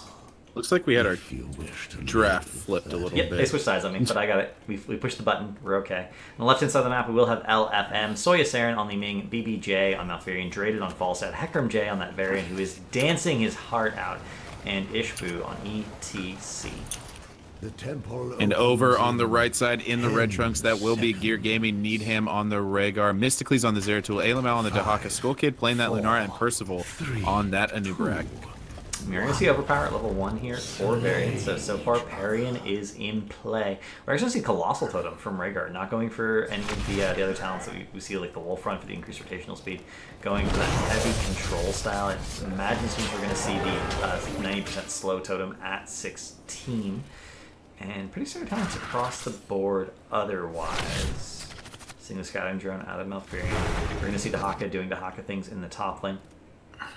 Looks like Falstad is in bot, thinking Dahaka was going to be there. But I'm curious to see.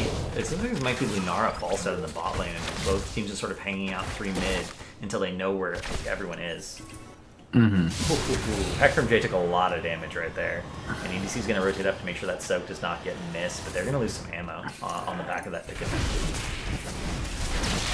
Yeah, Draded down here in that bottom lane. We are going to see Seasoned Marksman, so look for him to be establishing dominance around the map, but he does have to be careful because we did talk about that Zeratul pick. The Burrow going in, very, very ambitious.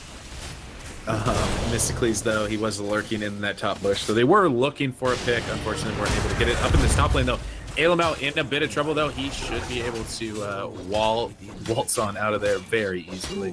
Deserves waltz. That would be an interesting thing. Oh, a pick attempt here on the Draded, and that one actually succeeds.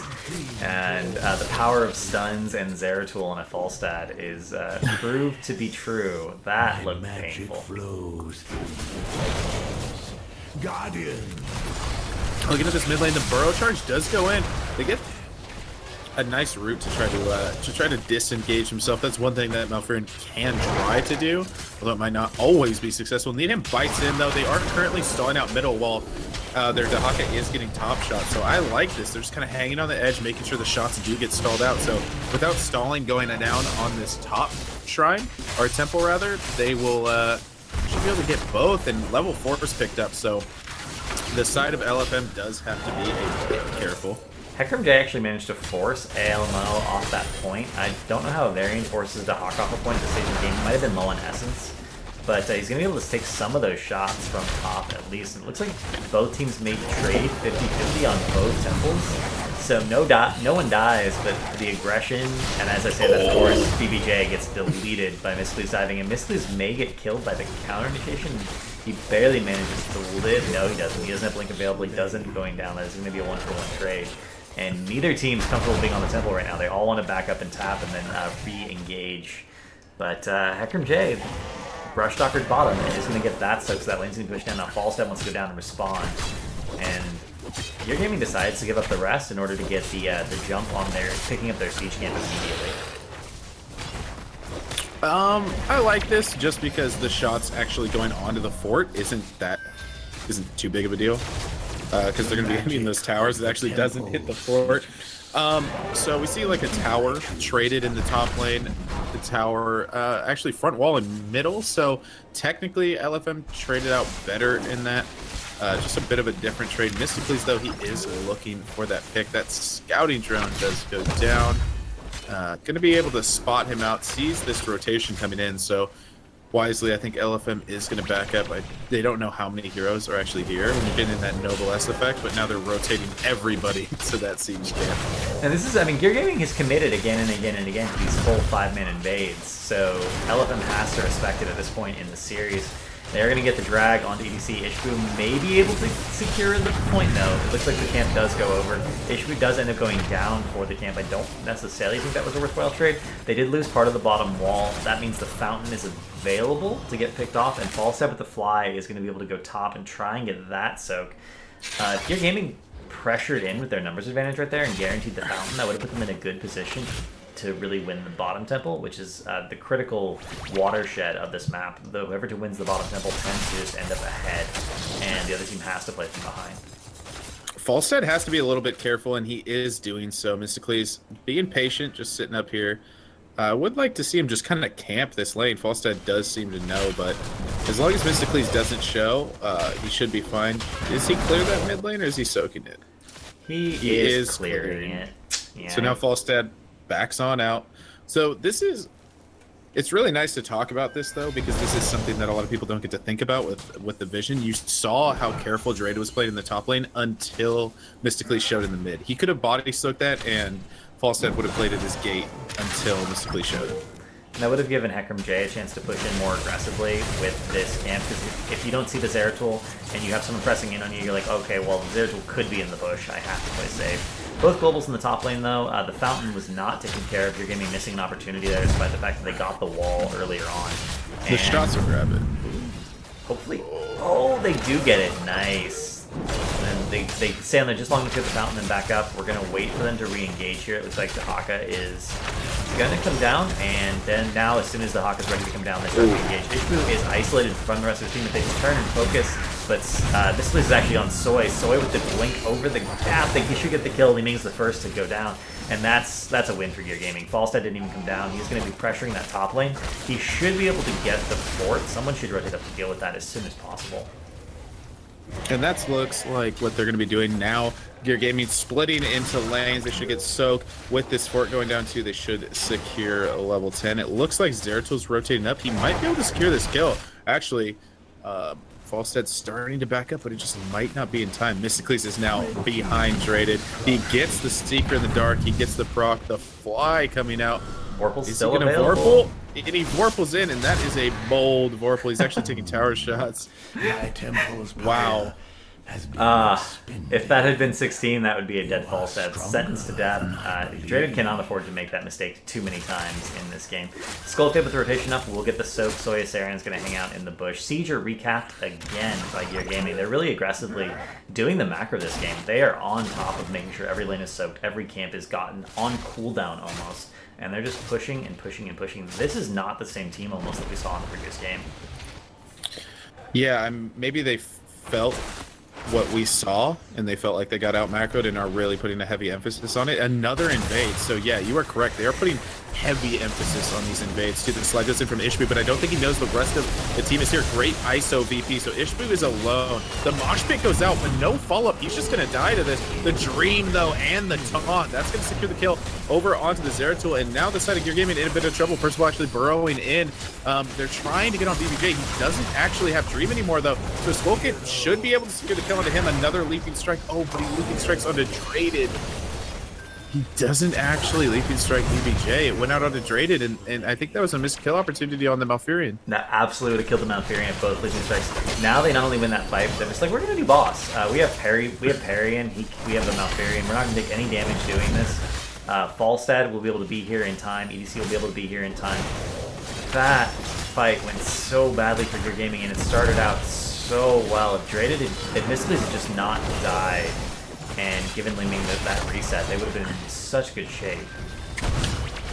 Yeah, unfortunately, they, I think someone walked into Mosh. I'm trying to watch it, and I'll let you know who it was, but at the end there, that Mosh was a 3-man. Skullkid was chipping away at Ishbu, and they were about to get the kill, and someone walked in, and that made it a 4-man Mosh. Unfortunately, I want to see who that was, just because we'll see if it actually mattered as to if the fight could have turned different. Well, we'll give you guys an update on that soon. Fortunately, we don't have an instant replay feature, but at least we have an instant redescribe feature from Grizz on the ball here with his production value. We're going to see the temples traded out here, but because LFM is now ahead on structure damage, trading is always going to be in their favor. Gear Gaming is forced to do this because of the talent advantage, and we actually even see the invade here from LFM.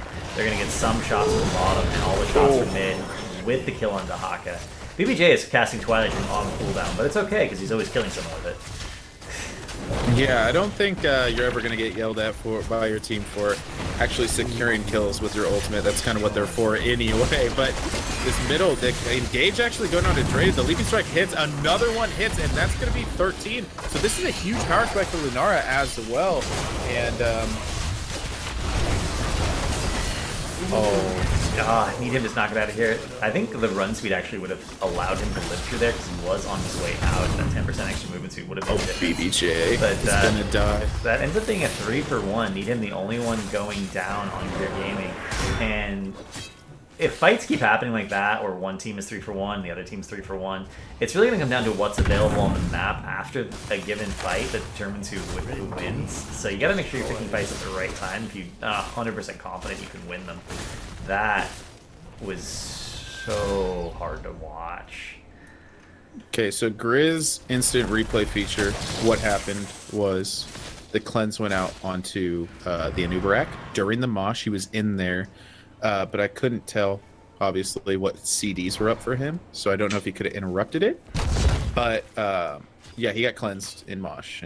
Well, he burst charged into the cam, and then he impaled the back line, so I don't think either one of those was available. Looks like we're going to have a pause, and we're going to have a slight DC. So we're gonna tab back over. You guys are gonna see our pretty faces for a little while. Go back to sitting tall so the camera lines up all right. No, we sit up tall the entire time, guys. 13 was picked up for both sides. We are gonna see some pretty standard talents across the board. Burning Rage for the Nubrak again. Not a huge priority on that Acid Drench Mandibles, which is so like Bed of Barbs enables it so well. I'm always confused when I don't see it. It does give you, I mean, Burning Rage does give you free wave clear, but you have Volstead, you have Li Ming, you have Echo Pedal from ETC. Unfair Advantage, Primal Swarm, Mending Strikes, and Tidal Waves. So Rhaegar concerned about his throughput, not concerned about denying the burst on a specific target with something like Urshield. He's really concerned just about his pure throughput in these long extended fights. And when you have a Li Ming, or excuse me, when you have a Lunara on your team, you can definitely understand that. I just with Acid Drench Mandibles, you can actually just solo out the Li Ming though. If she blinks and then you can get on her, you can just kill her with autos. If you hit Bed of Barbs and then just start autoing her, she dies. Yeah, but... that's 100% true. So I don't understand why you won't take it. Well, same with Falstad too. Both their hero health pools are low enough to where 3 autos at that 70% increase will actually kill them. Yeah, I don't understand. Bruisers will be picked up. We will see the Ice Block, the Face Smelt, Mortal Strike, Flow Rider, and Illusionist. I think after the nerf to Warbringer, Juggernaut became a lot worse because of the you don't usually take the cooldown anymore on that Warbringer, so you don't get the Juggernaut. So Mortal Strike will deny the value from the Ancestral consistently. It's I almost wonder if Bloodlust would have been better just because of Mortal Strike. Probably not. That's actually really interesting. Yeah, because you... Wait. That's not real. Wait, did you see in-game chat? Yeah. Oh. Toronto. That can't have actually happened. I need to do some research. Alright, let's see here. Yeah, the bracket hasn't been updated. They're just trolling, I think. Okay, good. Just trolling. My bracket would go really far down in ranking if UTA lost, because I have UTA winning and then I coin flipped for everyone else. So somehow I managed to, like, I'm in the top 1,000 right now, I think, with the coin flips. But if UTA does not win, then I'm going to be in my bracket's going to be in a lot of trouble. Nice Ancestral, but it does get mitigated quite a bit. Mystically's, again, getting taunted and getting focused. He does live this time. Oh, nice Burrow, but the Hawk is going to go down regardless. He popped everything way too late there. He did pop it all, but not in time. Adaptation was wasted. And that's going to be LFM. Aggressively taking that team fight. A lot of resources burned for no benefit for Gear Gaming. Yeah, a bit seems fishy. Unfortunately for them, they're going to have to soak 16 here for just a bit. They should be able to get it in the mid lane. Percival rotating out. Wisely, though, there was a rotation for him baited. He got the stream in his sights. I think these teams are just having fun at this point. Of course, most of the amateur teams in the scene know each other. They play each other regularly on ladder, for instance. They all are relatively high MMR players. They both all dedicate a lot of time to the game. So they're just joshing around each other. B-steps that we've also been seeing pretty consistently throughout the series have been, friendly in nature. Exactly, Skulky got it. It's playful banter. That's a great word. So, moving on into this temple phase, both teams have secured level 16. So, moving on forward, Falstad has to be very scared of Zeratul. He's kind of soaking down in that bot lane. Dahaka gonna match down there, but Trade hit just being kind of sneaky. He's in that bush, he's being very passive, he's not showing. He does have to fly in, and that's going to be Percival with a taunt. He gets Ancestral, but again, he's so low. He charges back in with the Locust Swarm. He gets healed up, Li Ming ends up going down. As just Draded, that's all their damage. They're all dead. They are all going to be going down. Hecarim J is next. Skull Kid going to be able to use that Lunara move speed. He should get the kill on Ishbu, actually. He thinks better of it. They're going to go straight for mid keep. Boss is up in 13 seconds. It looks like they are going to get the mid wall first. Oh, they're going to the bottom. Oh, they're prepping for boss. They're going to get the bottom keep. Their objective here is to get the entire bottom keep. They have enough time to do it. This is the right call, and it's the call we see so rarely outside of professional play. They don't get the. They got wall backed up. Interesting. I don't know about this. Ishbu may be a little bit too far forward here. No, he does manage to power side his way out of there. He's stalling. They're going to go into boss, but they have fly. Do they have gust? They have gust. They will have fly. They're gonna get siege. I feel like your gaming had a plan, and that plan fell apart, and now they don't have a plan anymore.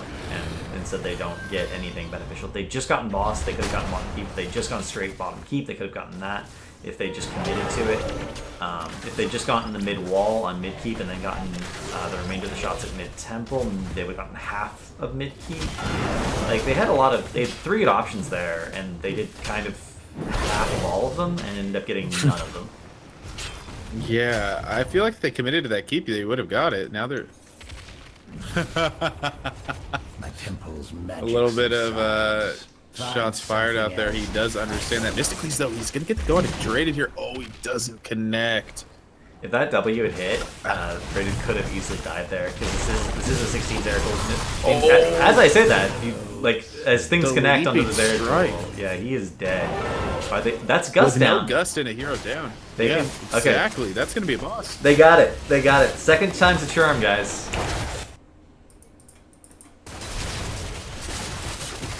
They are scouting this out, but there's really nothing they can do. I like how Skull Kid calls out. He knew how wonky that probably looked, and he gives the shout out to we're really good at macro. Ishbu can't do anything about this. I don't even like hanging around here, honestly. It's just going to set you up to possibly get VP'd or have something bad happen. Yeah, I mean, posturing when you're down a man, unless there's some potential to get an advantage, is pretty bad. They could have been soaking doing that. And then come back to defend the keep. It would have gotten them a little bit of. They could have gotten a quarter of a level. Like small differences can matter. But this is at least going to be a keep here because the wall is gone, and your gaming will have to be the first team to have that catapult pressure.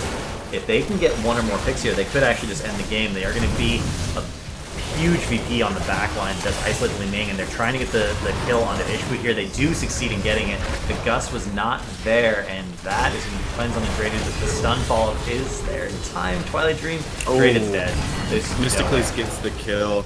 Nicely done. That's 2 members down with a boss that's over half health. BBJ will be the next one to fall.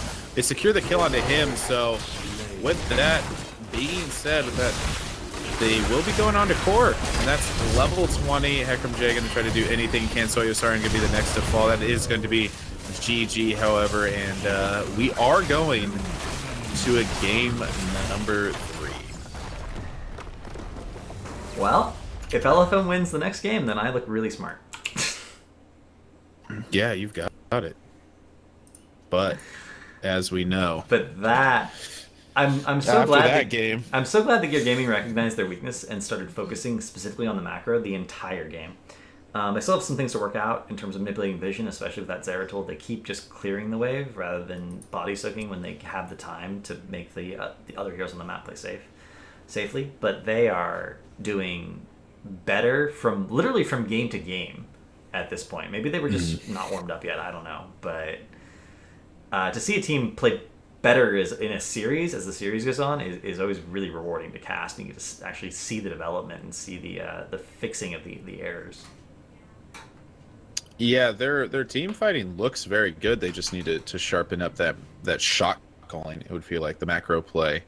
So we will be going into a game number 3, and what more can you ask for, folks? These teams are playing for seeding. They are playing for that opportunity to pick which pro team they'll actually be playing against. So this does matter. Although it is seeding, that does matter a lot. They can pick a team they're either friends with, perhaps, or maybe even that they feel that they match up better, or that they can even take down. So with all that being said, these games do matter when it comes to seeding. Yeah, they really do. Let me see if I can get an update on our third place match, because I don't know. I know everyone wants to know how that went. I certainly do. Who for the Heroes of the Dorm, who gets the what are the prizes broken down into as far as like the amount of people? I think it's for, if you're participating in Heroes of the Dorm, the grand winners get their college tuition paid for, and that's it. No one else gets anything. I'm talking about the bracket. Oh, for the bracket, I think it's the top 500 get the Kerrigan skin, or whatever skin they release that season for free. Oh. So. I think you're actually in it. Someone in chat said you're 450 right now. Yeah. So. You moved on up.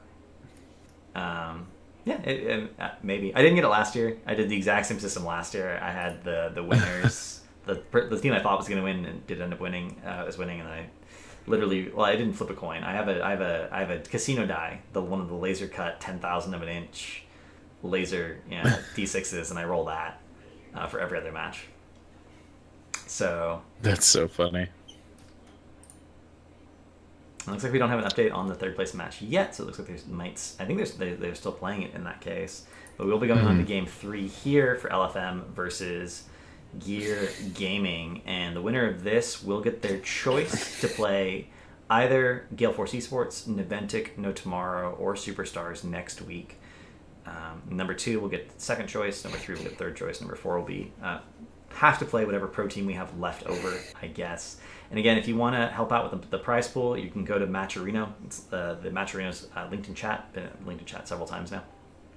You can put in the code GGMS, and we'll get a free dollar up to $200. But we also have backer rewards if you'd like to increase the prize pool. I think we do still have, we still have the scroll below, so you can see that Shirley Jewel donated $20 right there. Thank you, Shirley Jewel. Shout out to Shirley Jewel. And there's quite a few other people. So if that's something you want to do to support this event, the Maelstrom, the first ProAm tournament in North America, it's something you're more than welcome to do. Yeah, we should be jumping into this game in just a second. Actually, lobby is up, so we will be jumping into draft. The map, however, will be Battlefield of Eternity, a map that we did see Gear Gaming play on. Looked a little bit shaky on, not gonna lie. Gear Gaming, we saw them play, looked a bit shaky, but they regained composure and actually took that game. So looks like everybody's ready. So we'll be moving into draft right now into our next, or actually our final game of the night, our final game of this series. This is game number 3. This is between LFM and Gear Gaming. So this is for that number 1 seed spot, and for bragging rights as well, taking this week. Will be indeed. And we say that Gear Gaming did not perform well on this map earlier on, but on the other hand, they did win. And if their major weakness as a team is really in team fights but poor macro, 2-lane maps are kind of the map you want to be on as a team that has a particular weakness where lots of brawling is enabled, especially if you draft it the right way with one racer and a really strong 4-man defense. LFM banning out that Zarya. No shielders seems to be the rule of thumb for both teams here. We just don't want to deal with it. Tassar is going to be the response by Gear Gaming. And I'll be curious to see if any of the odd picks get picked out. LFM knows what they want, though. They're immediately locking in that Malfurion. We are getting a confirmation from chat. So to answer your question, Grizz, it's the 499 people in the top 500 get the hero and the skin if you don't own her. First place gets $10,000 for the bracket challenge. 499 people get it? Yeah, so everyone in the top 500 that's not first place, the first place gets 10K. Yeah. Maybe the first place person also gets the skin. I don't know. It seems excessive to give them a skin and 10K. Gear Gaming is spending a lot of time thinking about how they want to respond to this. And their answer is Arthas Zeratul. That's an interesting pickup. You know what I'd actually like to see?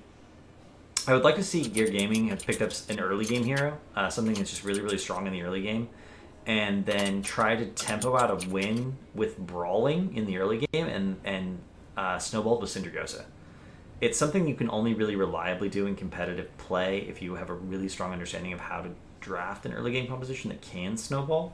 But on Battlefield of Eternity in particular, it's something that is easier to do than otherwise. And Zeratul can contribute to that a little bit by being that the stealth soaker. You know, he's soaking, but you don't see it. We're going to see the Leeming and Nubarak picked up, things that we've seen together time and time again now that the changes to Nubarak went through. And pretty much if you let a Nubarak through, you get... if you let a Nubarak through and you take Leeming, your Leeming becomes essentially a little bit useless. Yeah, they could have forced... I mean, they could have picked something else and then used their ban on the Nubarak, but they decided they didn't really want to do that. That does give them that poke option. So now they have the ability to stand really far back from the Immortal and still do significant amount of race on it. Banning the ETC, actually concerned about the stun chain. I am actually a little bit afraid of Tyrande with the Leeming, Malfurion, and Nubarak. It's something that Superstars likes to run on Battlefield of Eternity. They practice the composition quite a bit. It gives you race and it gives you pick potential. All you need to do is pick up a reliable soul laner, and Leeming is all the eraser damage you need, especially with all the stuns or all the shields banned out. It does get countered by Medivh, but if you last pick the Tyrande, it's not the biggest concern. They do ban out Lunara though. Gear Gaming gonna pick up that very typical Greymane for the race and the Tyrael to save the Greymane. I like that because it means you can't counter Ida the Zeratul with the... you can't have that game of chicken if LFM decided to pick up Tyrael themselves. I don't know how much I'm favoring the comp of LFM at this moment in time. Or is it Gear Gaming? Did they switch sides again? They switch sides. Gear Gaming is blue right now. LFM is red. I don't know how much I'm leaning towards Gear Gaming at this moment in time, seeing this draft. It's a lot of dive. But I guess that is more towards the style of play that they like, too. We see them always playing aggressive, diving in, taking camps. So it could work. I'm glad to see that they paired something with the Arthas. They're not just going to be running him as that solo tank, but their comp's all melee at this moment in time. I mean, Greymane, I get it, but when he's doing the majority of his damage, he'll be in that war uniform. Oh wow, that is going to be the Valera and the Muradin. That's 5 heroes with CC and 1 hero with burst. Is what we're looking at here from LFM. That's terrifying. They do have sanctification, but if they don't pick up a healer that has cleanse, they're going to be in a lot of trouble. Yep. What do you want here? Rhaegar is the obvious choice, but yeah, I was going to say Rhaegar is the obvious choice because you want that race potential. But Kharazim post 16 is the best anti-CC support in the entire game. My concern is Battlefield of Eternity getting to 16 is not going to be easy. Yeah, the 3 cleanses on very short cooldown is pretty nice. Pretty nice to have against heavy CC comp. Double frontline with that Valera. We did see LFM run that before, though. Or earlier today, should I say. We saw them play the Valera. I believe it. Yeah, it was Draded playing that, and he was able to get into the backline. He went with that build that you were speaking of. That's just meant to essentially just assassinate people. And who do you really assassinate on the side of Gear Gaming, though? You could try to get on Kharazim, but Kharazim's a very elusive hero. All these heroes, minus Arthas, are very mobile heroes, actually. Arthas is the one that can just stand there, but you're not killing him. No, and Tyrael Arthas has so much synergy because Tyrael gives Arthas the one thing he lacks, which is mobility.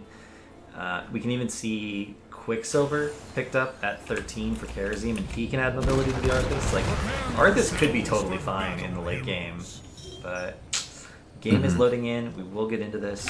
We do have the games at 1 and 1. So on the left-hand side, we'll have Gear Gaming Mysticles. Again, on that Zeratul, Need Him on Karazim A, LMAO, and Tyrael, Skull Kid on Greymane, and Percival on that Arthas. The battle begins. And over here on the right side, in the red 10 trunks, it seconds. will be LFM. That will be BBJ playing Malfurion Draded on the Valera. Ishbu playing the Murden. Hekram J on the Anubrak. And Soy Osarian playing that Li Ming.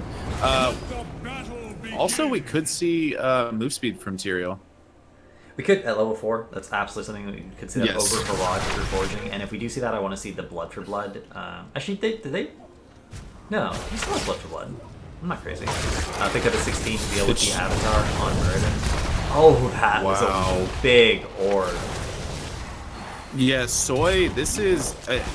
before he was playing competitive, he came up as a one-trick Li Ming. So, Soy on Li Ming, going to be doing a lot of damage. Nice block there from Percival, actually. He stopping the damage going on to Need Him there. But in the laning phase, you have to give it over to the lane without a Zeratul in it. Zeratul doesn't really offer too much as far as laning is concerned. Plus, he's going to be playing up against that scouting drone, so that will reveal him. So he's going to be sitting in that corner for a little bit. Yeah, we see Percival throwing out these roots, trying to get free stacks on that Frost Presence quest level 1. He didn't take Rhyme, which is going to leave him slightly more vulnerable to getting bursted out. But with the culmination of Frost Presence and Shattered Armor at 13, he will be able to help his team secure a lot of kills, potentially, hopefully. We are going to see Tyrael versus Anubarak in the top lane here. This is a relatively even lane. Difficult for neither person to really just straight up win it. And we're going to see the Korean pick up here for Ishbu. Perfect Storm at level 1, going for the mana sustain over the health sustain. And getting the stacking damage as the game goes on. That was always my talent choice as well, just because, like, late game you can secure a lot of kills with having that extra damage in the initiation, and just being able to throw them more frequently as well with having that mana. Don't have to worry as much about the mana bar. The one thing we never see, but is always a possibility, is Sledgehammer at 4. It's only on this map, and it's kind of hilarious to see. Yeah, because it does scale. The 400% Yes. increased damage scales with the quest talent. So for every stack of Perfect Storm, you do 20 additional damage to the Immortal. Yeah, it's actually ridiculous. By the mid dip. Wow, a kill already there over on a grid, and Ishbu's gonna go down as well. So that's a big fight, and this dive comp is in full effect right now. Mystically still in. He tries to go on to BBJ. Do they have the kill? Skull Kid able to get that one. Mystically's actually, I think, kill secured it with the Vorpal in, but wow, we're seeing the power. If you can play this comp, they're committing to the dive, and it's working. That is one kill. Actually, so Zeratul did not secure any of those kills so far. It was just the Tyrael, the Karazim, and the Greymane that actually secured the killing blows. Enough. I seek better ground. But I don't know. I don't really think of kills as being separate from assists, personally. I was not a huge fan of that change. I think most cases it's a team effort to secure most of these picks. LFM trying to defend here, even though this is the worst possible position to defend in. I don't think they can do anything. I think it would be better to at least have one person racing. But they don't have anyone racing right now. Draded is going to move over there and start to do it. But I love this. They're soaking both. Now Zeratul's coming in, but he wasn't showing this time. That's huge. He is actually going over to fight Draded. Draded not going to do too well against a Zeratul, but now they are getting damage. Skull Kid actually taking a bit of damage. He has to be a little bit scared. They are getting split though, and now Percival is the one that's being caught out. He is going to be taken down, and Need Him could be the next to fall. Ishbu jumps in. They're going to secure the kill on Need Him. And is the Tyrael next? He is. That was such a disastrous fight. They got so split, and that was... that completely evens out the kills. So now it's 3-3. Gear Gaming was doing so well at being patient, but then they just suddenly stopped. They just decided to stop doing the thing that was working for them and do something else. They are going to get a lot of damage on the Ishbu here, but he's going to jump out. And if Mystics can actually secure the kill here, they cannot, and they don't manage to get the Immortal. That would be going over to LFM. If they put all that damage onto the Immortal instead of the Issue, I think they would have actually won it.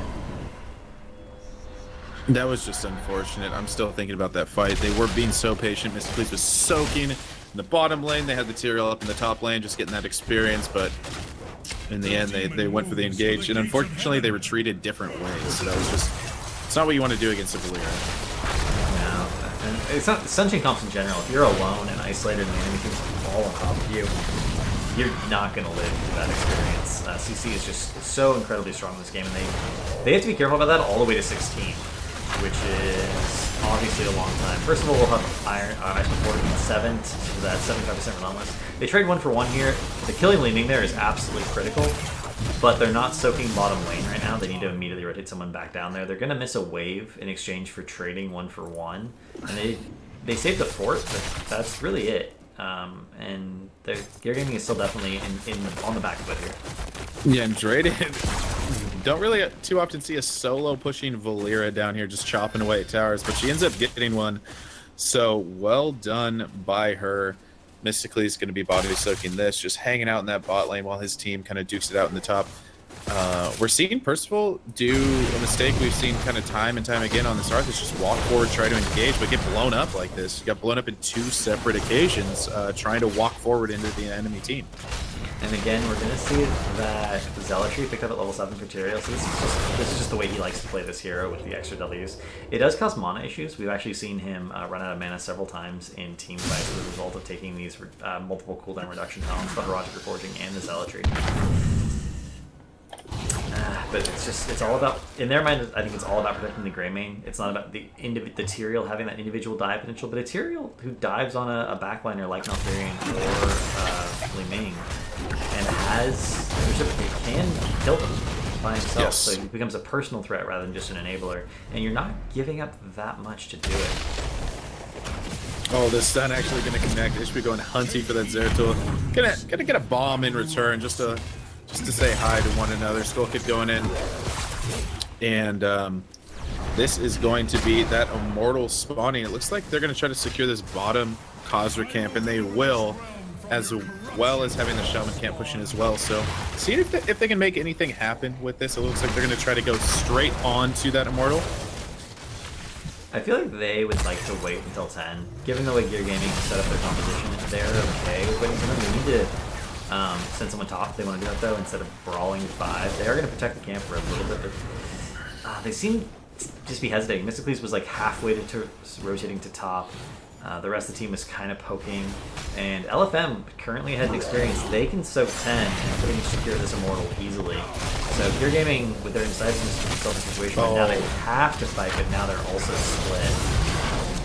He popped Icebound Fortitude. He actually did get hit by the boss stun, but it's actually a heads-up play to pop Icebound before that happened. They actually get the root on Hecarim J. He gets a nice cleanse, but they are fighting under an Immortal as well. Mysticles tries to get onto the backline. He's getting damage onto Soyosarian, but kind of bobbing in and out of this fight. The root actually able to land on the Drayden. Are they going to get that kill? The Skull Kid eating a Li Ming combo on the back of this, though, and now Percival in a bit of trouble. Nice root, trying to peel for himself, and I think that might be enough. Need him blinking to him, able to give him a heal, but what a fight kind of breaking out. And now Gear Gaming in a bad position because LFM will be securing 10 in just a second.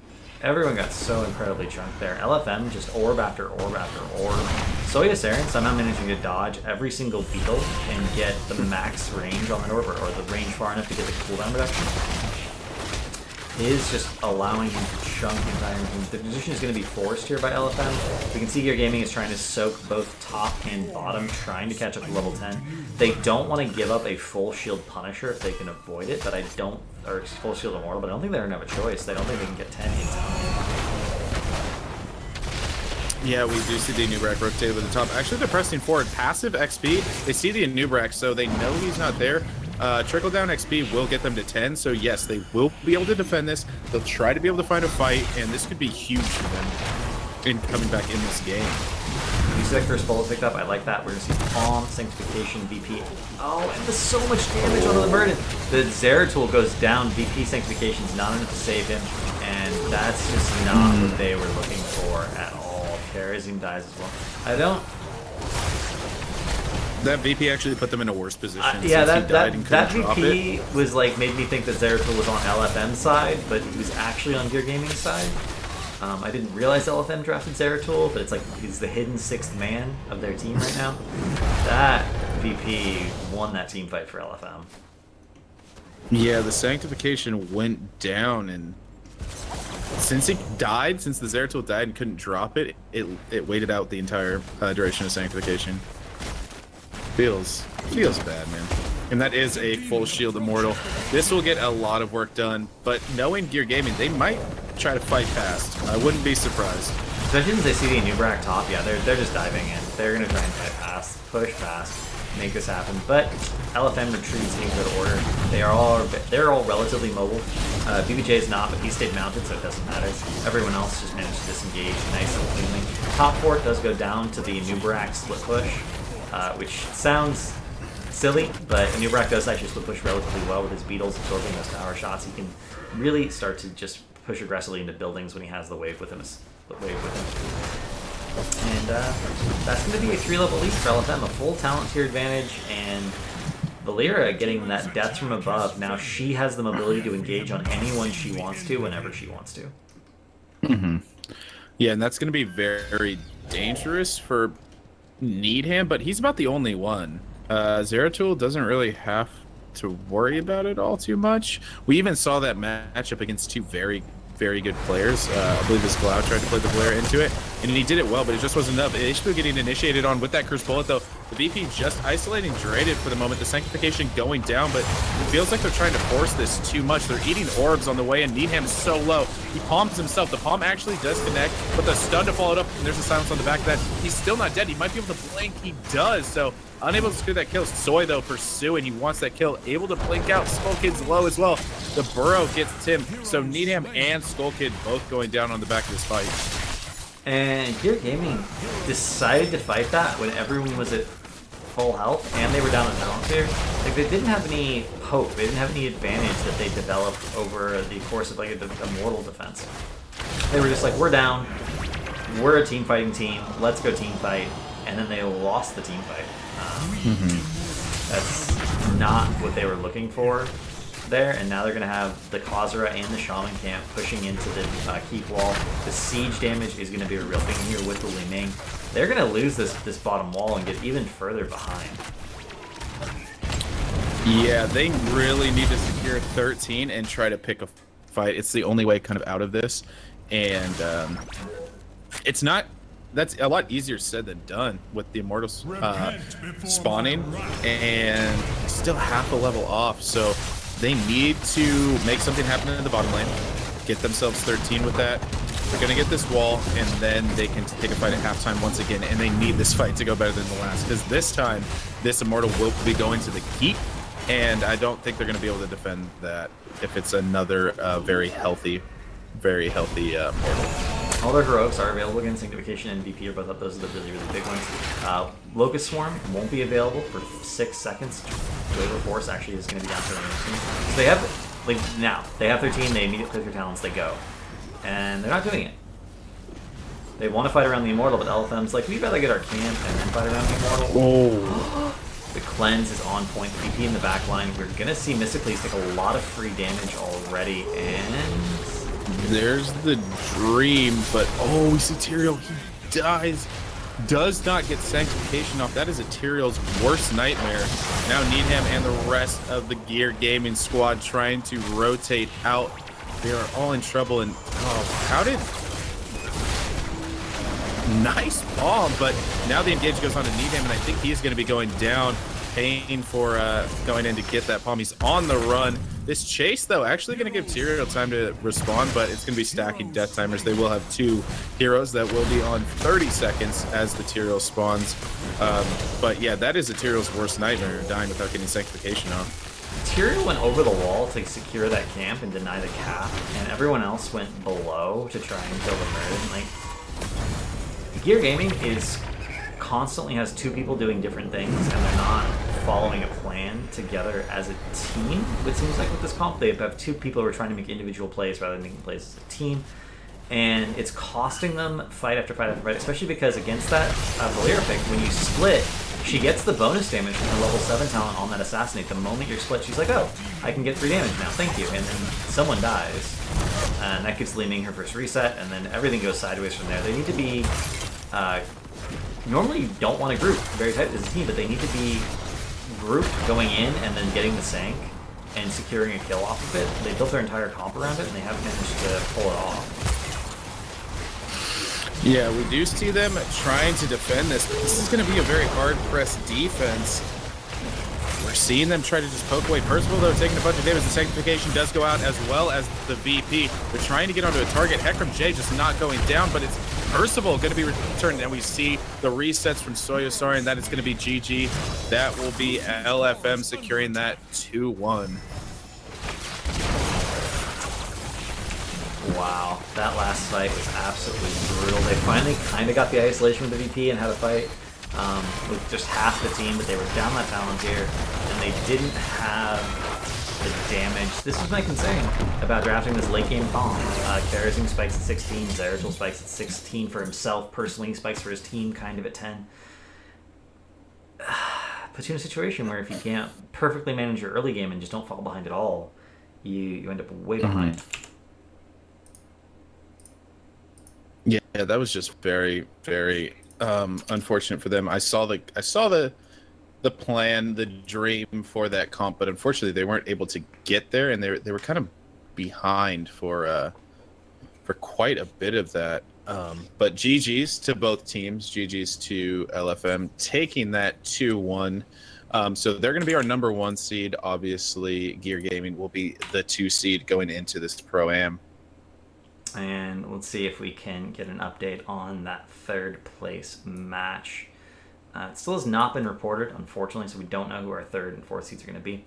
But next week, we will be playing the quarterfinals of our tournament. So the way this is going to work is our top 4 amateur teams, LFM, Gear Gaming, Thunder Awakens, and 3D will all play against a pro team of their choice. And our first seed gets to pick which team they want to play against. Second seed, the pro teams are going to be 4 of the teams that are currently in the Heroes Global Championship North America: Superstars, Gale Force Esports, Naventic, and No Tomorrow. And then the winners of those will advance to the semifinals and the grand finals, which will be played on April 5th and 6th. There will be a pre-show going over this week and talking a little bit more about who Gear Gaming is this coming Monday at 5 p.m. PST. There was one to introduce the tournament as well. If you go back and check the VOD, there's actually a wonderful interview with David Wu from Panda Global, one of the founders of Panda Global. Really like him quite a bit. It was a wonderful interview. I'm Cavalier Guest, and this is my co-host Grizz. Thank you for being here with me today. Anything you want to say to the Twitch fans? Yeah, you can go give me a follow there on Twitch at Grizz_GG. I do stream every day starting at 12 p.m. PST, or on Twitter at Grizz_GG as well. But huge shout out to everyone that joined in with us tonight and, was able to tune in for this tournament. That's why we do it. And I'm just happy we could bring you guys an amateur tournament. This Pro-Am tournament should be very interesting going forward now. Yeah, I mean, it's going to be very exciting. I honestly can't wait to cast those games. Personally, I'm sure you feel very similar. And you guys should follow Grizz. You should watch Grizz. He is a Grandmaster level player on ladder. He streams every day, and he has the same articulation when he's playing Hero League as he does when he's casting. So he's really good at explaining his decisions, why he does certain things. Just thanks. Educational way to learn the game. Thank you all for watching. And remember to check out our Matcherino page. You can donate. You can put in the code GMSS, put in no money, and still give us $1 to increase our prize pool. Currently, the prize pool is, I think, at 1580 something. Yeah, so we've had 80 or so redeems, correct? Yeah, so we have quite a lot more redeems, especially considering that a lot of people have actually been donating real money as well, including this Shirley Jewel donated $20. That's scrolling across the screen right now. Convenient. Shout out to all our donators. Shout out to everyone who's gone and put in that code. And shout out to everyone just watching in general. Thank you all so much for your support. And it looks like LFM wants No Tomorrow. I'm being told that LFM knows what team they want to pick up, and that is going to be interesting. We will we'll leave you with that tease. The Monday pre-show, we will have all of the matchups scheduled out for you, so you guys know will know what is going on for the coming week. We'll also have an interview with Zuna from Naventic. It's going to be interesting interviews. We're going to focus on of course, Zuna played LoL professionally before he started playing Heroes of the Storm professionally, so we're going to focus on the differences in the scenes and how he thinks we can build up the professional and the amateur scene in Heroes of the Storm to the same level that it is in LoL, build up the game more. So if that's something you are curious about, come here for Monday's interview. And that'll be it for us tonight. Thank you all for watching, and we'll see you all next week. Have a good night, guys.